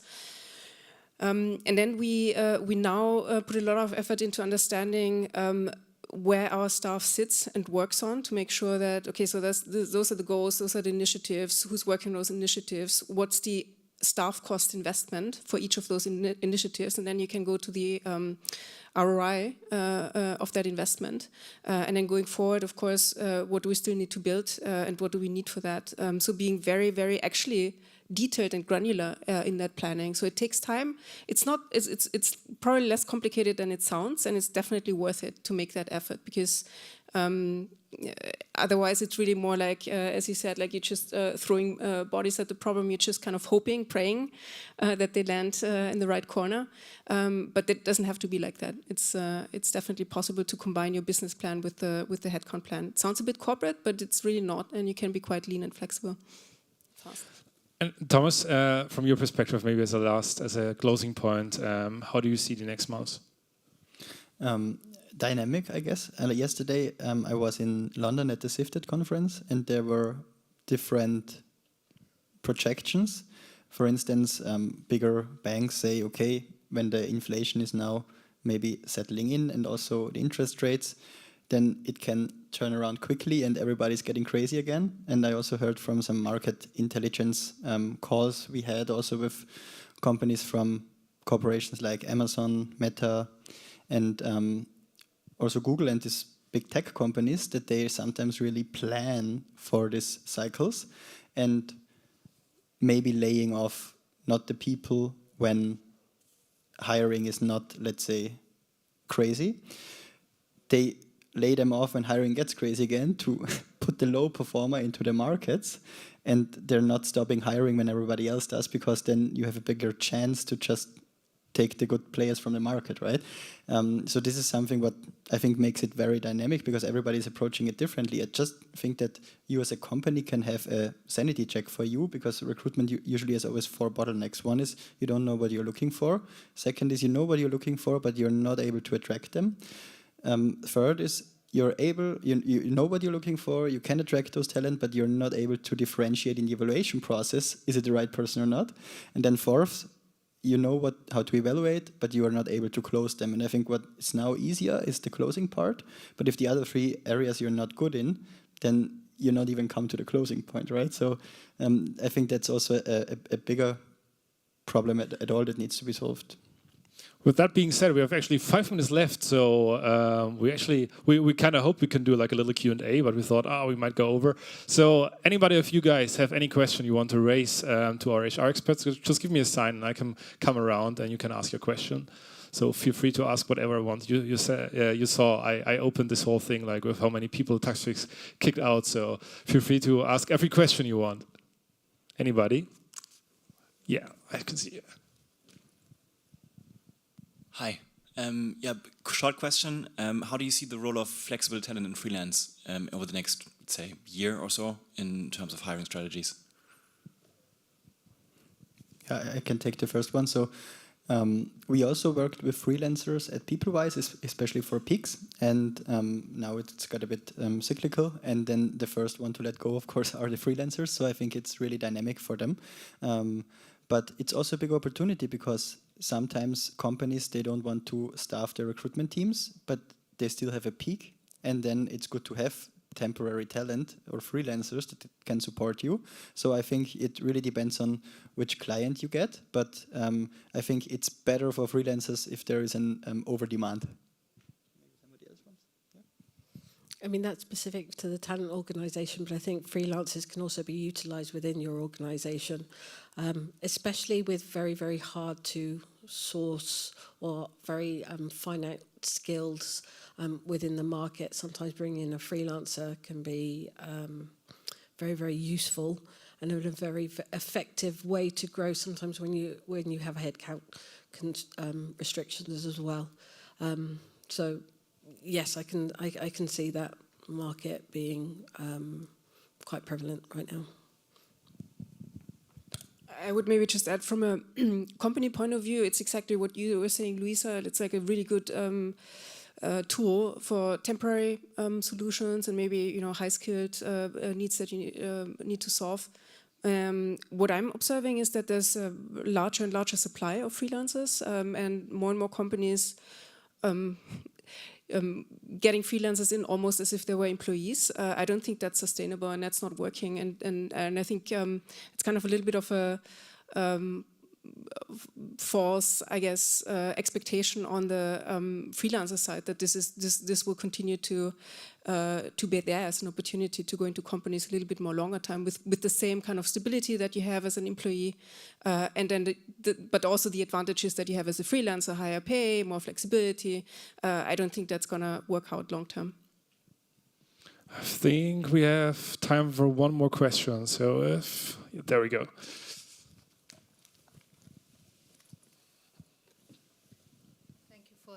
Coming all the way here. Similar question to freelancers. In the portfolio companies, do you now see that there is a shift towards low-cost countries like Southeast Asia, etc., for longer term? So if you say that funding is not coming for another 18 months, so are the resources moving to those countries, outsourcing? Those are conversations actually we're potentially having. I think there's still some concern, especially with earlier stage organizations, around time zones. So it's quite interesting. This is actually quite a common conversation that I'm having when we're building organizations. Are we looking at remote working, hybrid, or at premise? Yes, there are, if you go over to Asia, I've worked in Asia as well, so I know that market very, very well. There's some fantastic talent out there, but it's normally the time zones that can be very, very challenging, especially when you're building a product. You need to be able to work and have meetings, and that's normally the biggest challenge.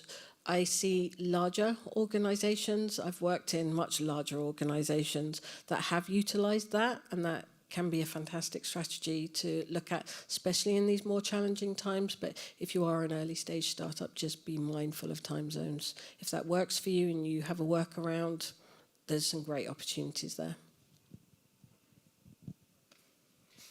Yeah, I can only agree. I think there's great talent, and that can be utilized very well. I think the time zone, I see a lot of providers also shifting or adjusting their shifts to European time zones.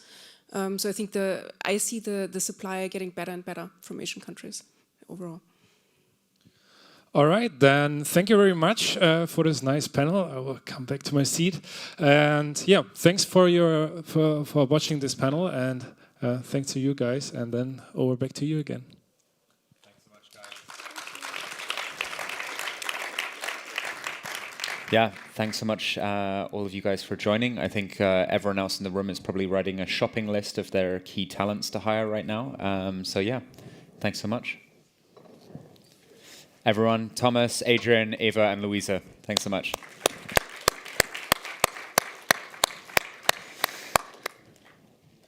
All right. So our next talk is going to be on the physics of sales. So you're interested in the sales topics, please hang around and join that.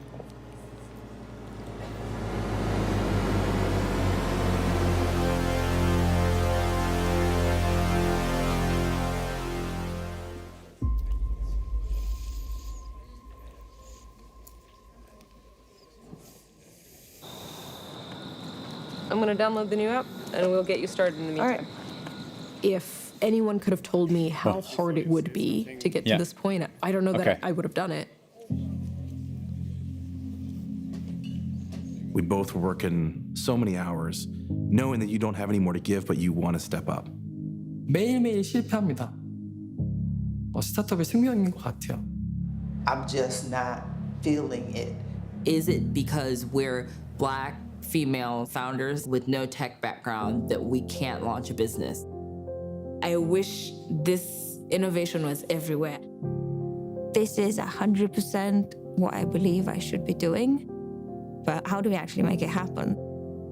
That cost of failure is so high. It's a lot of responsibility to have. Ashley Ammons and her mother, Carrie Schrader, mother-daughter team who founded this. As an entrepreneur, your first job is to find the place and the people that get you, feel you, support you, champion you, and go there and conquer. It's good to have a community, not just of people that believe in you, but people who are facing the same challenges. I don't think that I would have made it this far without the feeling of community that I found here. Women in my age group come up to me and say, "You have inspired me to do what I've always wanted to do." You put another brick in the wall today, and that's what we're doing. It has pushed me to be not just a tech innovator, but a guiding light to other people. I had permission to dream. I don't think I had that.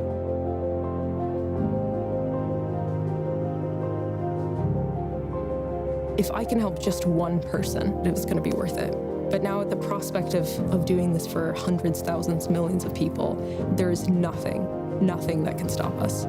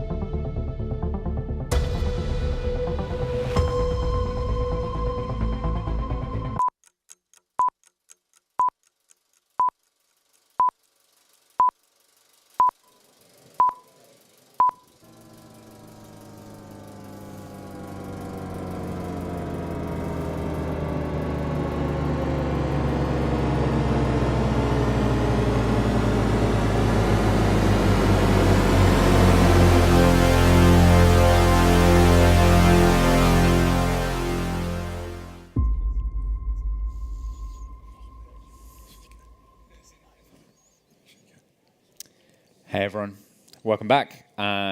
This session we're going to be talking about sales. We're actually going to be getting a talk from the Director of Sales from Project A, Raul Purian. He's going to be talking about how to break down the formula of successful sales. And even for someone who really hated maths at school, like me, he's actually going to make this kind of formula breakdown accessible and actionable for all of you so that your sales can be just as successful as his are. So without further ado, I'll welcome to the stage, Raul.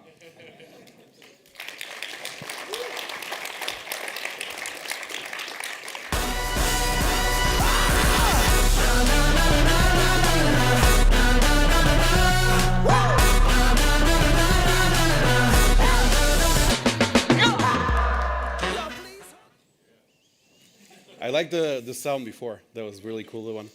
Hi, everyone. I'm Raul. I'm Director of Sales at Project A.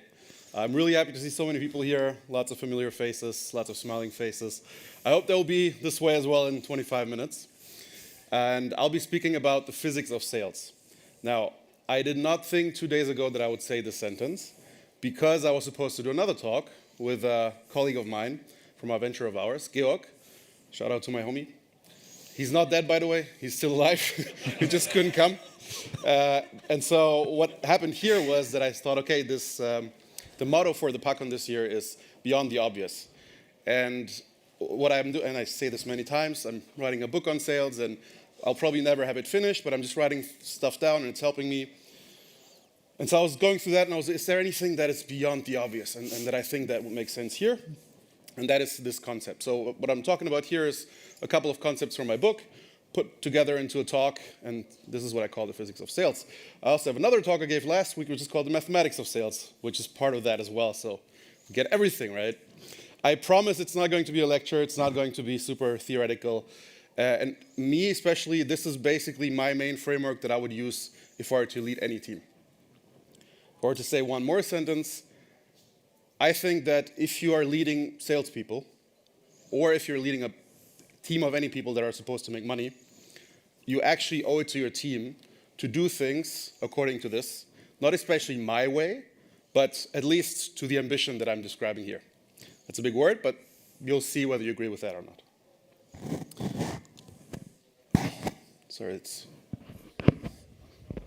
I hope it's better. Should have shaved.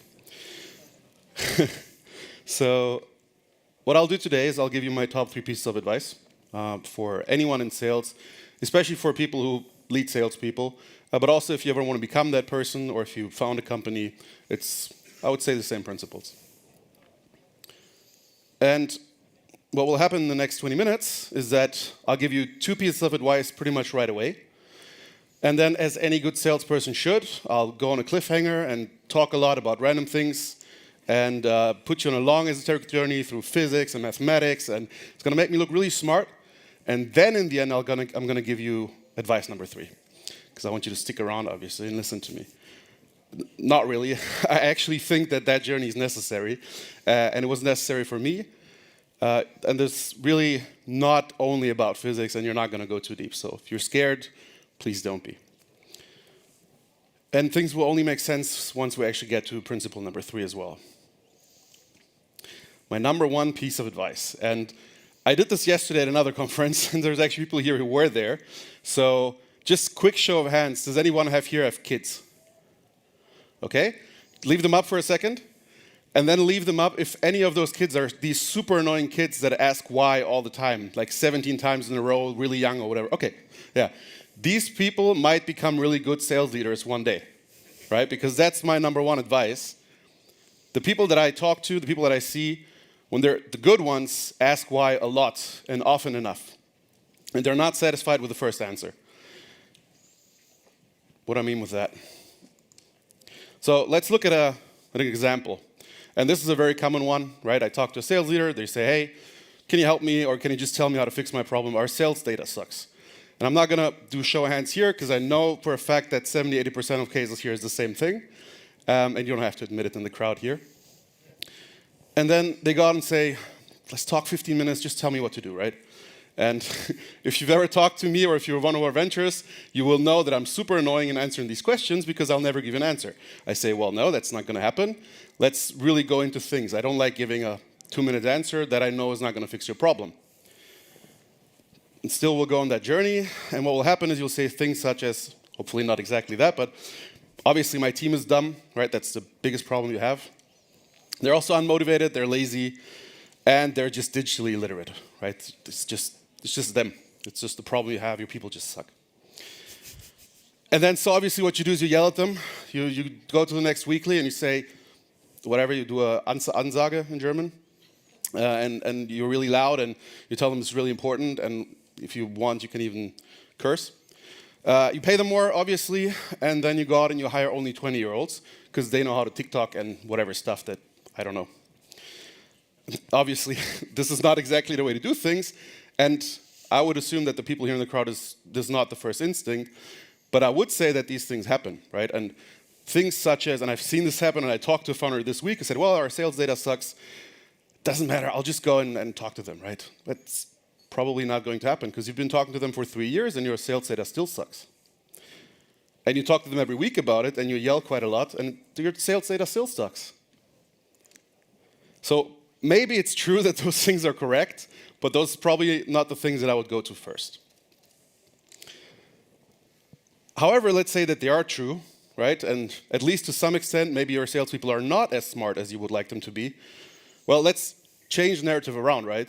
You hired them, so maybe your training sucks, or you're not training them at all, or maybe you're just hiring the wrong people. If you think that salespeople need to be way above average smart, smarter than the average salesperson, then go out and find them. If not, then you suck, right? And it's the same for maybe your processes suck. Maybe they don't want to enter the data because it just takes 12 minutes to update a phone number. So maybe that's your fault. And it's the same for a CRM. And that's at least maybe the first step to changing things around. It's still not enough to fix the problem, but it's probably a way better idea to ask that, and because you can do something about that much faster. I think that's still quite obvious, but we want to go beyond the obvious, right? So let's go to number 2 advice. Look for the particle, and this is where the physics part will come in. And what I mean with particle, again, I won't make it too complicated. Let's go and one step deeper here and say, okay, we figured this problem out a bit, and we know a couple of things that are going wrong in the way people enter the wrong sales data, or they don't enter data at all. And so I just have some here. Maybe they have different data in 2 different places, even though they should be the same. Or the data is not going back to marketing as it should, because marketing is supposed to do some CRM stuff with it, and it's not really usable. Or another classic, marketing gives them a lot of data, but they don't even know how to understand it, right? For example, there's lead sources, but the lead source is this long, and it's like, yeah, people are laughing because you know what I mean. It's cryptic, and it says, I don't know, whatever nobody can understand and read that thing. So, okay, we do an assessment. We say, okay, you need easier data entry. Okay, that's very logical. More automation, just make them enter less data, right? That's a very obvious first fix. They need to understand what they see there. So maybe make those codes that they get from marketing not codes, but make them something that they can actually read and understand. And they also need to know that something happens after, right? So someone depends on the work they do, and tell them what that person does with that. And this is where I get to the principles, right? These things actually have something in common. Because the first 2 can be fixed by a CRM, partially. The second 2 can be fixed by sales and marketing alignment. Not 100%, and this is really just an example. But it's here to show that almost everything typically depends on multiple input factors. And if you only look at one thing at the same time, you're not going to find the particle that it really leads you at the end. And that was a very complicated way of saying that if you fix CRM, it's going to fix many more things than just data entry. But to fix data entry, you need to fix more than CRM. You're probably going to have to do some CRM parts. You're probably going to have to do some sales and marketing alignment. You probably have to do some training. And your onboarding materials are going to be better. And if you need to, you might even have to pay people to enter better data into the system. So that's what I mean with the particle, right? At the end of the thing is an input, is an output, and at the beginning of the thing is an input. And there's typically not just one-to-one correlation, but there's lots of different inputs that lead to a lot of different outputs. So whatever you work on leads to lots of different things at the end. Hope that makes sense. Now here's where physics comes in. And again, we're not going to go too deep into this, but I know you're going to recognize one of these people, but does anybody recognize any other of these people? One person recognizes one, okay. I know everyone knows Albert Einstein, but the other you probably heard about. So the funny-looking guy in the top left, Sir Isaac Newton, and maybe you know what he was famous for. Laplace, Schrödinger, famous for Schrödinger's cat. Einstein, very famous. And then Max Planck, who also a lot of people in Germany know. And we're going to go through what these people actually discovered and what they mean for modern physics and what they maybe can teach us about sales, or at least maybe I can talk to you about the way I think about sales. And I promise I didn't study physics or anything. I'm just someone from the outside looking in, and I'm definitely not qualified to tell you exactly what they found out. I'll just do it on my way, right? So Newton, I think this one is probably the easiest. Basically, Newton's the guy that sat under a tree and then an apple fell on his head. At least that's the legend. And he said, yeah, why does the apple actually fall down? Why doesn't it fall up, right? And so he discovered gravity, right? And gravity, at the end of the day, is just a law. And that's what Newton actually described as, well, there's actually laws that make things depend on each other and move in a certain way. And so he's a guy who basically described how planets also moved in the end. Laplace, I think that's probably a bit more difficult for people. He said, okay, and actually these people sort of came in succession, so they built on each other.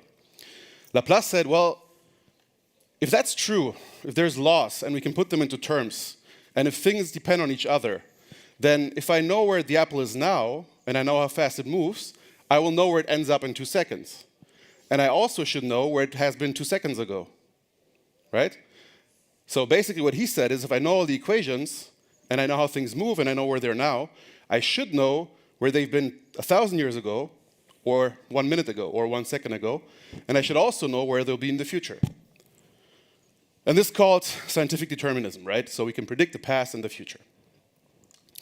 Third guy is Max Planck. In quantum physics, quantum mechanics, whatever, quantum at the end of the day. Again, I'm not the pro. I'm just interested. So Max Planck was looking at a time where people said, okay, everything's made up of atoms. He said, okay, is there something below that? Because atoms are quite boring, actually. If you were into chemistry, atoms, all they do is, there's 3 different kinds of atoms, and they're made up of 3 different charges, neutral, plus, and minus, but that's all there is to them. He says, is there something that goes below that? And that's quantum physics. And I'm definitely not a pro on that. But what he discovered was that, okay, there's things that make up even atoms, and they have 2 different quantities to it, which I'm going to get to in a minute. And that is, how fast are they, and where are they at any point in time? And these actually tell you how things really move. So the point here is that everything actually depends on individual particles that make up even the world in itself. I'm seeing questioning faces like, how does that make any sense for sales? I'll get to that later, right? Just bear with me for a second. Fourth guy, Schrödinger, and everyone knows that from Schrödinger's cat, which is sort of a different principle, but he's known for the uncertainty principle. By the way, with another guy called Heisenberg, who, if you've seen Breaking Bad, then you've heard that name before. And he said, okay, I talked about quantum physics and how there is charges and how there is actually speed and place and time for the quantum particles. He said, okay, is it possible to find these out? Because if we do that, then we can predict how the world works. And funnily enough, it's not. So it's not possible to look at a quantum particle and say at the same time, observe how fast it is, but also where it is. And how it's basically moving. Which is a weird thing, I can't tell you why, but it's just the case. So we cannot observe everything at once. We have to focus on only one thing, and then the other thing we'll have to make up in our mind at the same time. And then this guy, last, I think this is the most famous, obviously. Einstein talked a lot about a lot of different things, but he's famous for relativity, general, but also specific relativity. And he said, okay, do these laws apply the same in every situation? And that's what relativity means, is that, okay, depending on the environment, things or objects move differently. So they depend on each other. And that's what I said here, things, but it could be a planet, it could be an apple. And that's where the circle makes a round, because the apple would fall differently fast on the Mars, or on Earth, or higher in the atmosphere on Earth. That's basically what he discovered.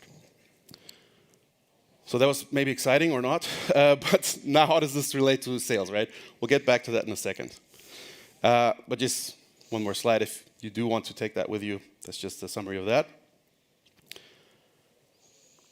If you really want to have a way already of thinking about this, and this is why I use these very unscientific terms to describe what these laws mean. I also wouldn't be able to do it much more scientific than that, but if you really think about it, this also describes sales in a lot of ways, right? How salespeople behave, what their result is made of, and how you can predict what happens and not, is made up of very many different things. If you look at, for example, a salesperson, they're not in a vacuum, right? They're dependent of the environment, of your phase of the startup right now, how the market is doing, how educated the market is.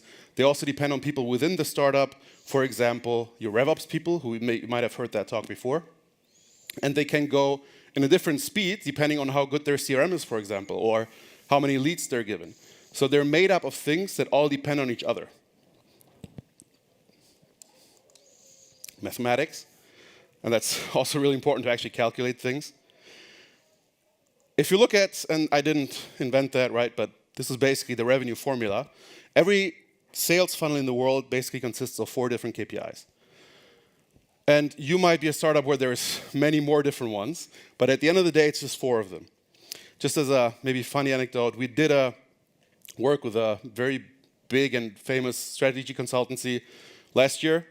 In one of our ventures, and they delivered us, and they did great work, by the way, so I'm not shitting on them, but they delivered a slide where they said, here's your KPIs that you should use. And there was 90 KPIs or so. It's one of the big ones, where you pay like 5 million euros for the project, right? Not that much, but a lot. And they said, here's 90 KPIs you'd be using. And so we went through them, and we said, okay, actually, that's the same KPI 70 times, right? It's the same thing, just at a different point, for a different market, for the different kind of salesperson. And it's these 4. It's always conversion rate, it's always sales cycle, it's deal value and number of deals. And any other number you would look at is either an input number of that leads to any of this, or it's a reformulation.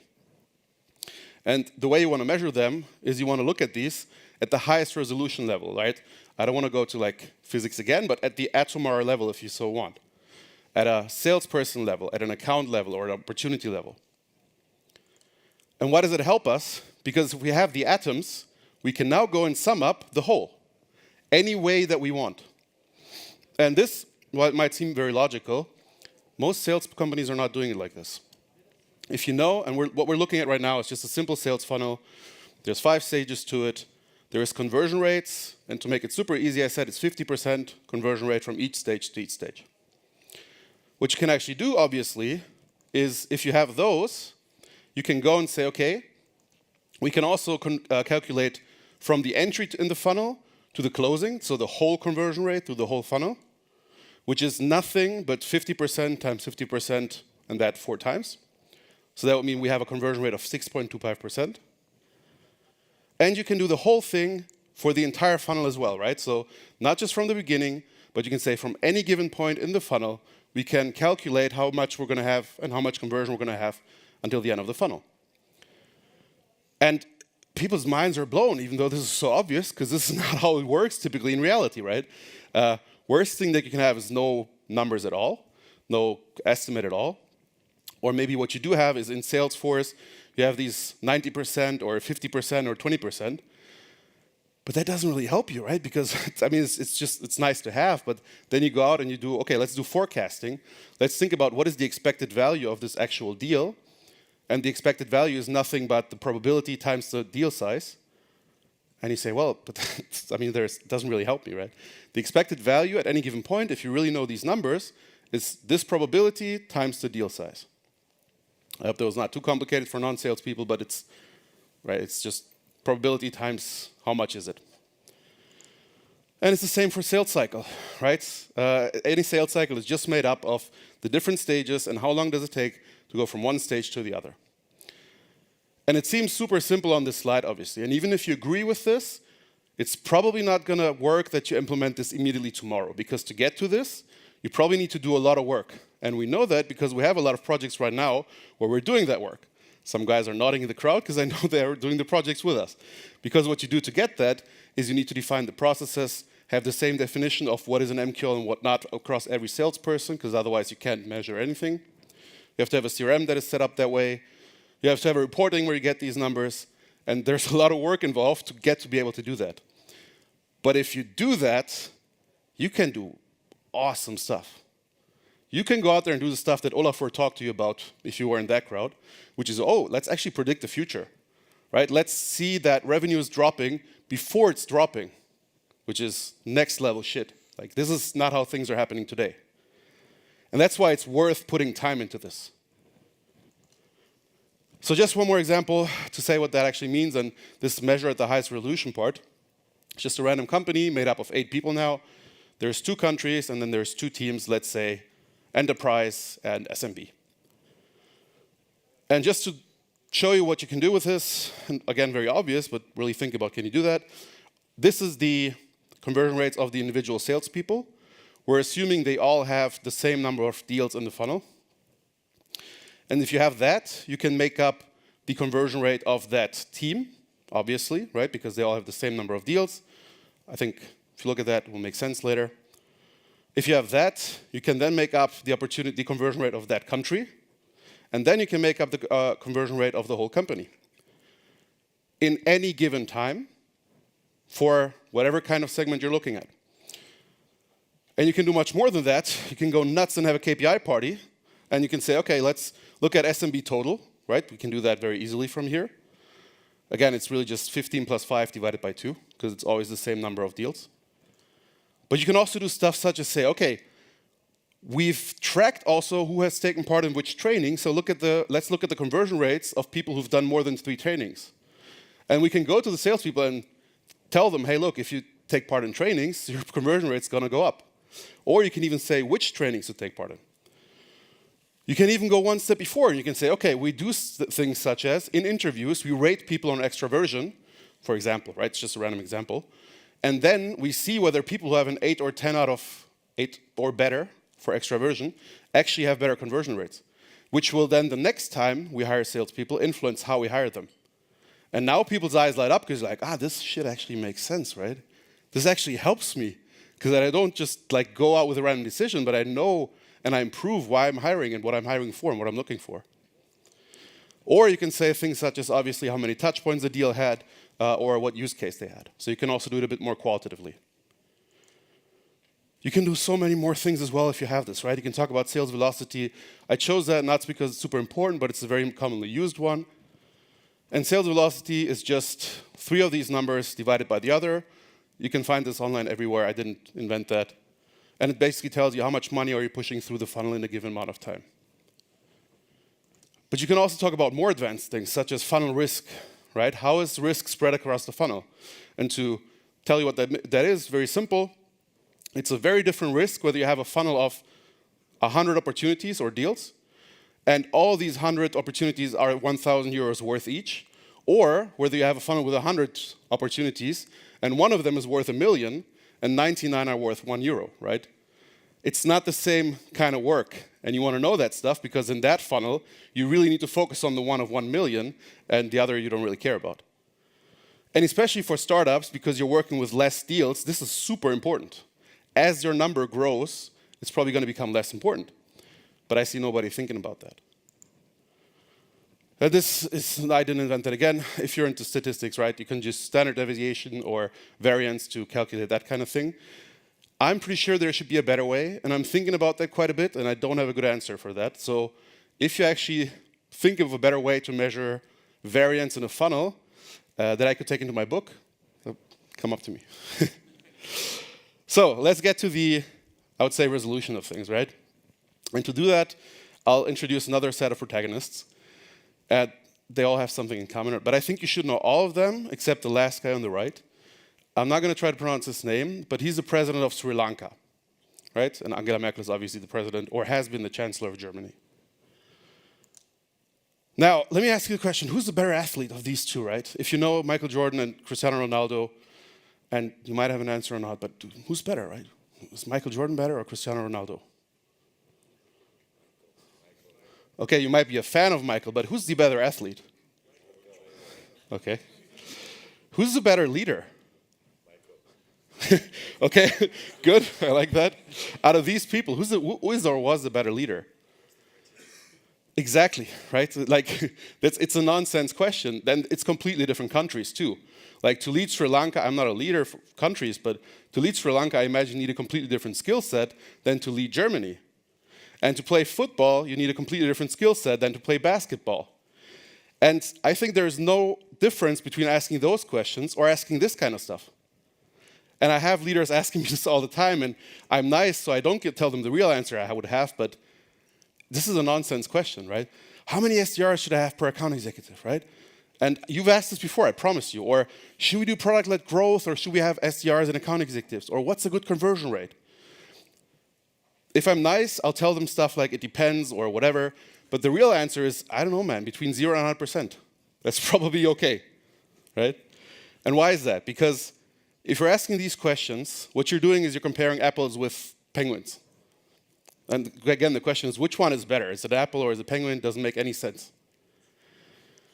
This leads us to the third principle. But one more thing before I go into that. This one is a slide, or a concept taken by Sales Hacker, but it was actually built by Winning by Design. These companies are doing great work, so I'm not shitting on them. But this is absolute nonsense, what they do here. Because what they do is they tell you, hey, how much is your ACV? That's what's on the bottom. And if your ACV is this much, then you should be doing inside sales. And if your ACV is growing, or if you have different segments where it's growing, you should do local sales. That's absolute nonsense. Because it's looking at just one of the variables, and people are believing this stuff. It doesn't make sense because, okay, what they're saying, the theory behind it is, the higher the amount of the deals, the more it makes sense to put more resources into it. Obviously, that makes sense. But they're not taking into consideration the conversion rates, right? Or the sales cycles. If you're closing these 1,200 euro deals with 99%, well, you should probably hire salespeople to do that. I've built up a sales team. We sold dog food on the phone, but we did 5 or 10 sales a day, and we made a shit ton of money because we had a very high conversion rate, very short sales cycle, and very small ACV, but it was worth it. So I hope you're getting what I'm trying to say. You cannot do these kinds of things and really make sense out of it. Now, by the way, Sales Hacker Winning by Design, they're trying to sell you stuff, which is not a problem. But that's why they cannot sell you the advice that you actually need. They can only sell you a concept, and you will have to take that and apply it. And this is where I want to get to, right? You're living on your planet. Let's get back to physics. There's things that are in common, right? There's laws of nature, there's physics, there's mathematics. But what's really specific to you is your company and your people and their motivation, your phase, the education and the market. And the only way to deal with that is not by hiring Sales Hacker or having their training, it's going to help. But the only way to deal with that is, sorry, let's jump over this. If you become a scientist of your own company, and this is my number 3 advice. And what I mean by that is, don't go out and, sure, talk to people, right? But they're not going to be able to ever tell you the advice that you really need. You can only do that. Or if you're lucky, maybe you have a sales ops person or multiple, or you have people on your side who actually think about all these variables and about what really matters to you. And they don't just tell you things such as, oh, you have 10,000 ACV, you should have 10% conversion, do this, right? That's what they do to sell you stuff. What you want is someone to think about your planet and how the laws are in your planet. And it's hard to do that because you're like, well, fuck, man, I don't know how to do all this stuff, right? And you have a team for that. You can talk to people. You can read books, right? You can educate yourself. And I don't think that you just can do these things. I think you should. You have a responsibility to your team to help them become better. And you have if you lead people, they expect that from you, right? They need you to not just go and say, oh, we have here Winning by Design. This is our business model now. Everybody knows it's just a charade. You owe it to them to do the hard work and think about stuff and tell them, this is our planet, This is what we know about it. Let's find out more, but let's also do it our own way. I think I'm done. Yeah. Good. I think I'm already over time, so sorry. Thank you.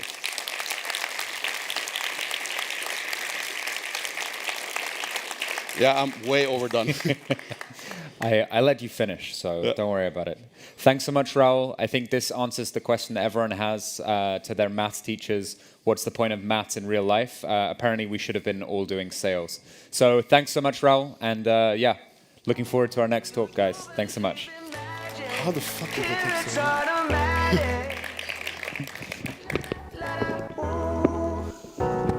Amazing how it's happening. Look here, Mom, we made it. It started.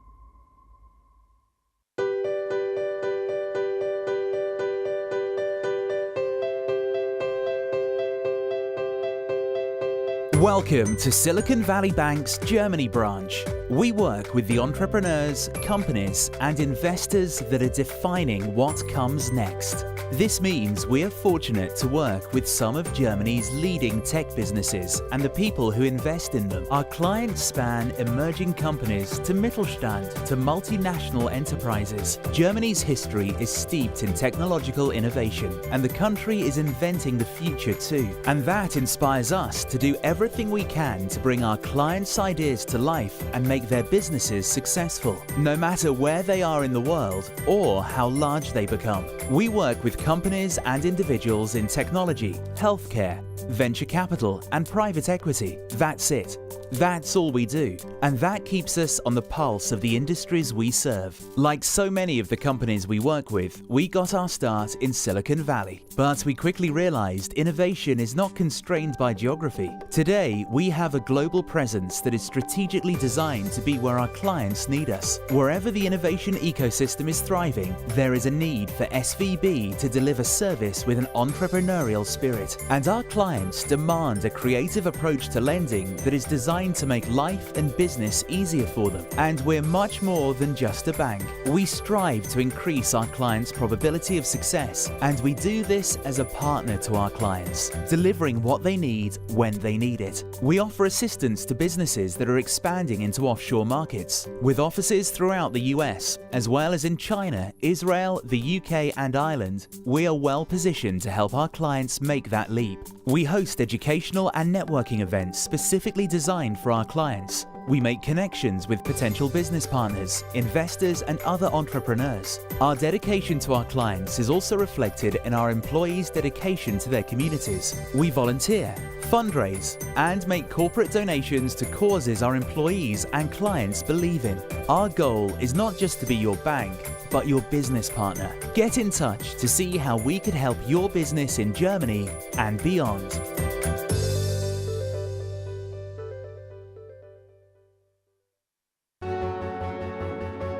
Of all the numbers that matter in business, here's the one that matters most: 7.7 billion. Because that's how many people there are on this planet. We believe in an inclusive, sustainable digital economy that works for everyone. So every day, we work with banks, merchants, businesses, cities, and governments to solve human needs with human ideas. Every capability we build on, every investment we make, and every partnership we enter into is driven by MasterCard's mission to improve people's lives. We're helping retailers reimagine how people shop, developing new digital-first payment experiences, helping independent workers thrive in the gig economy, enabling people and businesses to move money around the world, making transactions of all kinds safer and more secure, developing new artificial intelligence solutions to detect and fight fraud, giving people and businesses more control over their financial data, modernizing commercial payments for businesses of all sizes all around the world, empowering every business everywhere to drive economic equality, all in a pursuit of our vision of an economy where everyone can reach their potential.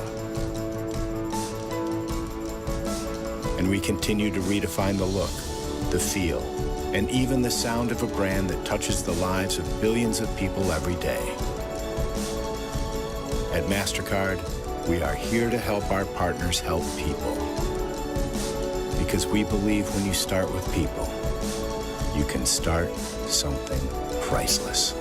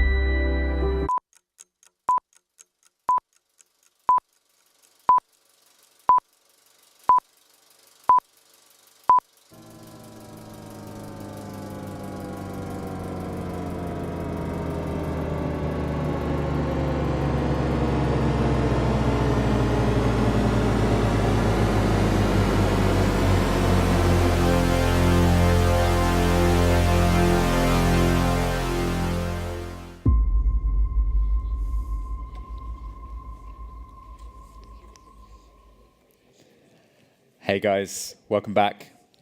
So for our next speaker, he needs very little introduction for a lot of people in the Berlin startup scene in marketing and podcast aficionados. So this is Philipp Glöckler. He's from the Doppelganger Tech Talk podcast, and he's going to be giving a talk on a different view on success. Is your startup a venture case? Because his certainly isn't. So welcoming to the stage, Philipp. Thanks so much. Thank you. Hello, Berlin. Hello, Pip. Let's talk and see if this works. Actually doesn't. Oh, it does. Perfect.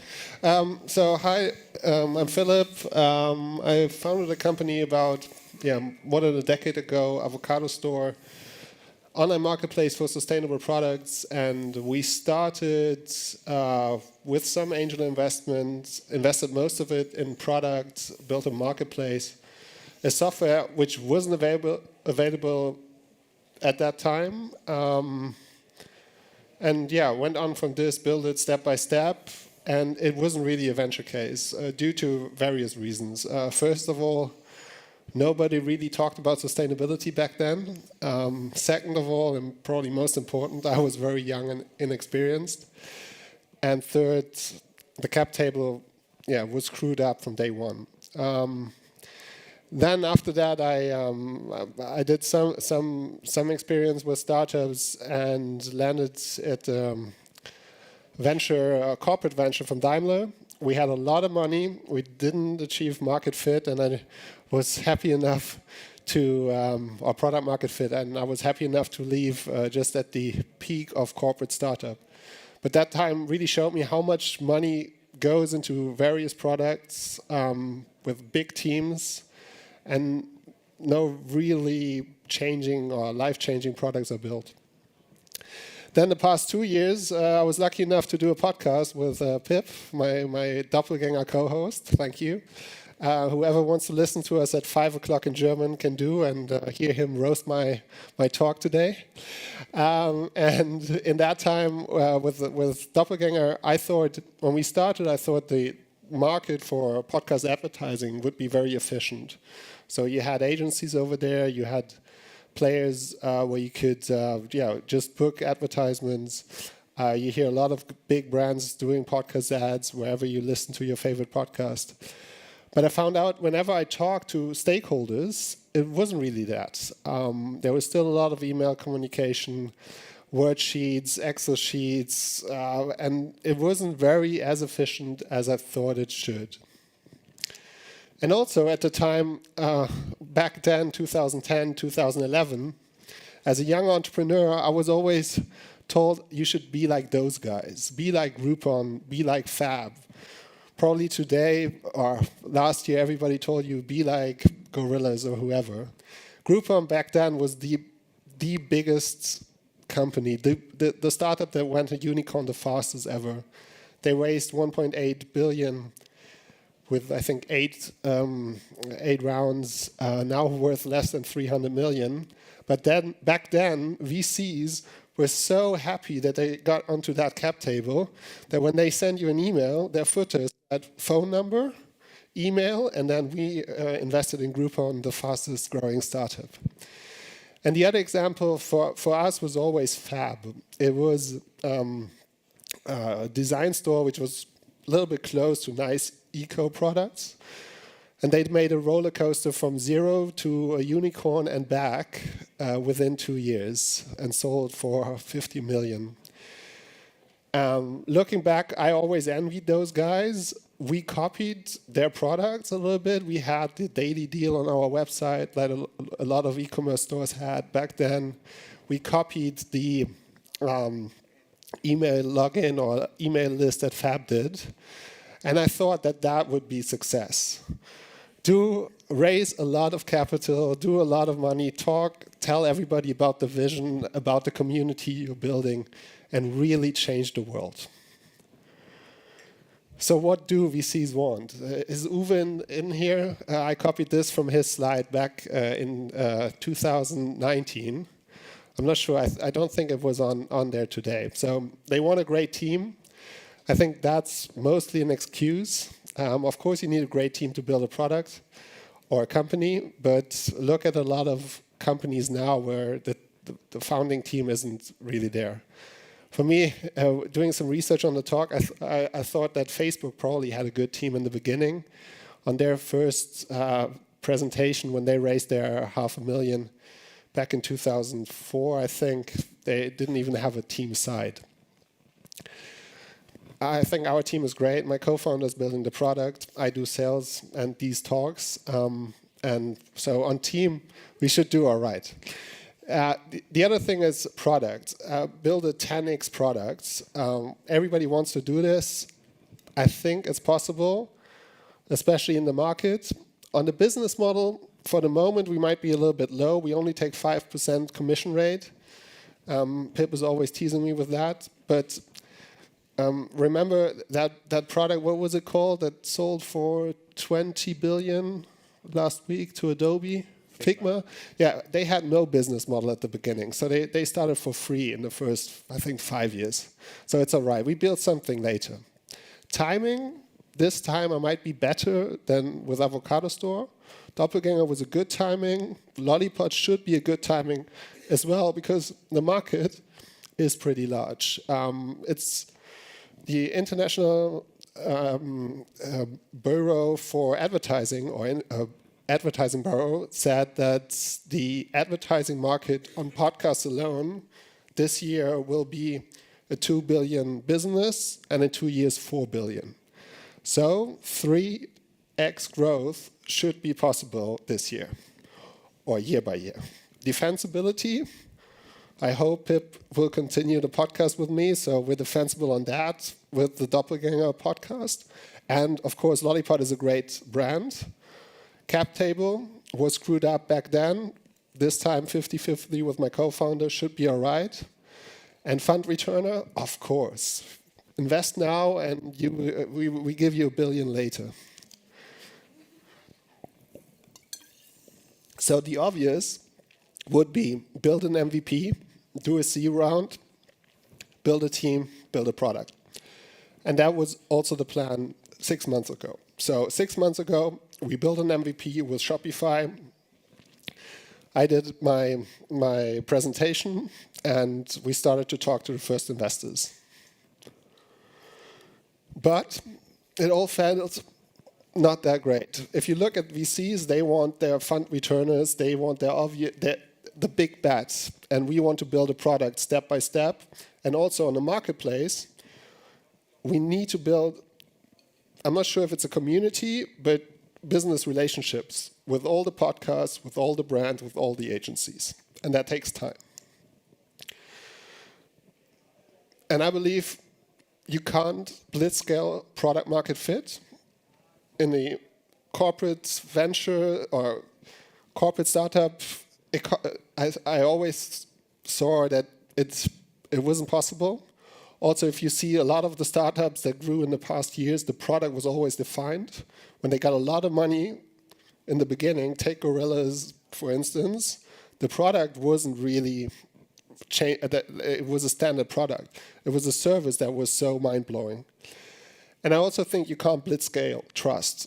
So maybe venture isn't the best for us. Plus, global recession, everybody needs to plan for the worst. The VCs are now suddenly talking about efficient growth. I'm not sure what that is. I'm also not sure what healthy growth is, but hypergrowth is not the best word for the moment. So maybe now is the best time to build something step by step and live from the money you earn.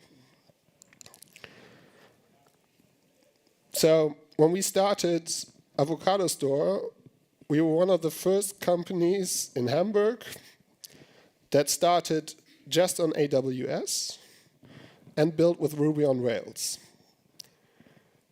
And if you look back now, AWS changed the game forever. It helped to, they changed the pricing. They also enabled companies to be way more flexible, way faster. You were able to ship something way, way faster.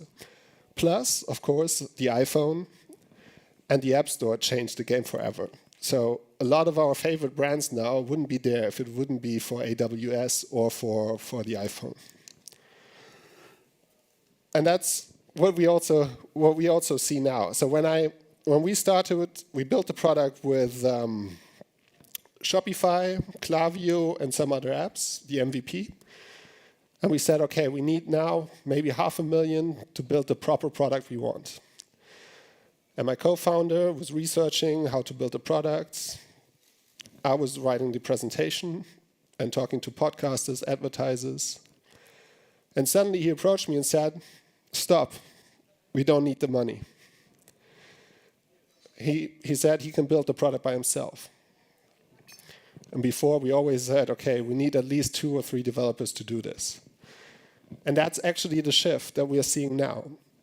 So my co-founder, for the past 3 months, was doing nothing else than using those products to build a product that 6 months ago we thought we need investors to build.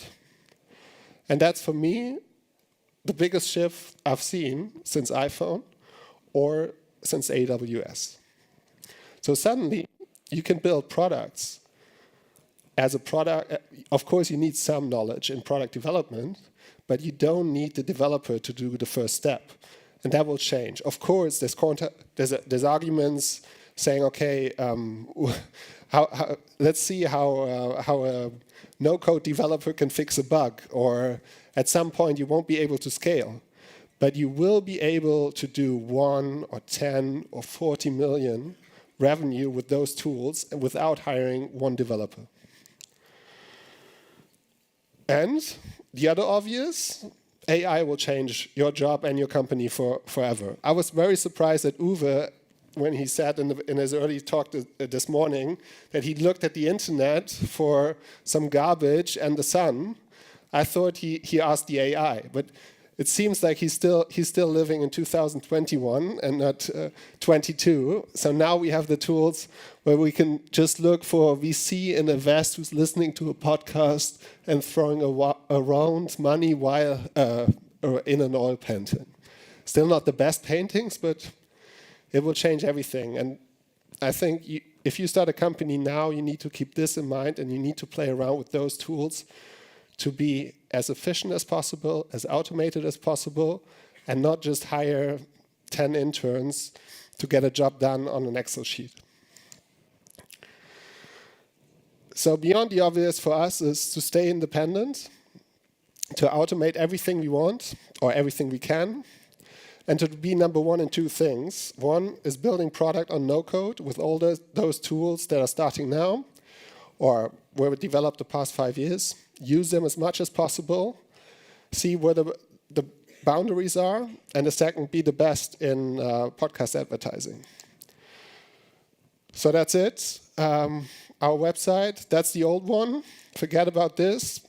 Today we're releasing ads.lollipod.de, and this is the marketplace the other way around. You know how you can buy ads on Facebook, on Google, where you can put in your budget. On there, you put in your brand, you put in your budget, you can say what CPM you want to pay and in what category you want to do ads, and then we do the matching, and the podcast can apply to you and your brand. So we're changing around how the podcast advertising works for the moment. Beta access is open today, now. Don't check it too hard or too much on your iPhone because it's not mobile optimized yet, but it works, and it's all built by one guy in his basement for the past 3 months. So success for us looks more like Mr. Beast and less like Adam Newman. Do something, try to be the best in one thing, and then start hiring once it's taking off. He started his first hiring after he totally understood how YouTube worked, and grew ever since, and changed the game from there. Thank you very much. QR code just for you.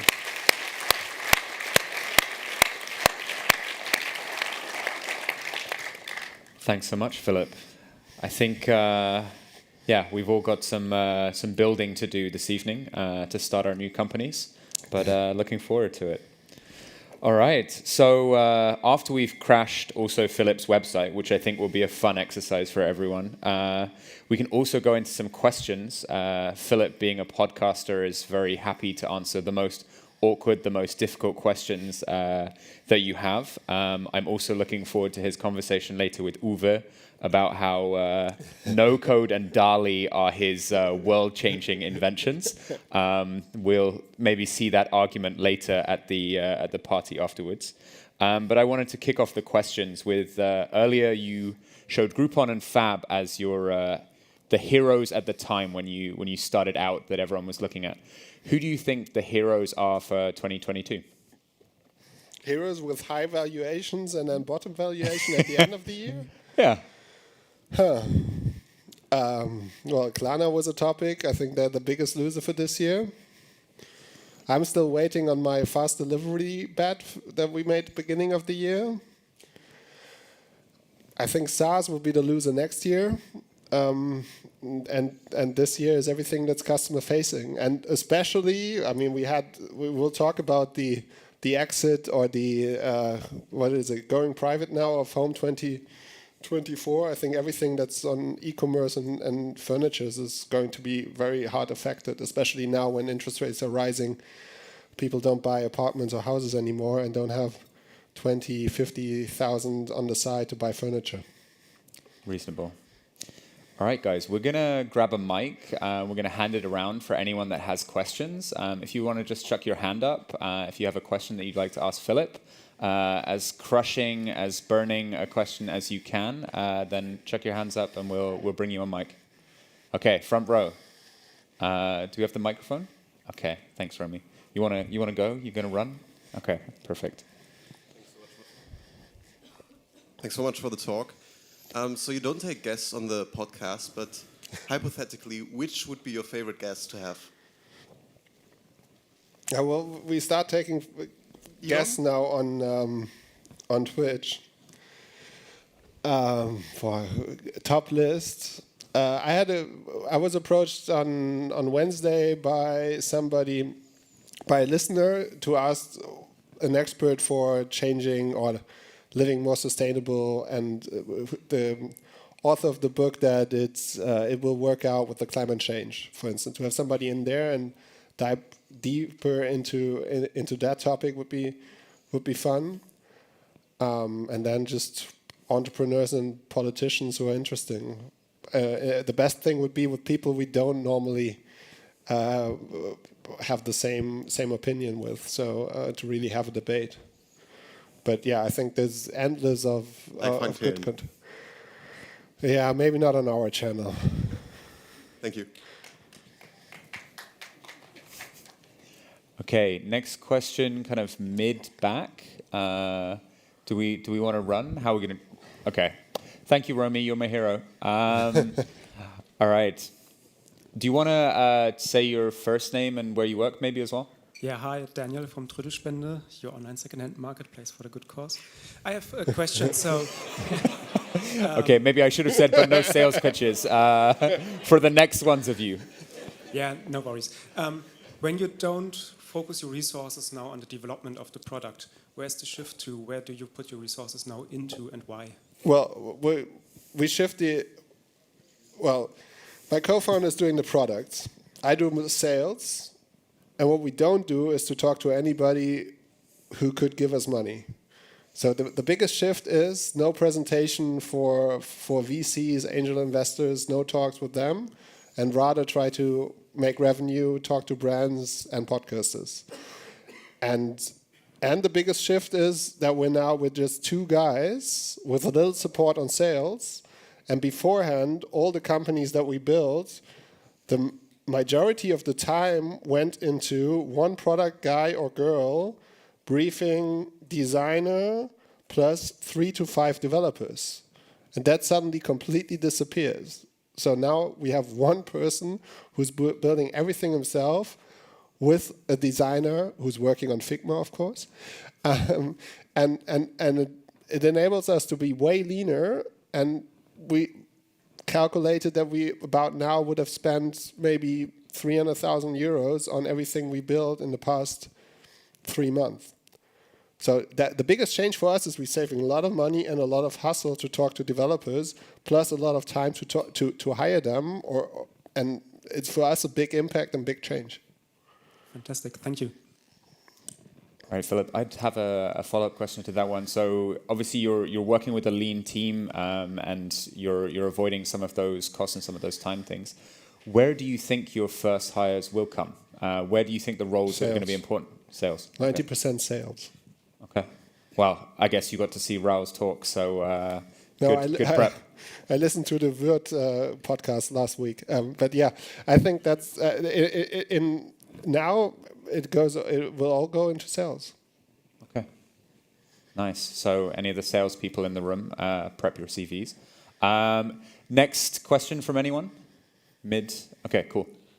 Hi, Philip. Also Philip from ID Now. No sales pitch. You said you don't need VCs for the money, but all the VCs here are claiming they are providing so much value beyond money. Are you lacking that, and how are you compensating that? Do you have external advisors or? Is it just money in the end?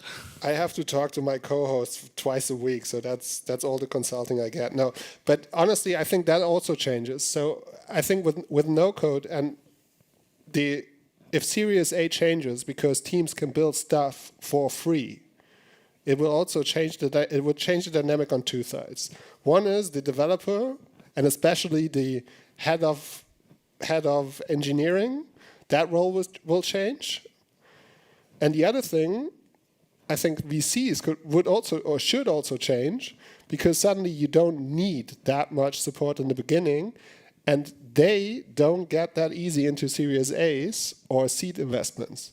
And if VCs don't get into seed investments anymore, you could argue that they're not really VCs but private equity firms, and they just compete on price. So I think the model that we've seen the past years might not be the one that is the one for the future. So it is more like enabling maybe smaller teams to build stuff, and then give them enough money to then do the hyper growth once everything is set. I think, Philip, we could have gone with a second title for your talk, which was The Ugly Truth About VC Part 2. You're stealing Uwe's limelight, but it's very interesting. We have time for a few more questions. Do we have someone that wants to ask the next one? Okay, top back.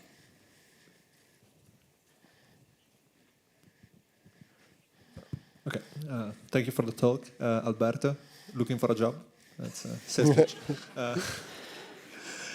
You mentioned the potential of low code, that we can automate everything. Do you think there are industries that can't be solved this way? Like, you are talking about products that, yes, can be built with low code, but what about rebuilding a whole supply chain, for example, or solving the climate crisis in some sense? Yes, and probably no code is not the best way to build a bank. But that's not the business I'm in, and the business where like most of the VCs we know are investing in, unfortunately. I think you can build products. I mean, question is, how much can you gain if you fully automate or improve all the communications in a supply chain? For instance, do you need to call your truck driver to go somewhere, or does he know where to go and everything is optimized? But yeah, I think with no code, like, we're just building websites in colorful images and try to sell something on it. Uwe said we need to finally build something really good. I was thinking about that in the train. I'm not sure if what we are building is good. It might be good in the sense that we try to get some of the marketing money that goes into Google and Facebook and give it to creators. But yeah, we're not solving the big topics that we're having for the moment. Cool. I guess Google stopped saying "don't be evil," so I guess if you're taking money from them, it's not too bad. But they are in the audience, so we won't throw too much shade. Do we have more questions from anyone? Up at the back. Yes. Hi, Tino from Berlin Startup School. Thanks so much for the insights. I have two questions. Your co-host is a business angel himself. What was the feedback that he was giving you in the first place about the idea? And what is your personal goal or goals before you start collecting the first investments? Or what do you believe is important as the next steps until you then will approach business angels again? I think the feedback was on the podcast and it was quite nice. I'm not sure. He probably gives a feedback in the next episode as well, maybe at 5. For me, the goal is to stay independent as long as possible. I like the idea of, and I also think I'm probably a better guy for doing my own stuff and trying to be independent. It's at least the most fulfilling with the podcast, that we can do whatever we want and we don't have anybody, just us two and Janos de Orff, who's trying to cut us two together. And with Lollipop, it's the same, and it's with a similar co-founder who's very good in product and very good in marketing, and just go step by step. Cool, thanks. All right, do we have another question? Okay, we got one on the front left.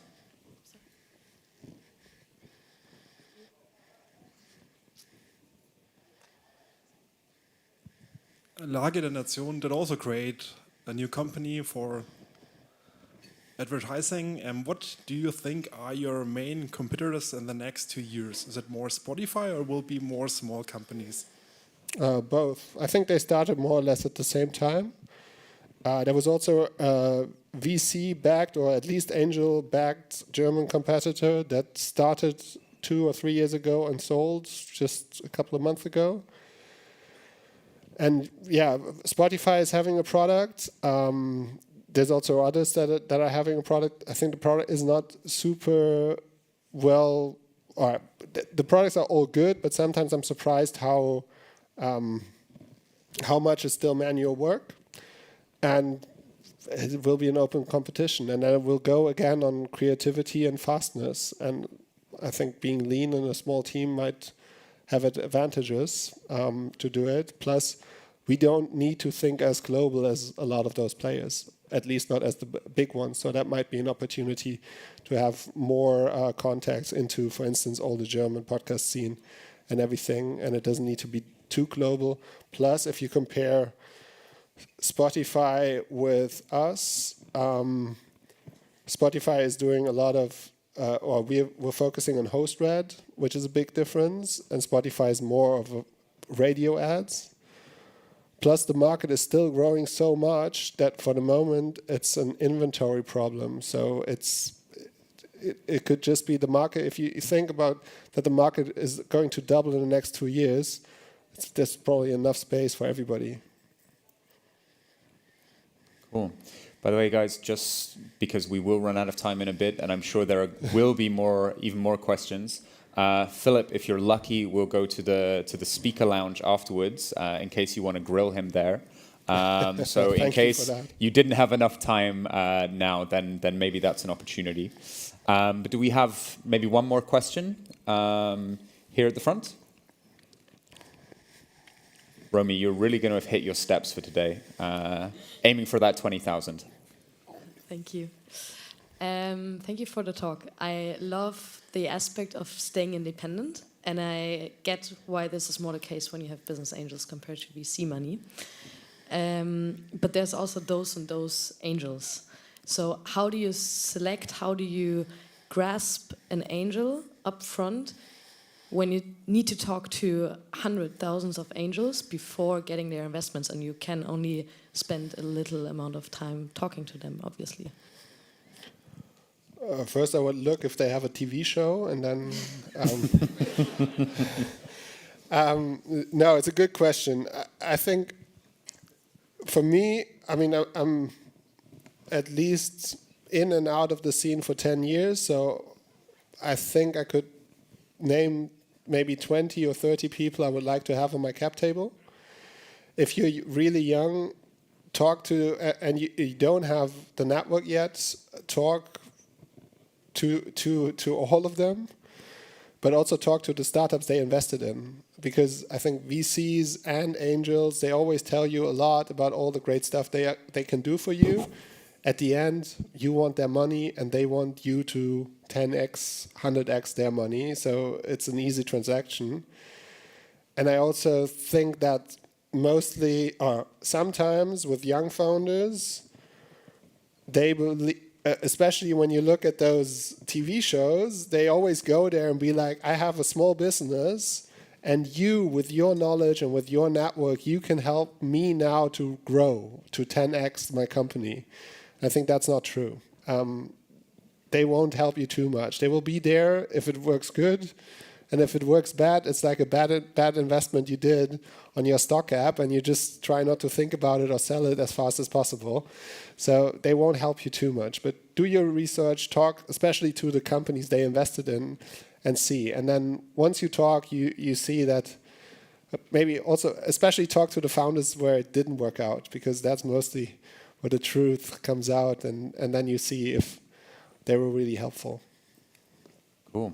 Well, thank all of you for all of your great questions. It was really awesome. And Philip, thank you so much. And everyone, stick around. We'll have more talks. Thanks so much, Philip. Do you believe in magic? Here it's automatic. La la la, ooh. Amazing how it's happening.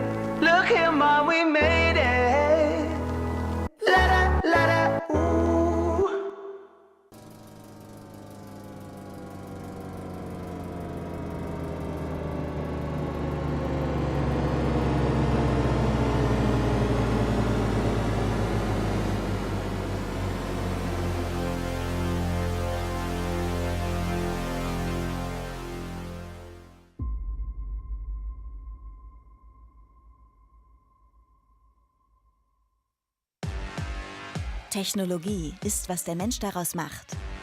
Oder Millionen von Menschen. Technologie bringt uns zusammen. Und zusammen können wir alles erreichen. Wir sind die Gigabit Company. Das Netz ist unsere Aufgabe. Damit verbinden wir Menschen und Maschinen. Jeden Tag. Und bauen an einer besseren Zukunft. Unsere Vision? Die Gigabit-Gesellschaft in Deutschland. Jeder Zweite im Land ist unser Kunde. Zusammen geben wir immer neue Anstöße. Von Gesundheit bis Bildung. Von Politik bis Familie. Wir halten Deutschland am Laufen. Selbst dann, wenn die Welt stillstehen muss. Ihr seht uns nicht, aber wir sind immer da. Im Boden, in der Luft. Mit euch auf der Couch. Und bald überall. Mit dem ersten 5G-Echtzeit-Netz für Deutschland und maßgeschneiderten Lösungen für Unternehmen können wir zusammen Neues schaffen. Fähren lernen, autonom zu fahren. Fußballspiele werden in Echtzeit mobil übertragen. Wissenschaft und Wirtschaft revolutionieren sich selbst. Wir können Container digital sichern, kochen wie Profis, in den Autos von morgen die Zukunft erleben und unseren Kindern die ganze Welt an die Hand geben. Mit der technologischen Power unserer Netze. Und mit den Menschen, die sie nutzen, ihnen Leben einhauchen. Bunt, jung, alt, völlig verschieden. Laut, still, stolz, anspruchsvoll, umweltbewusst, genau wie wir. Das ist der Herzschlag einer neuen Zeit. Alles verändert sich. Und zusammen können wir alles verändern. Mehr Schritte aufeinander zu. Mehr Fortschritt zusammen. Und die Welt heute, morgen, jeden Tag immer besser machen. Das ist Together We Can.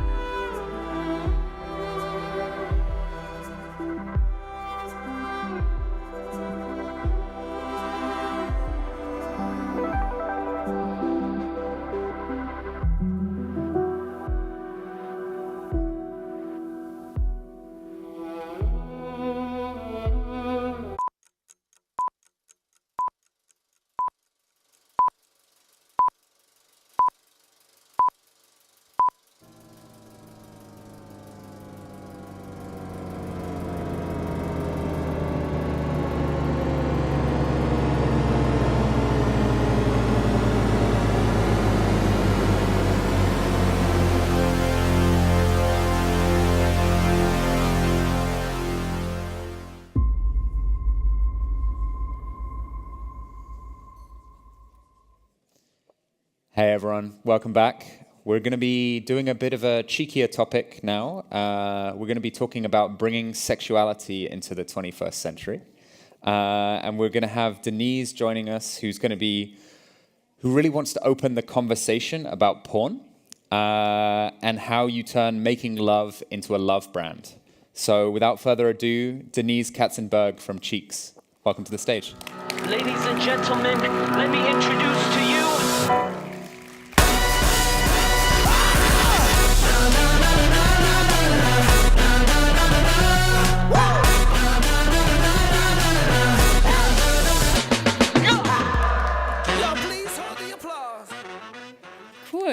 having me. Of course. Yeah, you spoiled already. So I would like to talk today about the oldest, coolest, and biggest market on the world. Yeah, it's not food, it's not fashion, it's porn, and it's $100 billion. Every fourth click is going directly to porn. So it's 1, 2, 3, porn. 1, 2, 3, porn. And yeah, and also 8 of 10 persons are consuming on a regular base. So it's 1, 2, 3, 4, 5, 6, 7, 8. You both not, but really a lot of people. If you really can see it, it's yeah, it's huge. And the funniest part is that no one is ever talking about this topic. It's so strange, because we know the demand is super high, everyone is involved, and you never read any articles, you are never talking to your friends, never with your parents about this topic. And yeah, so I was thinking, why? Why is it such a taboo topic still in these days? And I also did a lot of research for you guys. And I found out that there was a super strange rule or law. It was called, in German, Sittlichkeitsgesetz. It's from the 18th century, and it was not allowed to show porn in public and also not consume it in private life. It was not allowed to show pictures, but back in the days there haven't been photographies, so it was also not allowed in literature. But this was already 300 years ago, so super strange. Why are we still stuck in this century? And yeah, I went through the streets and I have seen a lot of commercial spots with super over-sexualized people. So you can see always this super nice women in these tiny bikinis, and it's all about sex, but no one is talking about it. And on the other hand, it's, for example, not allowed to show the female breast in public. The male breast is fine, but female not. And there's so much censorship. Our Instagram account got deleted yesterday again because we showed a naked part of the body, and it wasn't super sexy. It was just pure, and it's still not allowed. And also, if you think about porn, you don't. It's not super difficult to enter a user-generated content platform. I don't want to say these names, but I guess you know which platforms I mean. It's just one click away. You're just entering, okay, I'm older than 18, and you see all the full content. And on the other hand, you are never talking about porn in school or in your private life. It's really eliminated. No one is explaining, okay, this is pleasure, this is lust, this is sex, this is consensuality. And this is the strange part, that we have, on the one hand, a totally easy access to porn, and on the other hand, no regulations, and no one is ever talking about it. And my co-founder Max and me, we thought, okay, perfect timing. It's the hugest market. We have a perfect team, the two of us, and we have a huge problem in our society because no one feels really sexually liberated. We thought, okay, we definitely need to do something in this space. It's too obvious for us. And we tried to create a safe space for education and also for pornography. And we thought also it's a super easy business model. It's easy to scale. You don't have this language barrier. You don't need to have a rider hub, for example. Not thousands of people. Content you can easily license or produce by yourself. So we thought, okay, we should definitely start. And for us, it was super tricky to really make the difference. So how can we create a love brand in a really unloved space? Because everyone is thinking about horrible things if he or she thinks about porn. So we thought we should definitely do something totally different. We made everything super transparent. We started with our vision, super transparent with our team culture, super transparent. Our pricing is super transparent. So there are no hidden traps or fees. So we definitely needed to be absolute, clear, and also in our language. And also how we produce content. It's super, it was not easy to find the right content in the beginning, but we needed content who's consensual, fair produced. The people need to be fair paid. So these are all the things which is super, super important if you have a product in a space like we have, because the people or the consumers, they are thinking, okay, we don't trust you in the beginning. So you start at -100 trust points, so there's no space to have any failures. Yeah. But we managed this, and we also found a really nice team who could help us, and we thought, too easy.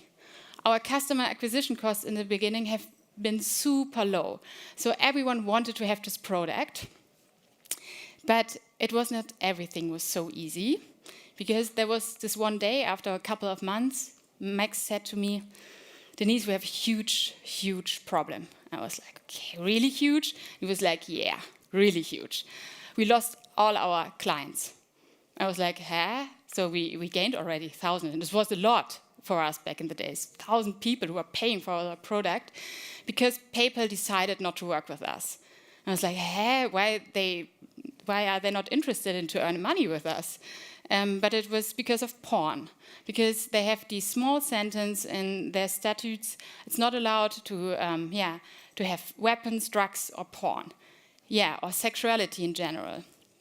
And that's not the only thing, not the payment provider. It's also LinkedIn. Our LinkedIn account got deleted because we published one article from, I guess, Süddeutsche about porn, and they deleted us directly.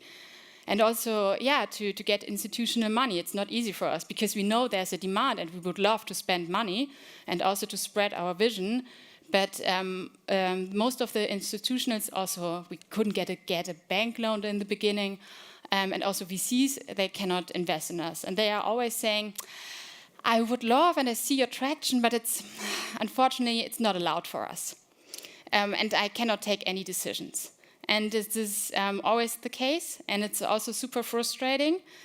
But I think if we really would like to change this problem and really to make the difference and create a world where we are really sexual free and feel a bit better, and also have to have a regulated space, we definitely need to invest also in this space. It's the biggest market, and it's the biggest opportunity we have right now.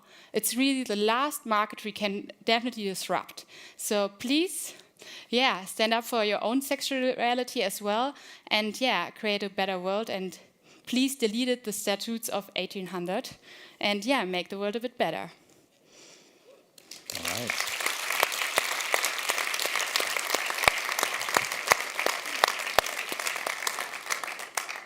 Thanks so much, Denise. I think earlier someone even had a talk about alternative financing. So there's a company in the building. I'm not saying who they are. If you wanted to talk to them about it, maybe that would be an option. And maybe also we just had Philip talking about podcasting as an advertising option. I'm not sure if all of the statutes are there compared to Facebook and Google. But definitely worth looking into. In terms of asking questions, I don't know if we can do the same mic sprinting that we did for the last round. Okay, Ollie's getting his steps in instead. So if anyone would like to ask any questions and kick it off, then go for it. Okay, everyone's... okay, yeah, mid row.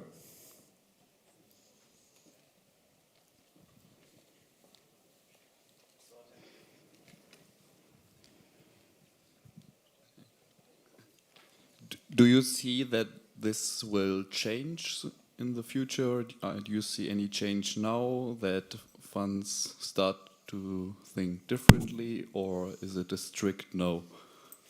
I see that the world is changing, So there are always these few people who can take decisions, and they also see that there's no reason to exclude us because we have super clean content.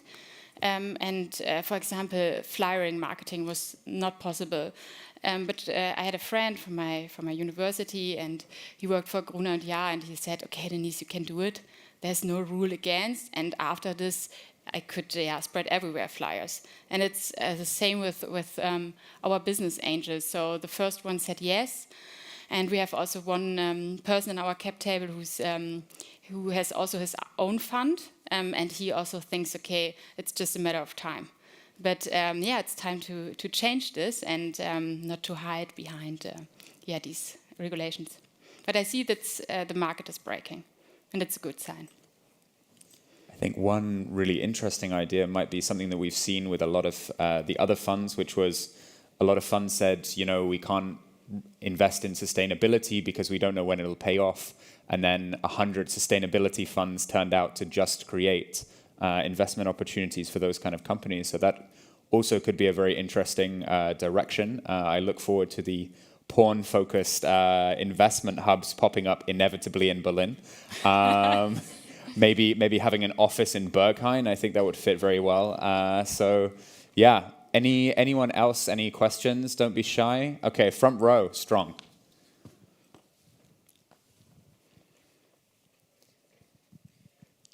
Hey, my question is, what are your thoughts on alternative investing models? Like, there are car companies in Munich that started with crowd investing, where they gathered a group together and put the clients first.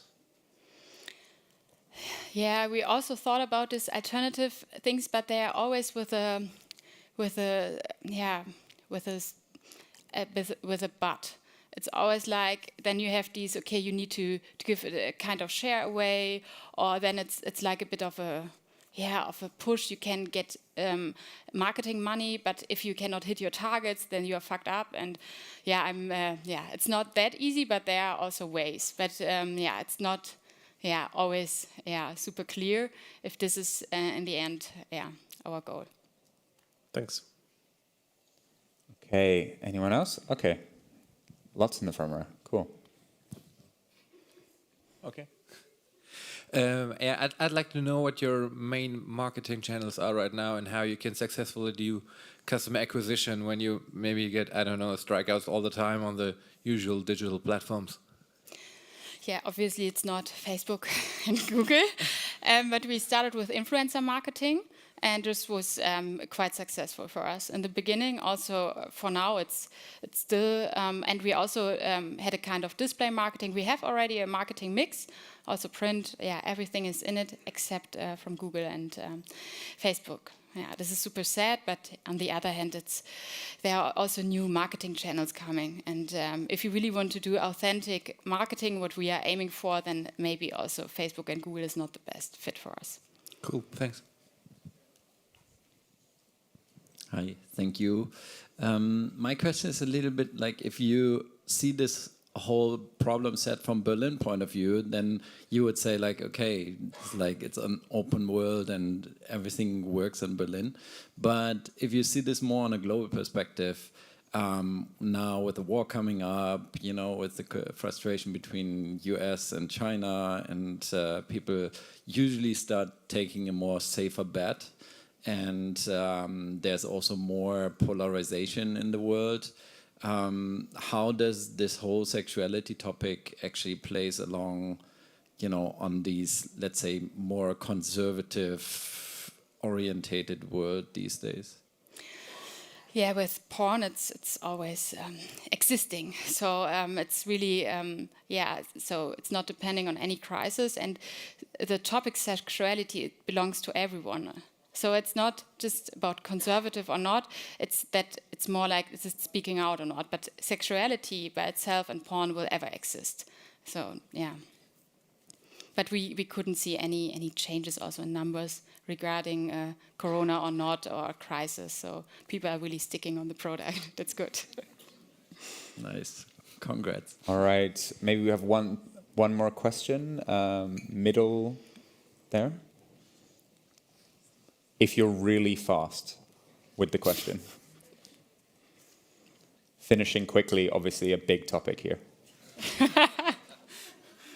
Hey, just a quick one, because what you're doing is sustainable and transparent, and do you see that your products are used more by women, or there is no difference for this type of products with the other companies? Actually, there's no difference. So I think everyone has the sense for sustainability, but we are having a large female consumer group, but we are for everyone. So it's a unisex website, and I see that the conversion rates are, it's the same with women or men. So everyone is really like in every other industry. There's this awareness coming up, and people are really willing to spend money and also to pay for porn. All right. Thank you so much, Denise. That was really, really interesting. Thank you, everyone. Thank you. So for our next talk, we're going to be sticking with branding, but we're going to go to the most conservative end and talk about branding in tax. For the working classes.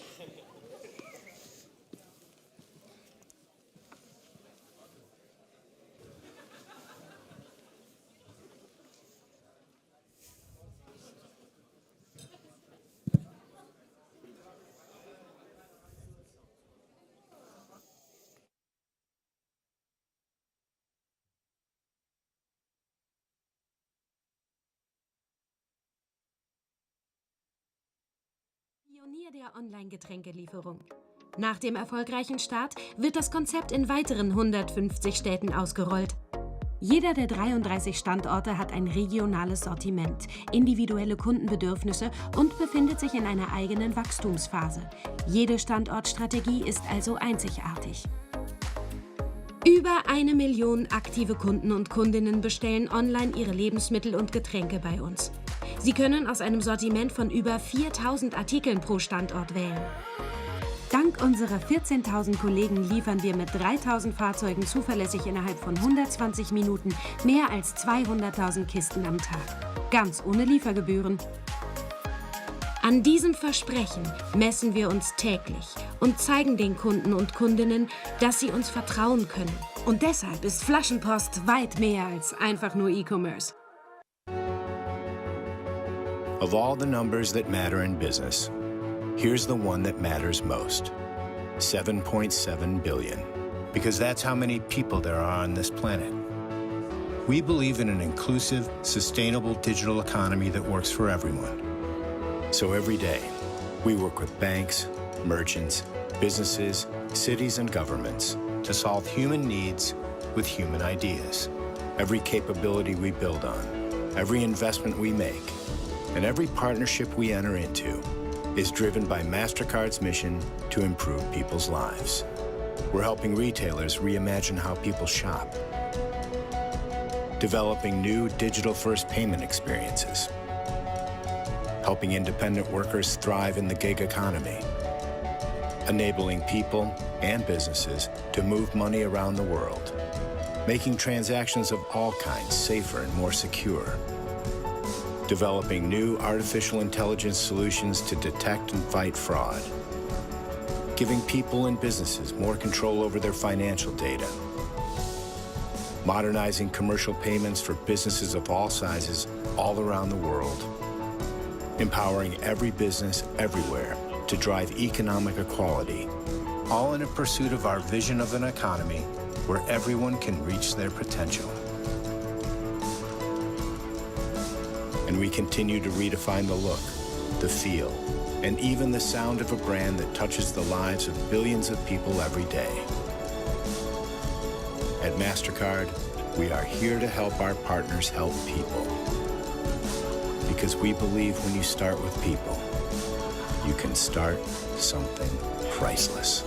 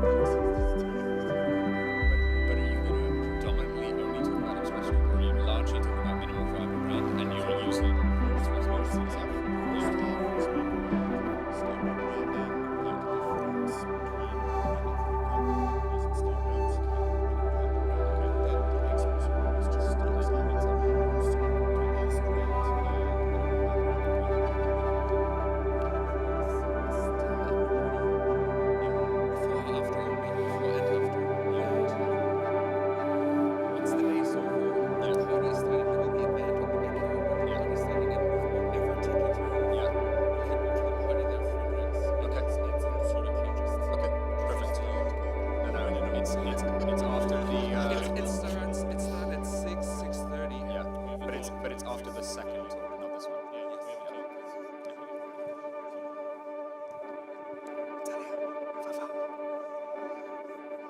This is my moment.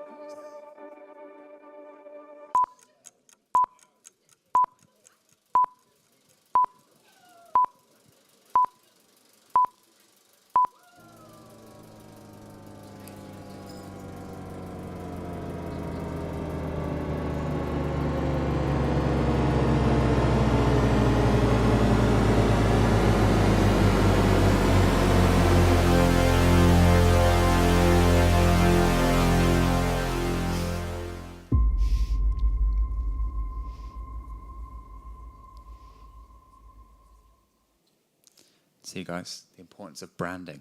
So in preparation for this talk.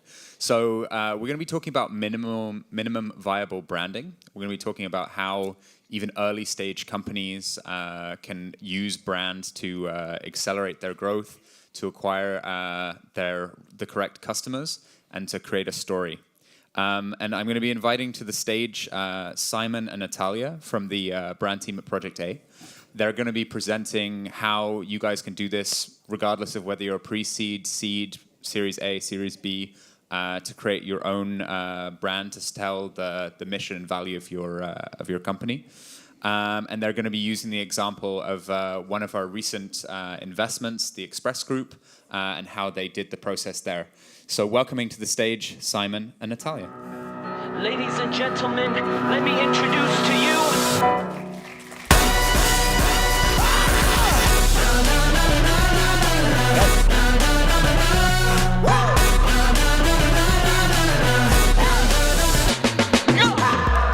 Y'all please hold the applause to the end of the ceremony. So, good afternoon, everyone. I hope you're enjoying so far the Project A Knowledge Conference. And if you're asking yourself, this is Natalia, I'm Simon. Okay. And as Luke just said, in the next round about 30 minutes, we'll speak about brand. We will discuss what are the differences between branding for incumbent companies on one side and branding for startups on the other. And we will use the example of ExpressGroup in order to illustrate our very own Project A minimal viable brand approach. Okay, this is more or less the goal and the scope for the next 30 minutes. So there are a lot of people in the startup scene that argue that companies such as Flixbus, Zalando, Trade Republic or Sender, that they are strong brands because they run successful businesses. We at Project A, we think that this is not true. Instead, rather the opposite is the case. These brands and these companies has become successful because they were brand conscious from the very beginning of their entrepreneurial journey. They carefully built their brand from day one. And even though it's relatively undisputed among academics that brand is a crucial factor for a startup success, still many founders do underestimate the importance and the relevance of branding for their commercial success. They think that their money is much better invested in lower funnel marketing activities that generate short-term revenue.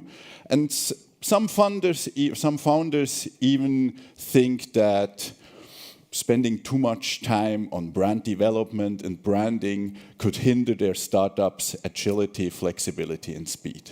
And we at Project A think that all these assumptions and beliefs are wrong. Because we see almost every month that the later you start building your genuine brand, the more resources it will cost you to compensate on the shortfall. So, but let's maybe get one step back. Why are brands important for startups? Of course, brands are important for startups for pretty much the same reasons as brands are important for all other companies as well. So, brands set the company apart from its competition, brands add value to the product and thus influence consumer decisions. So this is, of course, this is true for startups as well. But there are three reasons why brand and branding have become more vital for startups in recent years. And let me quickly go through the three reasons. So the first one is the market structure.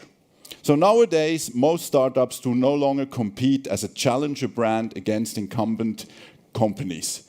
No, today many startups are competing against other startups offering more or less the same product for more or less the same price. If you think of micromobility, for instance, you can see this.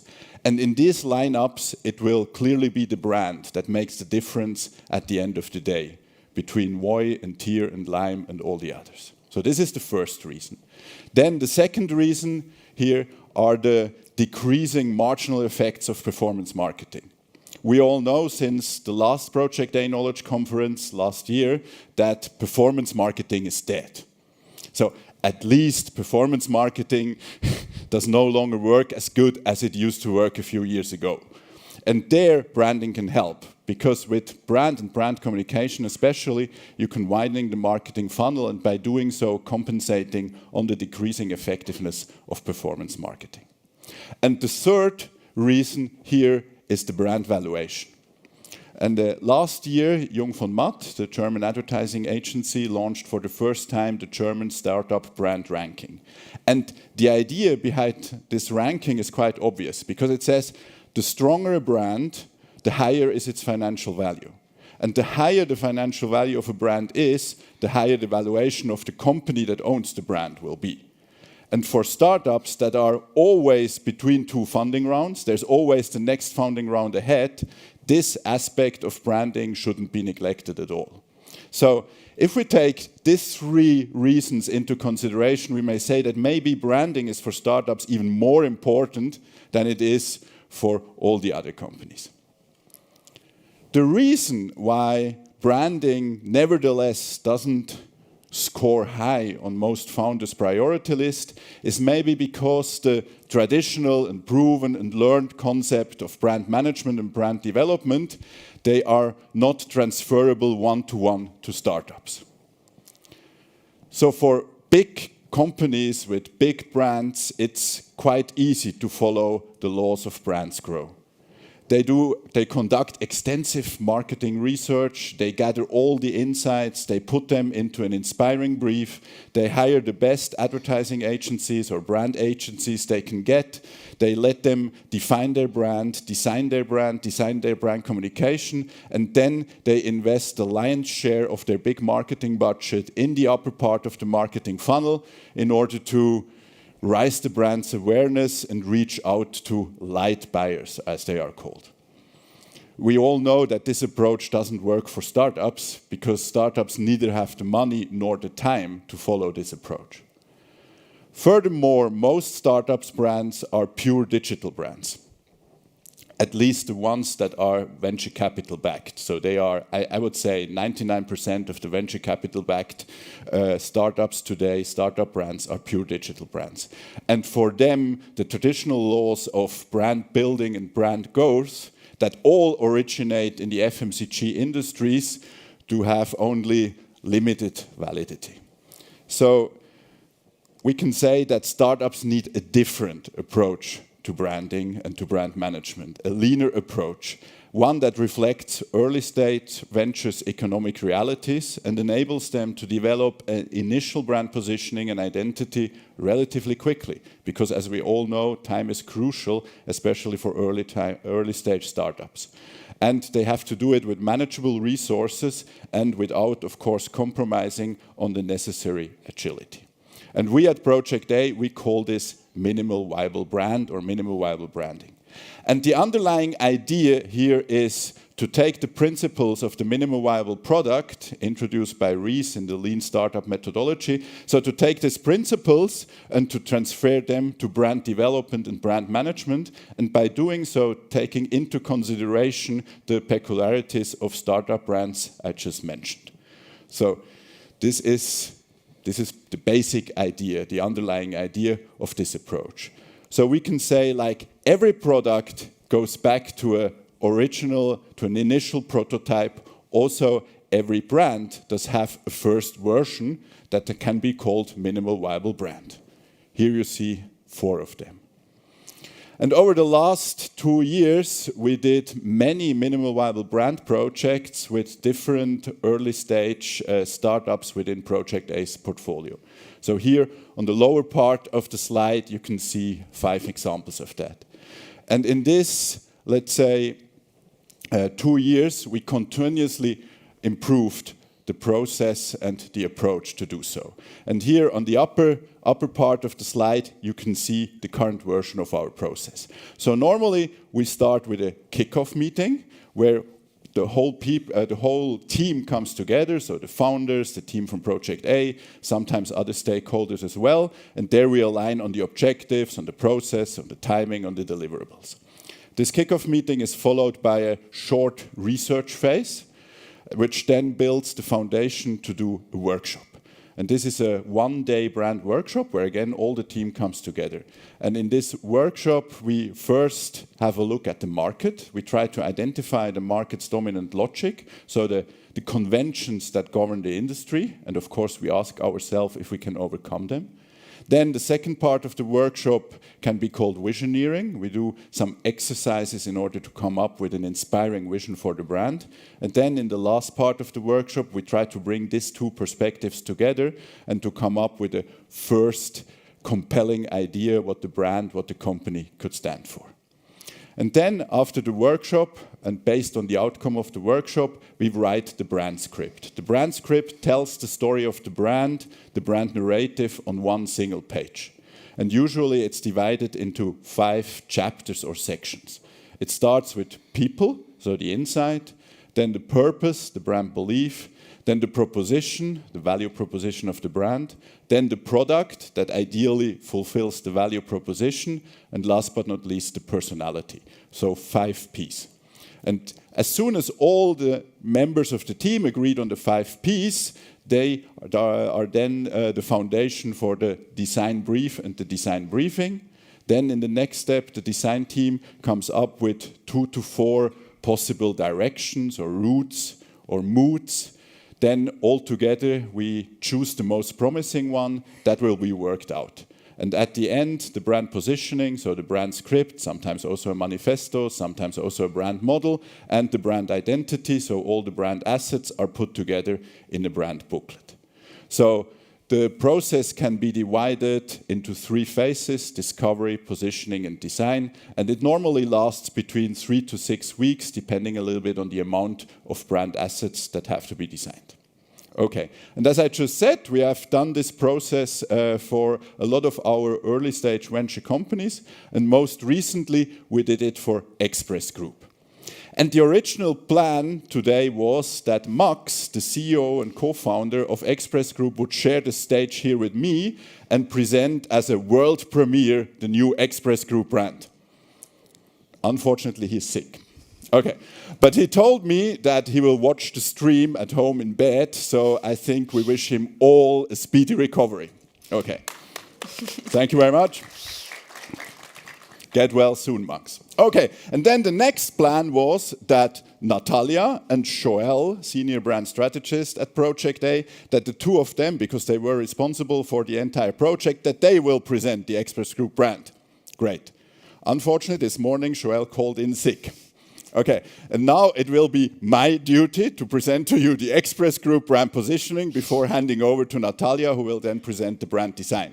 So the next few slides will be kind of PowerPoint karaoke in front of a big audience, but I think we will somehow manage it, okay? So, this was not the chart I was expecting, but okay. I try to explain to you where this whole ExpressGroup thing started. So, the company Project A invested in earlier this year is ExpressSteuer. So Steuer is a German word for taxes. And ExpressSteuer is basically a platform that allows users to enter their tax-relevant data in a very simple way. And then this platform connects the user to a tax consultant that will then do the tax declaration on behalf of the user. So altogether, it's a very simple way, especially for so-called blue-collar workers, to do their tax declaration with just a few clicks and in just a few seconds, maybe minutes, okay. And it's a very successful product. But the goal of the company is not to stick only with ExpressSteuer, but to introduce more fintech products, all addressing the working class or the blue-collar workers. So this is the goal. And now, from a branding from a branding perspective, you already see the problem because you can't launch products that have nothing to do with taxes under the brand Steuer. Okay, doesn't make too much sense. So we agreed with the founders of ExpressSteuer to introduce a new so-called umbrella brand, which is called ExpressGroup. And then ExpressGroup will become the umbrella brand, not only for ExpressSteuer, but for all the future product brands to come. And the task was to design and from scratch and to build this ExpressGroup brand. And there is another important aspect because the ExpressSteuer brand, as you can see here, it's really targeting blue-collar workers. So this Check24 touch is on purpose.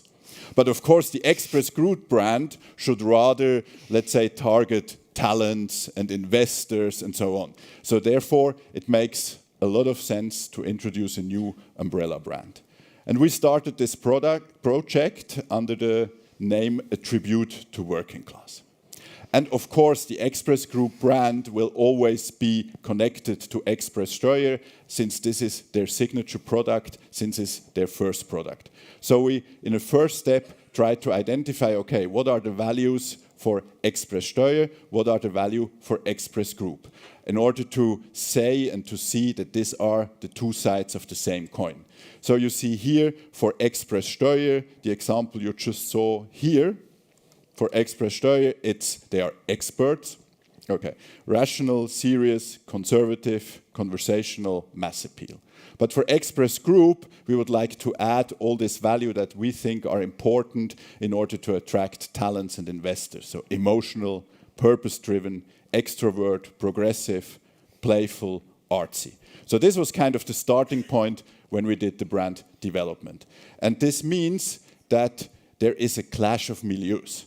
So we have to somehow bring two completely different worlds together. On one side, the world of the working class, which is rough, dirty, loud, hard, exhausting, sweety, and sometimes even dangerous. And on the other side, a world we all know, it's the fintech world. All the people are wearing this kind of sneakers, so it's clean, reduced, minimalistic, without friction, digital, bright, trendy, and UX, UI dominated. Okay, so this was kind of the starting point. How do we bring these two milieus or these two worlds together without getting a huge clash? And then we came up with the positioning idea, and we said ExpressGroup is the pickup among fintechs. So it's rooted in working class, but built for the digital avant-garde. So this was the basic idea. And then we wrote a brand script, but we went one step further and we wrote a brand manifesto. And now Joël would have the printout in order to read out loud. I have to take the glasses and get in closer to the screen, but I will read it out to you. Okay. So, society is divided, not only by gender, ethnicity, or religion, but still by social classes. Blue and white collars, the working and the upper class. On one side are those who get up early, leave home and make their hands dirty to build and maintain the infrastructure we all rely on, often poorly paid and forgotten. On the other side, the new breed of knowledge workers, working remotely from wherever they want with their laptops, driving the digitization forward that is supposed to improve all our lives. Unfortunately, not everything works out as planned. Digital products make life easier, but only for those who run their bank account, stock portfolio, and tax returns on their cell phone. For the rest, things pretty much stay the same or even worsen. ExpressGroup is here to change that, to work hard for those who work hard and to make the advantages of fintech available for everyone. Because technology only makes the world a better place if we leave no one behind. Thanks. Okay, and then again, we went one step further and we built for ExpressGroup a brand model, which you can see here. And this brand model brings again together what I said initially, so these two, let's say, sides of the coin. So in the upper part of the circle, you see the brand elements for ExpressGroup. So the brand purpose, the brand behavior, the brand personality. So this is what is true for ExpressGroup and should be reflected in all its product brands. So ExpressSteuer and all the others to come. And in the lower part of the circle, in the lower part of the model, you see the brand elements that we took here, which are true in this case for ExpressSteuer. So the inside, now I have to take up the product and the tone of voice. Okay, and whenever they introduce a new brand, a new product brand, we will just change the lower part of the model. So the upper part will remain, and the new part will be added accordingly to the product. And in the middle, there is this overarching brand proposition, or brand, let's say, it's a brand proposition, so making the world of fintech accessible to everyone. And now I will hand over to Natalia, who will present to us how Project A's design team did translate this brand positioning in what at least I think a very distinctive and compelling brand identity.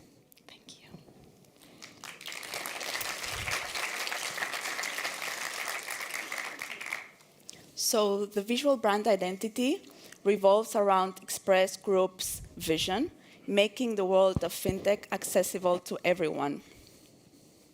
We wanted to communicate this visionary idea through a brand story that is frank, clear, and can also resonate with everyone in their audience, talents, investors, and also workers. I have decided to focus on their statement, "We work hard for those who work hard," and try to translate this energy and very expressive strength into a visual brand design. We have paired the typography. We chose a typography that is very characteristic. It's called Neue Machina for the logo and for the headlines, and paired together with the very determined tone of voice and with a very characteristic color palette, it creates this very energetic and expressive brand that we're looking for. We also have created a condensed word mark to use on smaller applications, like, for example, social media. And this is the full color palette. So it includes deep, dark shades, light, pale, or more pastel tones, and also a few highlights, 4, 4, and 4, to create a lot of complementary combinations. So we wanted to move away from having one singular brand color to offer a broad, very distinctive color set that could result in lots of color combinations like this one, for example. When it comes to the layout, to represent these two worlds coming together, we have constructed layouts that create this visual tension between the elements positioned on the page. So on top of having this contrast between the light and the dark colors, we also have this visual contrast between the very, let's say, more heavy paragraphs of text, pictures, and a lot of white space. The photography captures the spirit of the audience, hardworking, authentic, candid. And we wanted to celebrate the workers, so the individuals behind the brand. This way, ExpressGroup can also document the real people that stands behind the brand. Another very distinctive stylistic decision is the use of line breaks to bring rhythm and to highlight certain statements and words. This is a very good example. Society is divided, not only by gender, ethnicity, or religion, but still by social classes. So every line break is a hard cut, and the end of the paragraph is a long pause. This way, this very strong communication, it's somehow also poetic. We also took inspiration from the data movement from the 20s to create these photo collages. Already back then, cutting up source material from newspaper and advertisement implied a rejection of a worldview. And this is something that we also wanted to use in this visual brand design. So taking pictures, breaking them apart, and recomposing new surreal scenarios that tell a new story. And somehow the brand becomes, in this way, both nostalgic but modern. So we pay homage to this artist that wanted to reshape the world in the same way we do, but also look into a bright future where technology serves the hardworking people. And in order to bring this brand to life, we also have created a few visualizations to see the real-life touch points. Like, for example, these billboards, merchandise, bags, caps, billboards, social media, and the website.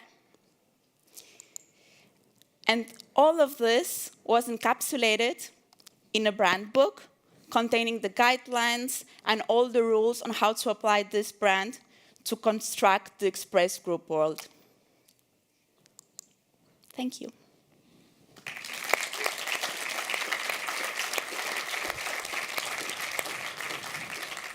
Thanks so much, Natalia and Simon. Very, very interesting. So I'm going to open it up to questions. Maybe I'll kick it off. Controversial, I know. I wanted to ask... You want to speak if performance marketing is really dead? No, I don't want to start a fight. I'll leave that for later. I wanted to ask, obviously you went through a few of the examples from our portfolio, and I'm going to ban you from naming portfolio companies in the answer. What was your favorite new brand of 2022? So not in our portfolio. Yeah, because that's cheating, because a lot of them you did yourself. Yeah. And I know you'd love to be like, this was amazing. I remember when I made it. That's a good question. Do you have an answer? I have to think about it. I don't know, favorite, I could say that, like Casavo rebranded recently. They're our portfolio company, but we haven't done their brand. But I think it's quite good work. It's very well executed. It's just been released a few weeks ago, I believe. So it's very fresh. I don't know if everybody has seen it, but I think this is one that I would probably say it's a good one. I would say it's not from this year, but when I think at a little bit at startups or scale-ups, and because I think they did it really excellently from the very beginning, is N26. So N26 is for me still the best startup brand, at least here in the Berlin ecosystem. So the way it is positioned, the way it is designed, and I wasn't involved at all. Yeah, this is a little bit problem. Yeah. That's fair. Thank you very much, guys. All right. So do we have any questions from the audience? And is this the only mic I can hand? No, great. Ollie has a mic. So, guy in the middle. Thanks a lot. That was very insightful. I have a question. When we think about companies which are already established and not new fancy startups that are now probably emerging into a new group and therefore need a fully newly defined brand, when do you think is it time for a company to rebrand itself? We have seen this ancient logo of Pepsi Cola, for example. At some point they decided to rebrand themselves, probably at an early stage, I don't know. But when do you think is it time for an established brand to rebrand themselves? I think here we have to distinguish between different, let's say, aspects. Sorry, between different aspects of rebranding. So, of course, if you change from time to time the logo, this is already a rebranding, but you can do it without changing the positioning. So this doesn't mean that you reposition the brand, you just rebrand it by changing some of the brand assets, maybe adding a new accent color, or changing a little bit the logo, or making it more flat, or making it more dimensional and this kind of thing. So this is, for me, personally, this is not a rebranding. This is just the constant evolution of a brand you have to do. Because at the end of the day, what distinguishes successful brands from not so successful brands is that they can stick to a core and at the same time adapt themselves to what is called zeitgeist. So if you think of, I don't know, Madonna, James Bond, and all these famous examples, they do have a core that remains more or less the same over time, and this core gives orientation. But of course, when it comes to the brand assets, you have to adapt them from time to time to, I don't know, new social realities or new market realities or also new technical realities. When you think how many companies had to change their logo because we all just see the logo on our mobile device and no longer on a big billboard on Times Square. Okay, so this I think you have to do from time to time anyway. When we speak about the real, let's say, repositioning, I would say it always makes sense to do a repositioning when two of the three, let's say, following things change. You have another target audience, you have a completely different market and competitive set, or you have a completely different product. So if you change two of the three, then it makes sense to completely rebrand it. So, just as a thumb rule. So. Welcome. Perfect. All right, so we're going to have time for one more question in a second. Just as a reminder, as always, that Natalia and Simon will go to the speaker lounge. Yes, for afterwards, where you can ask them more questions around branding, get them to plan your new brand, whatever you feel like. We would have time for one incredibly short question, if that's not too ambitious. Okay, person at the back. Thank you. So did you guys happen to have the chance to actually hear from a person that identifies with the working class to see if they actually got in touch and connected with the brand? No, because of course the ExpressSteuer brand, they do a lot of user research and surveys and they know that this works. And as far as the ExpressGroup brand is concerned, we didn't, as this was here the world premiere of this brand.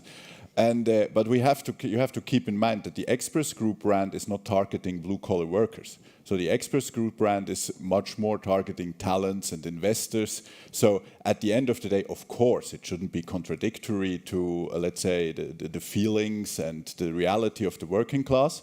But it's not designed to be really, really appealing to them. It's, as I think we have shown, it's a, let's say, fintech-ish startup-ish interpretation of the values of the working class. But at least I personally, but maybe you have another opinion, I think that the values we built the brand on, I think that a lot of the members of the working class would identify themselves with them. So at least it's an assumption, yeah. All right, guys, we are out of time. Thank you so much, Natalia. Thank you so much, Simon. Thank you all for your questions. And yeah, next talk. Thank you. Here it's automatic. La la la, ooh. Amazing how it's happening. Look here, Mom, we made it. La la la, ooh.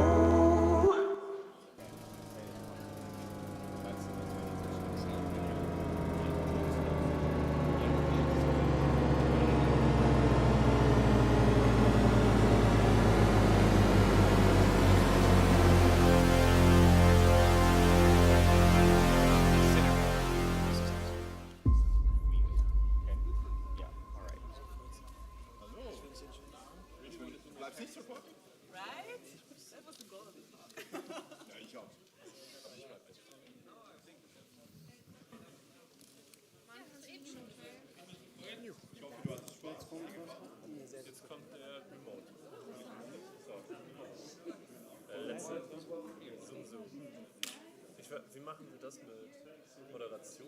Der zweite Ausführen. Ich hoffe, wir haben jetzt nicht irgendwie. Technologie ist, was der Mensch daraus macht. Oder Millionen von Menschen. Technologie bringt uns zusammen. Und zusammen können wir alles erreichen. Wir sind die Gigabit Company. Das Netz ist unsere Aufgabe. Damit verbinden wir Menschen und Maschinen. Jeden Tag. Und bauen an einer besseren Zukunft. Unsere Vision? Die Gigabit-Gesellschaft in Deutschland. Jeder Zweite im Land ist unser Kunde. Zusammen geben wir immer neue Anstöße. Von Gesundheit bis Bildung, von Politik bis Familie. Wir halten Deutschland am Laufen, selbst dann, wenn die Welt stillstehen muss. Ihr seht uns nicht, aber wir sind immer da. Im Boden, in der Luft. Mit euch auf der Couch und bald überall. Mit dem ersten 5G-Echtzeit-Netz für Deutschland und maßgeschneiderten Lösungen für Unternehmen können wir zusammen Neues schaffen. Fähren lernen, autonom zu fahren. Fußballspiele werden in Echtzeit mobil übertragen. Wissenschaft und Wirtschaft revolutionieren sich selbst. Wir können Container digital sichern, kochen wie Profis, in den Autos von morgen die Zukunft erleben und unseren Kindern die ganze Welt an die Hand geben. Mit der technologischen Power unserer Netze. Und mit den Menschen, die sie nutzen, ihnen Leben einhauchen. Bunt, jung, alt, völlig verschieden. Laut, still, stolz, anspruchsvoll, umweltbewusst. Genau wie wir.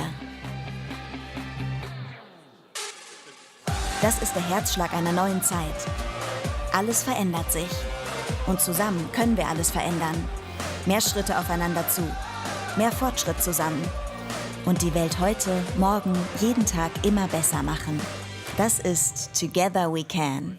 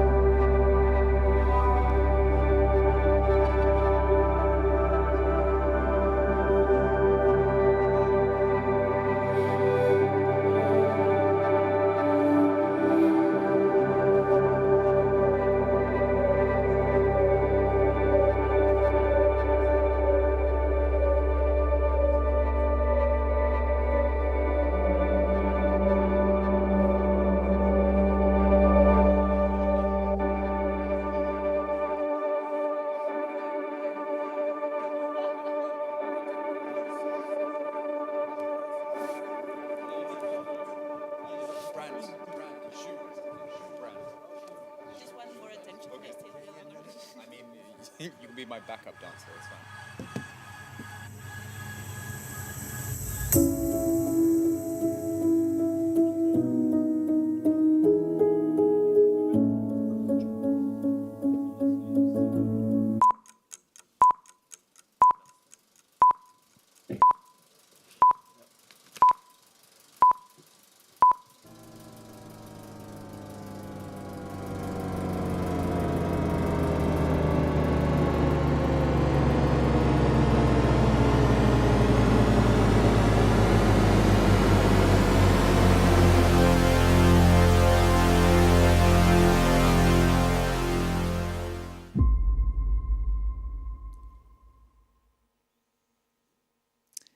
Hey guys, welcome back. So this is going to be a bit more of an unusual session because this isn't actually finally my moment. This is not going to be me doing interpretive dance or doing a keynote speech, but this is going to be our first remote session of the day.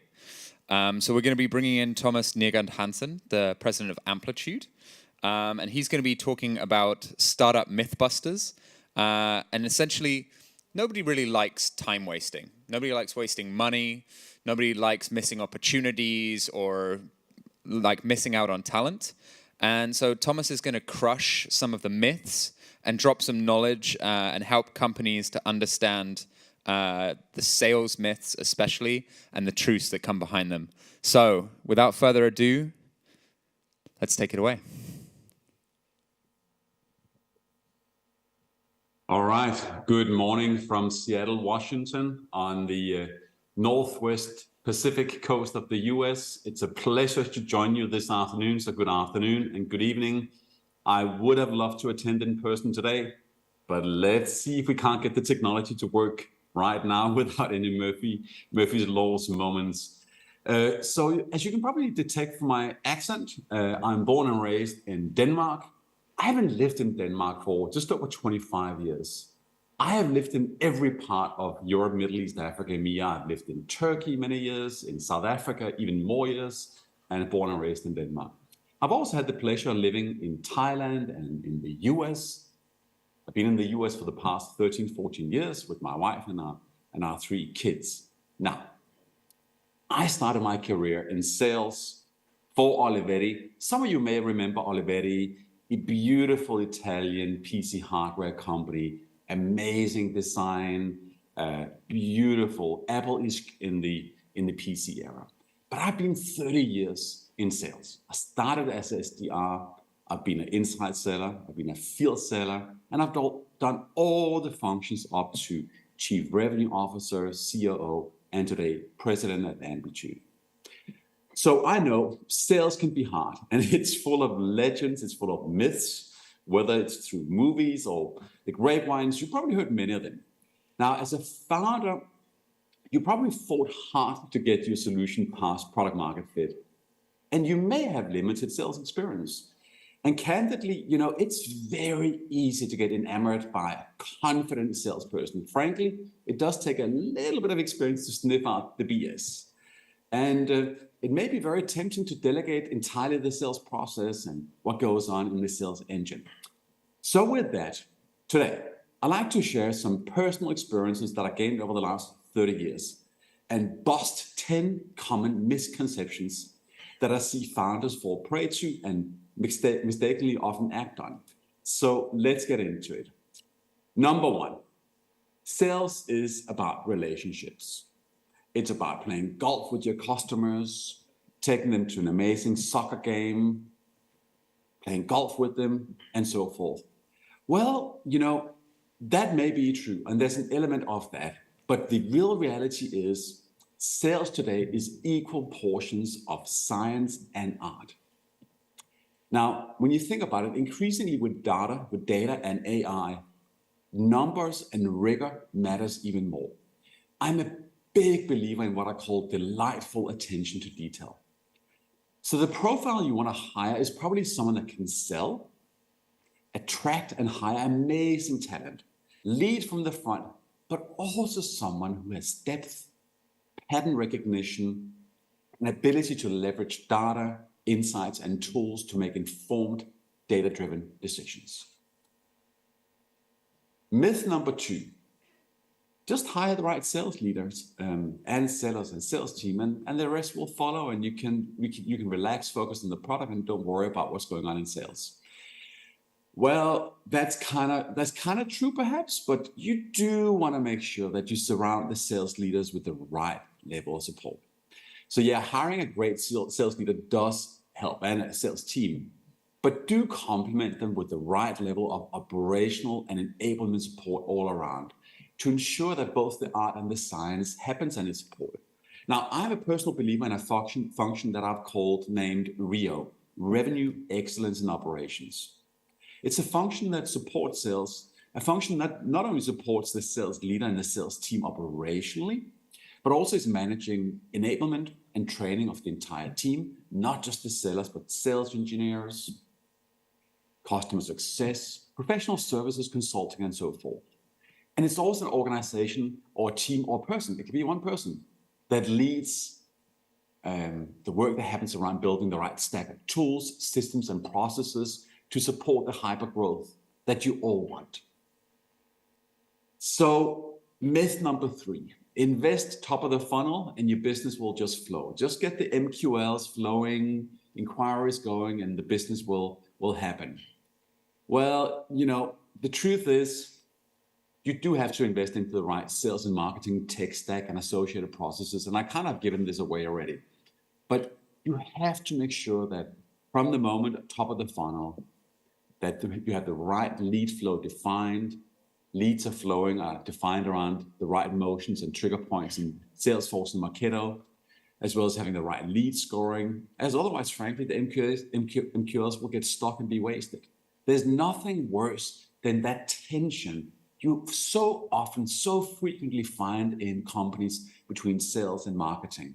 It's the old saying, you know, marketing delivers bad leads and sellers can't sell. You want to avoid that friction. You want to get that handshake really working. And importantly, you also want to make sure that you invest appropriately into the entire sales tech stack, which is, of course, not only Salesforce, but also best-in-class tools that integrates with Salesforce. Top of mind to me, that would be, you know, absolutely go-tos for the sales tech stack. I would look at would include companies like tools such as Gong, ZoomInfo, Outreach, Clary, and HighSpot. But there's many others, and there's also other solutions in those categories from other companies. Myth number 4, your team today is good. They're doing a good job. They're delivering today, so hey, they must be okay for the future.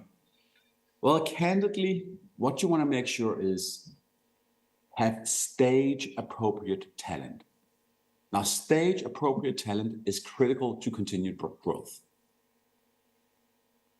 Not only the profile of the sales leader, but also the sellers matter. And frankly, they differ at every growth stage that you go through. You may need a maverick or a lone wolf, if you'd like, to take down a territory and really to help you in your seed round, in your series A, B stage, perhaps. But those type of folks and leaders may be terrible news as you begin to grow and scale beyond, say, series B-ish. So many talents will have, many leaders, sales leaders and sellers will have a hard time transitioning to this new world where perhaps comp is less, deals are requiring more structure, and you start to have to worry and really be thoughtful about multi-year and lifetime customer value versus closing big euro deals now. So folks, I encourage you to be careful. Always question, is the team right today? Is it stage appropriate for today and tomorrow? And make sure that you hire sales leaders that are self-aware around that. I mean, what I've learned myself over the past plus 10 years working for a number of startups, both as an operator, board member, and advisor, you know, personally, I'd be a terrible leader for a Series A or B company, whereas I would thrive in helping companies scaling from, say, counting in a few $100 million to billions of euros, so in later stage and newly public companies. So stage appropriate talent. It is critical for your business. Myth number 5, you gotta pick a route to market, a go-to-market that is the one that really works for you. I think that is a very outdated view. I think you wanna really make sure that you serve your customers where they wanna buy. Here's the thing. Today's way of going to market is multi-channel. It's not binary, it's not the one or the other. It's not the tyranny of or, it's the beauty of and. So how you sell today, it's not a binary choice. It's not that you have to go direct or through reseller, focus on an enterprise segment or corporate segment or SMB or consumer, field the inside sales and so forth. You need to go where the customers are. So you can walk and chew gum. You can have an enterprise sales motion and simultaneously grow through inside sales. Partners and resellers and the channel ecosystem can play a significant role and especially important in Asia Pacific and Japan, in most parts of Europe, Middle East, and Africa, and also in Latin America, and somewhat less so in North America. PLG, product-led growth, self-serve find, try, buy, is a massive growth lever. So what I've seen is best-in-class organizations, even from earlier stage, typically have a footprint in most of these ways of going to market. So serve your customers where they want to be engaged, in the way that they want to engage with you. Myth number 6. Now, there's this belief that in enterprise segments specifically, with the larger customers, it's all about winning the whale accounts.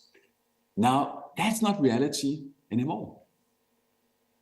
You have many channels at your disposal, and you can certainly land, expand, and grow all the way into those large whale accounts through that land, expand, ELA motion.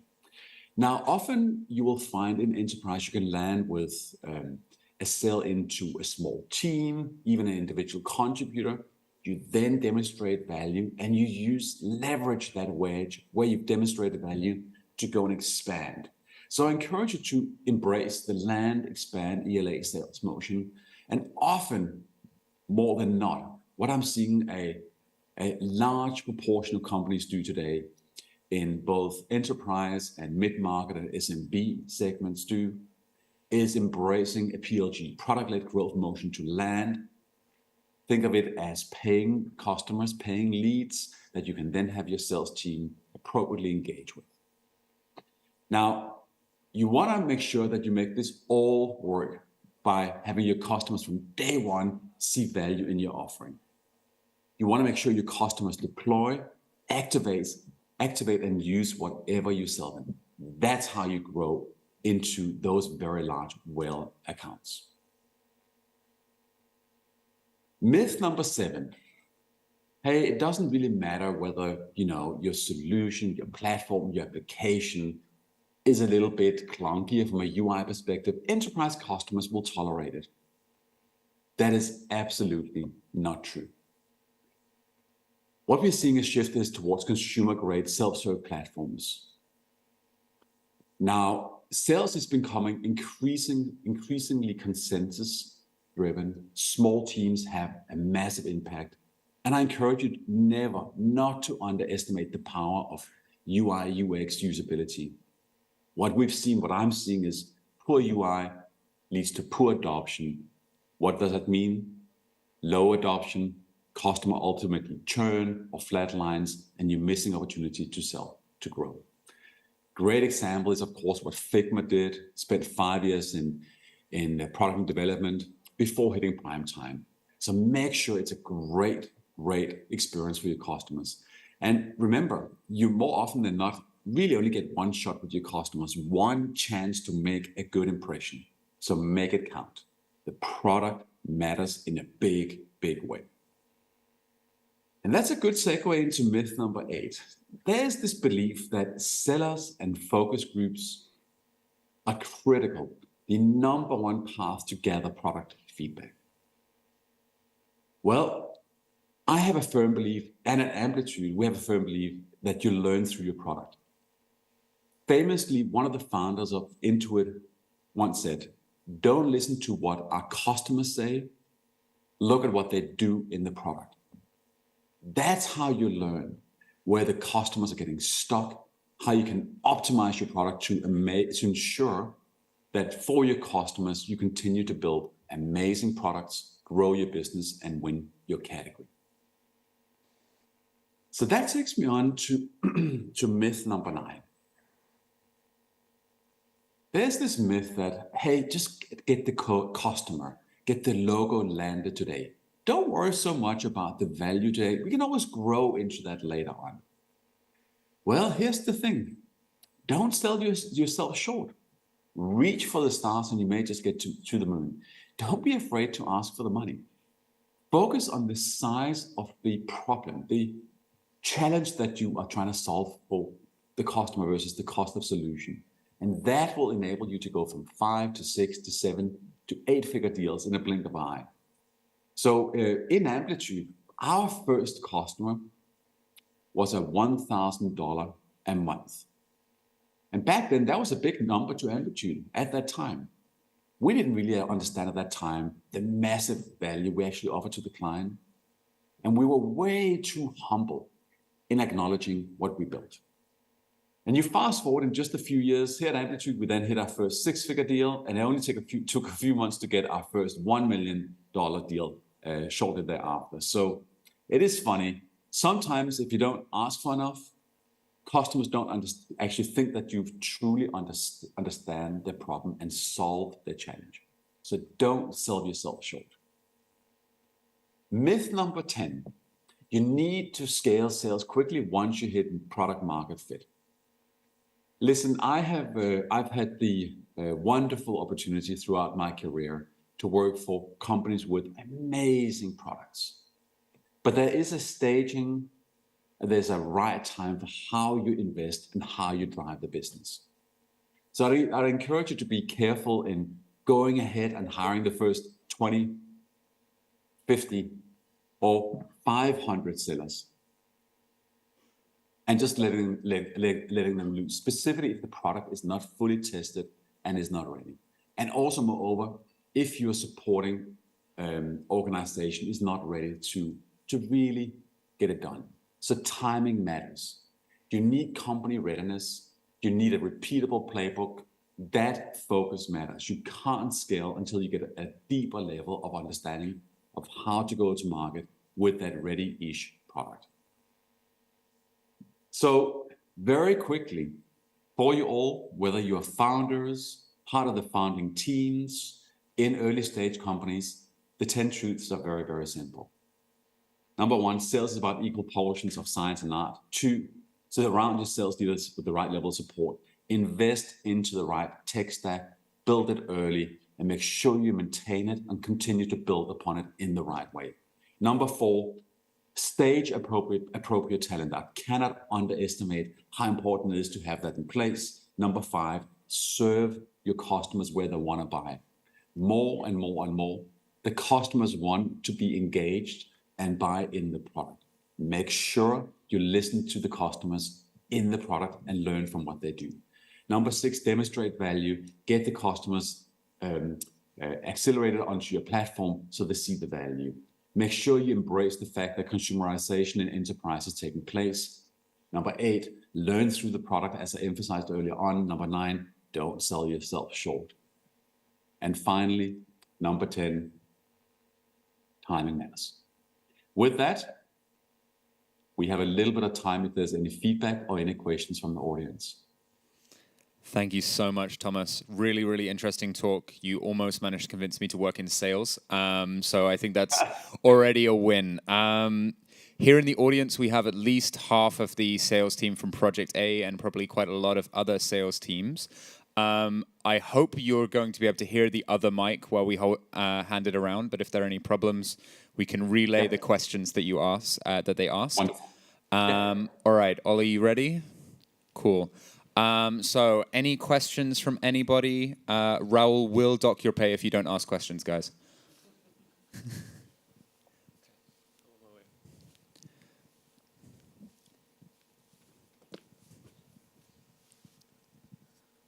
Hi, Thomas. This is Marius. We wrote over LinkedIn.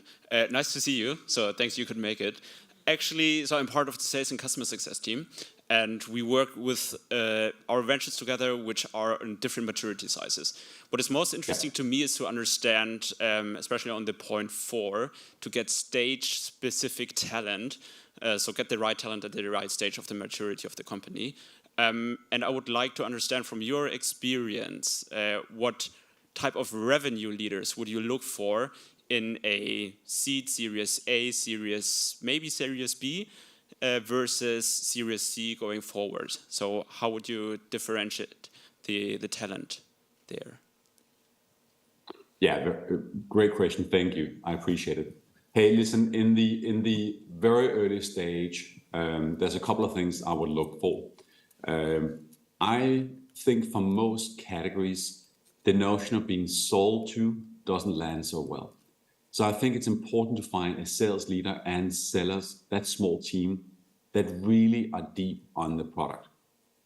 Specifically as you go into enterprise sales, and specifically if you're selling into IT or into developers, what I found at that stage, seed, series A and B, is very powerful to actually find the solutions consultants or sales engineers that are making or have made the transition into sales. They will be able to lead far more impactful and in a credible manner with IT, with developers. They will also not carry the same amount of burden in having to build out costly overlay in that early stage where you probably don't want to spend too much money and want to be very mindful of your burn rate. Later stage, let's call it Series D, Series C, Series D. Here you get into a point where all of what I just mentioned may still matter, probably still matters in a bigger way.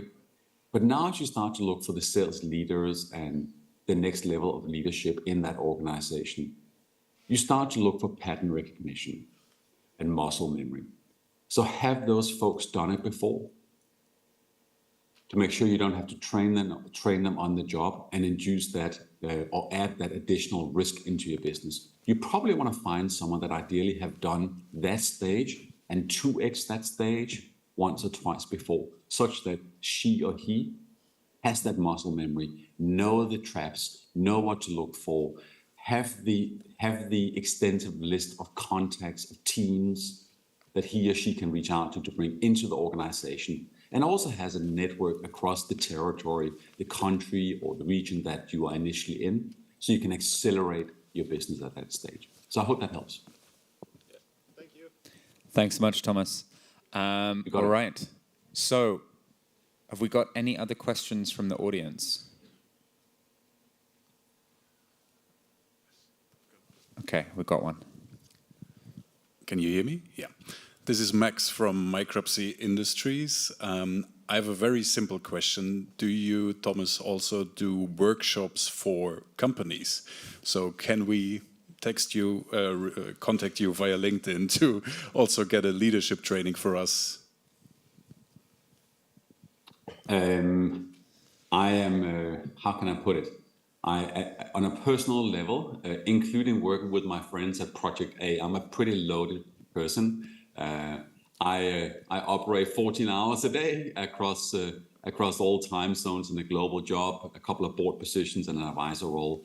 I am pretty maxed out, but Max, really honestly, feel free to reach out to me.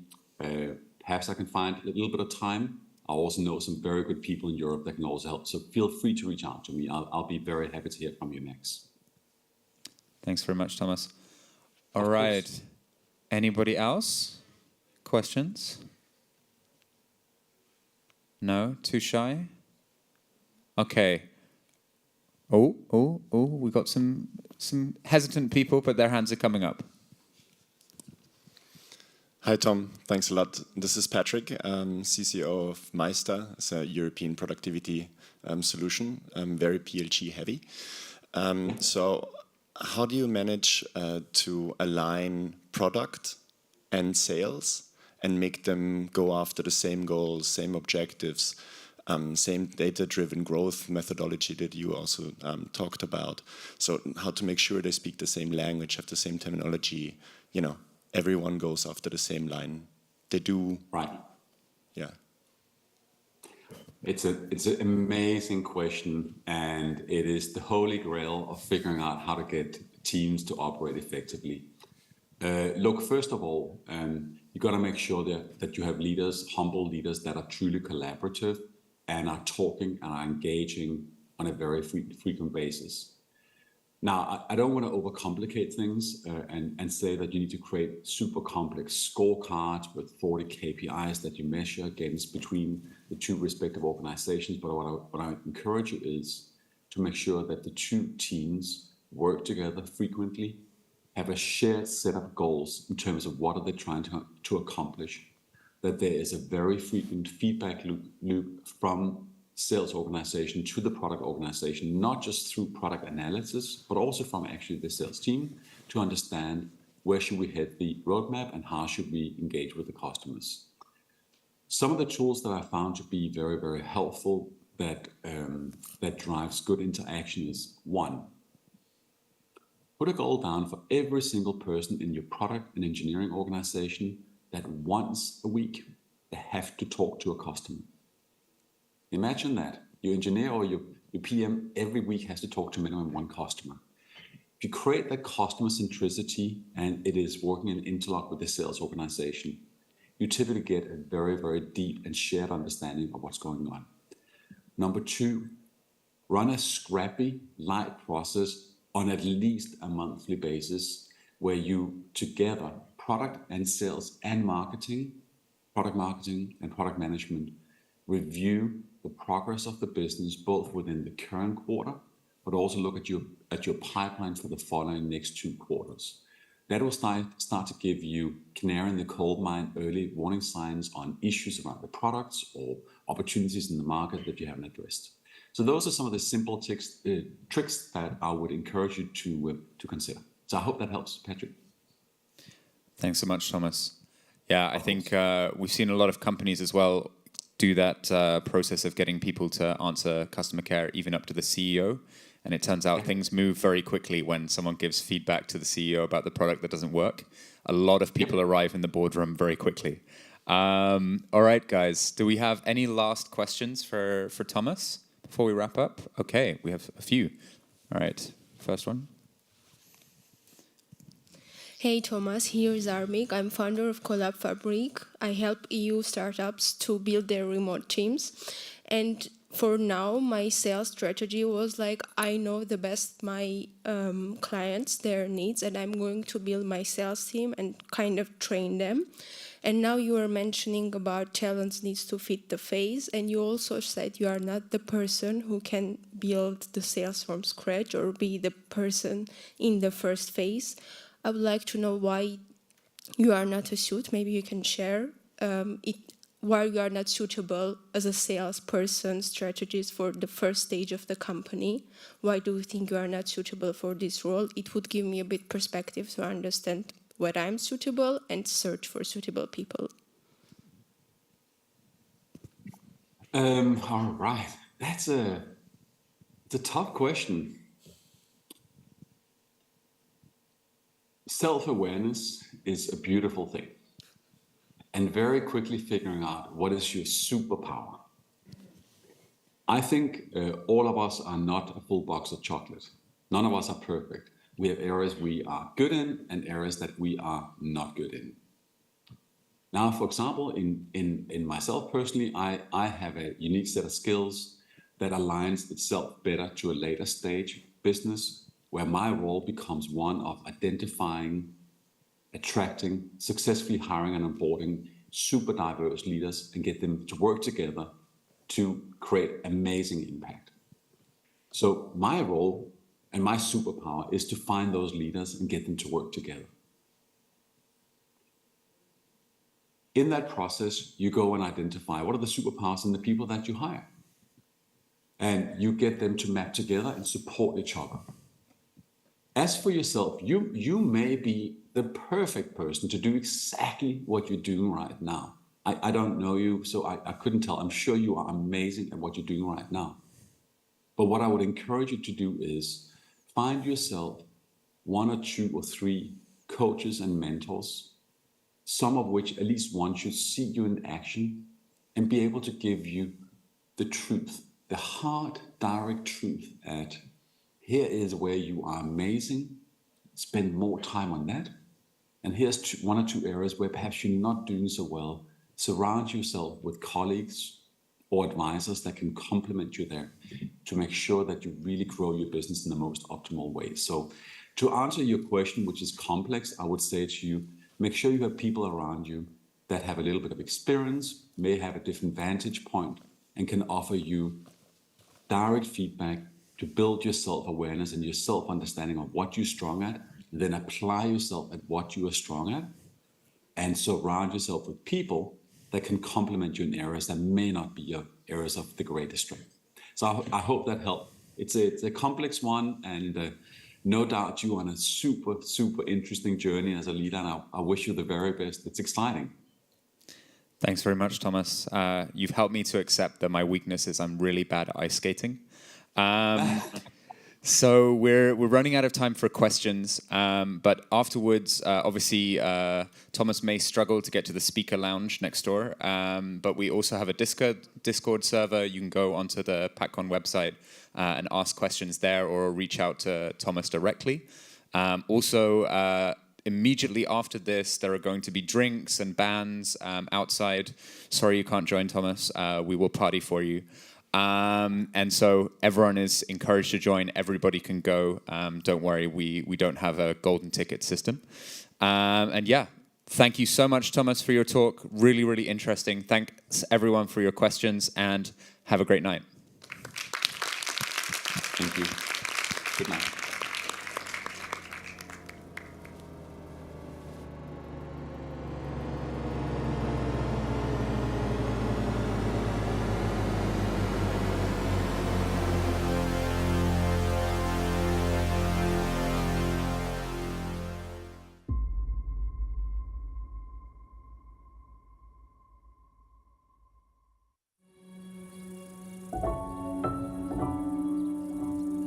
It's been 10 years now.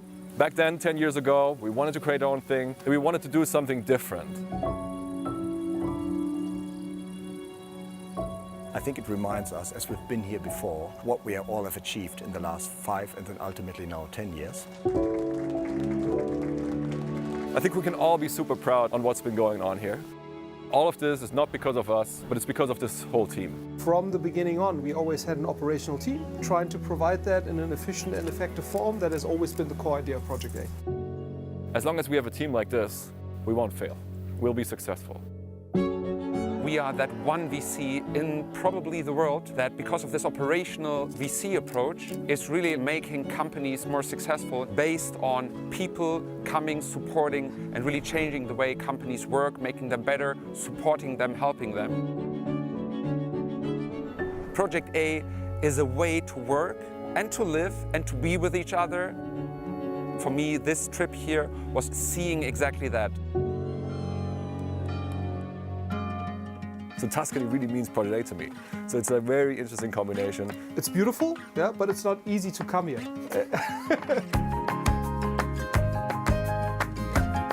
We have an awesome company event here for 1 week. We're having a focus week where we are with the whole company celebrating this anniversary and also getting together, getting to know each other.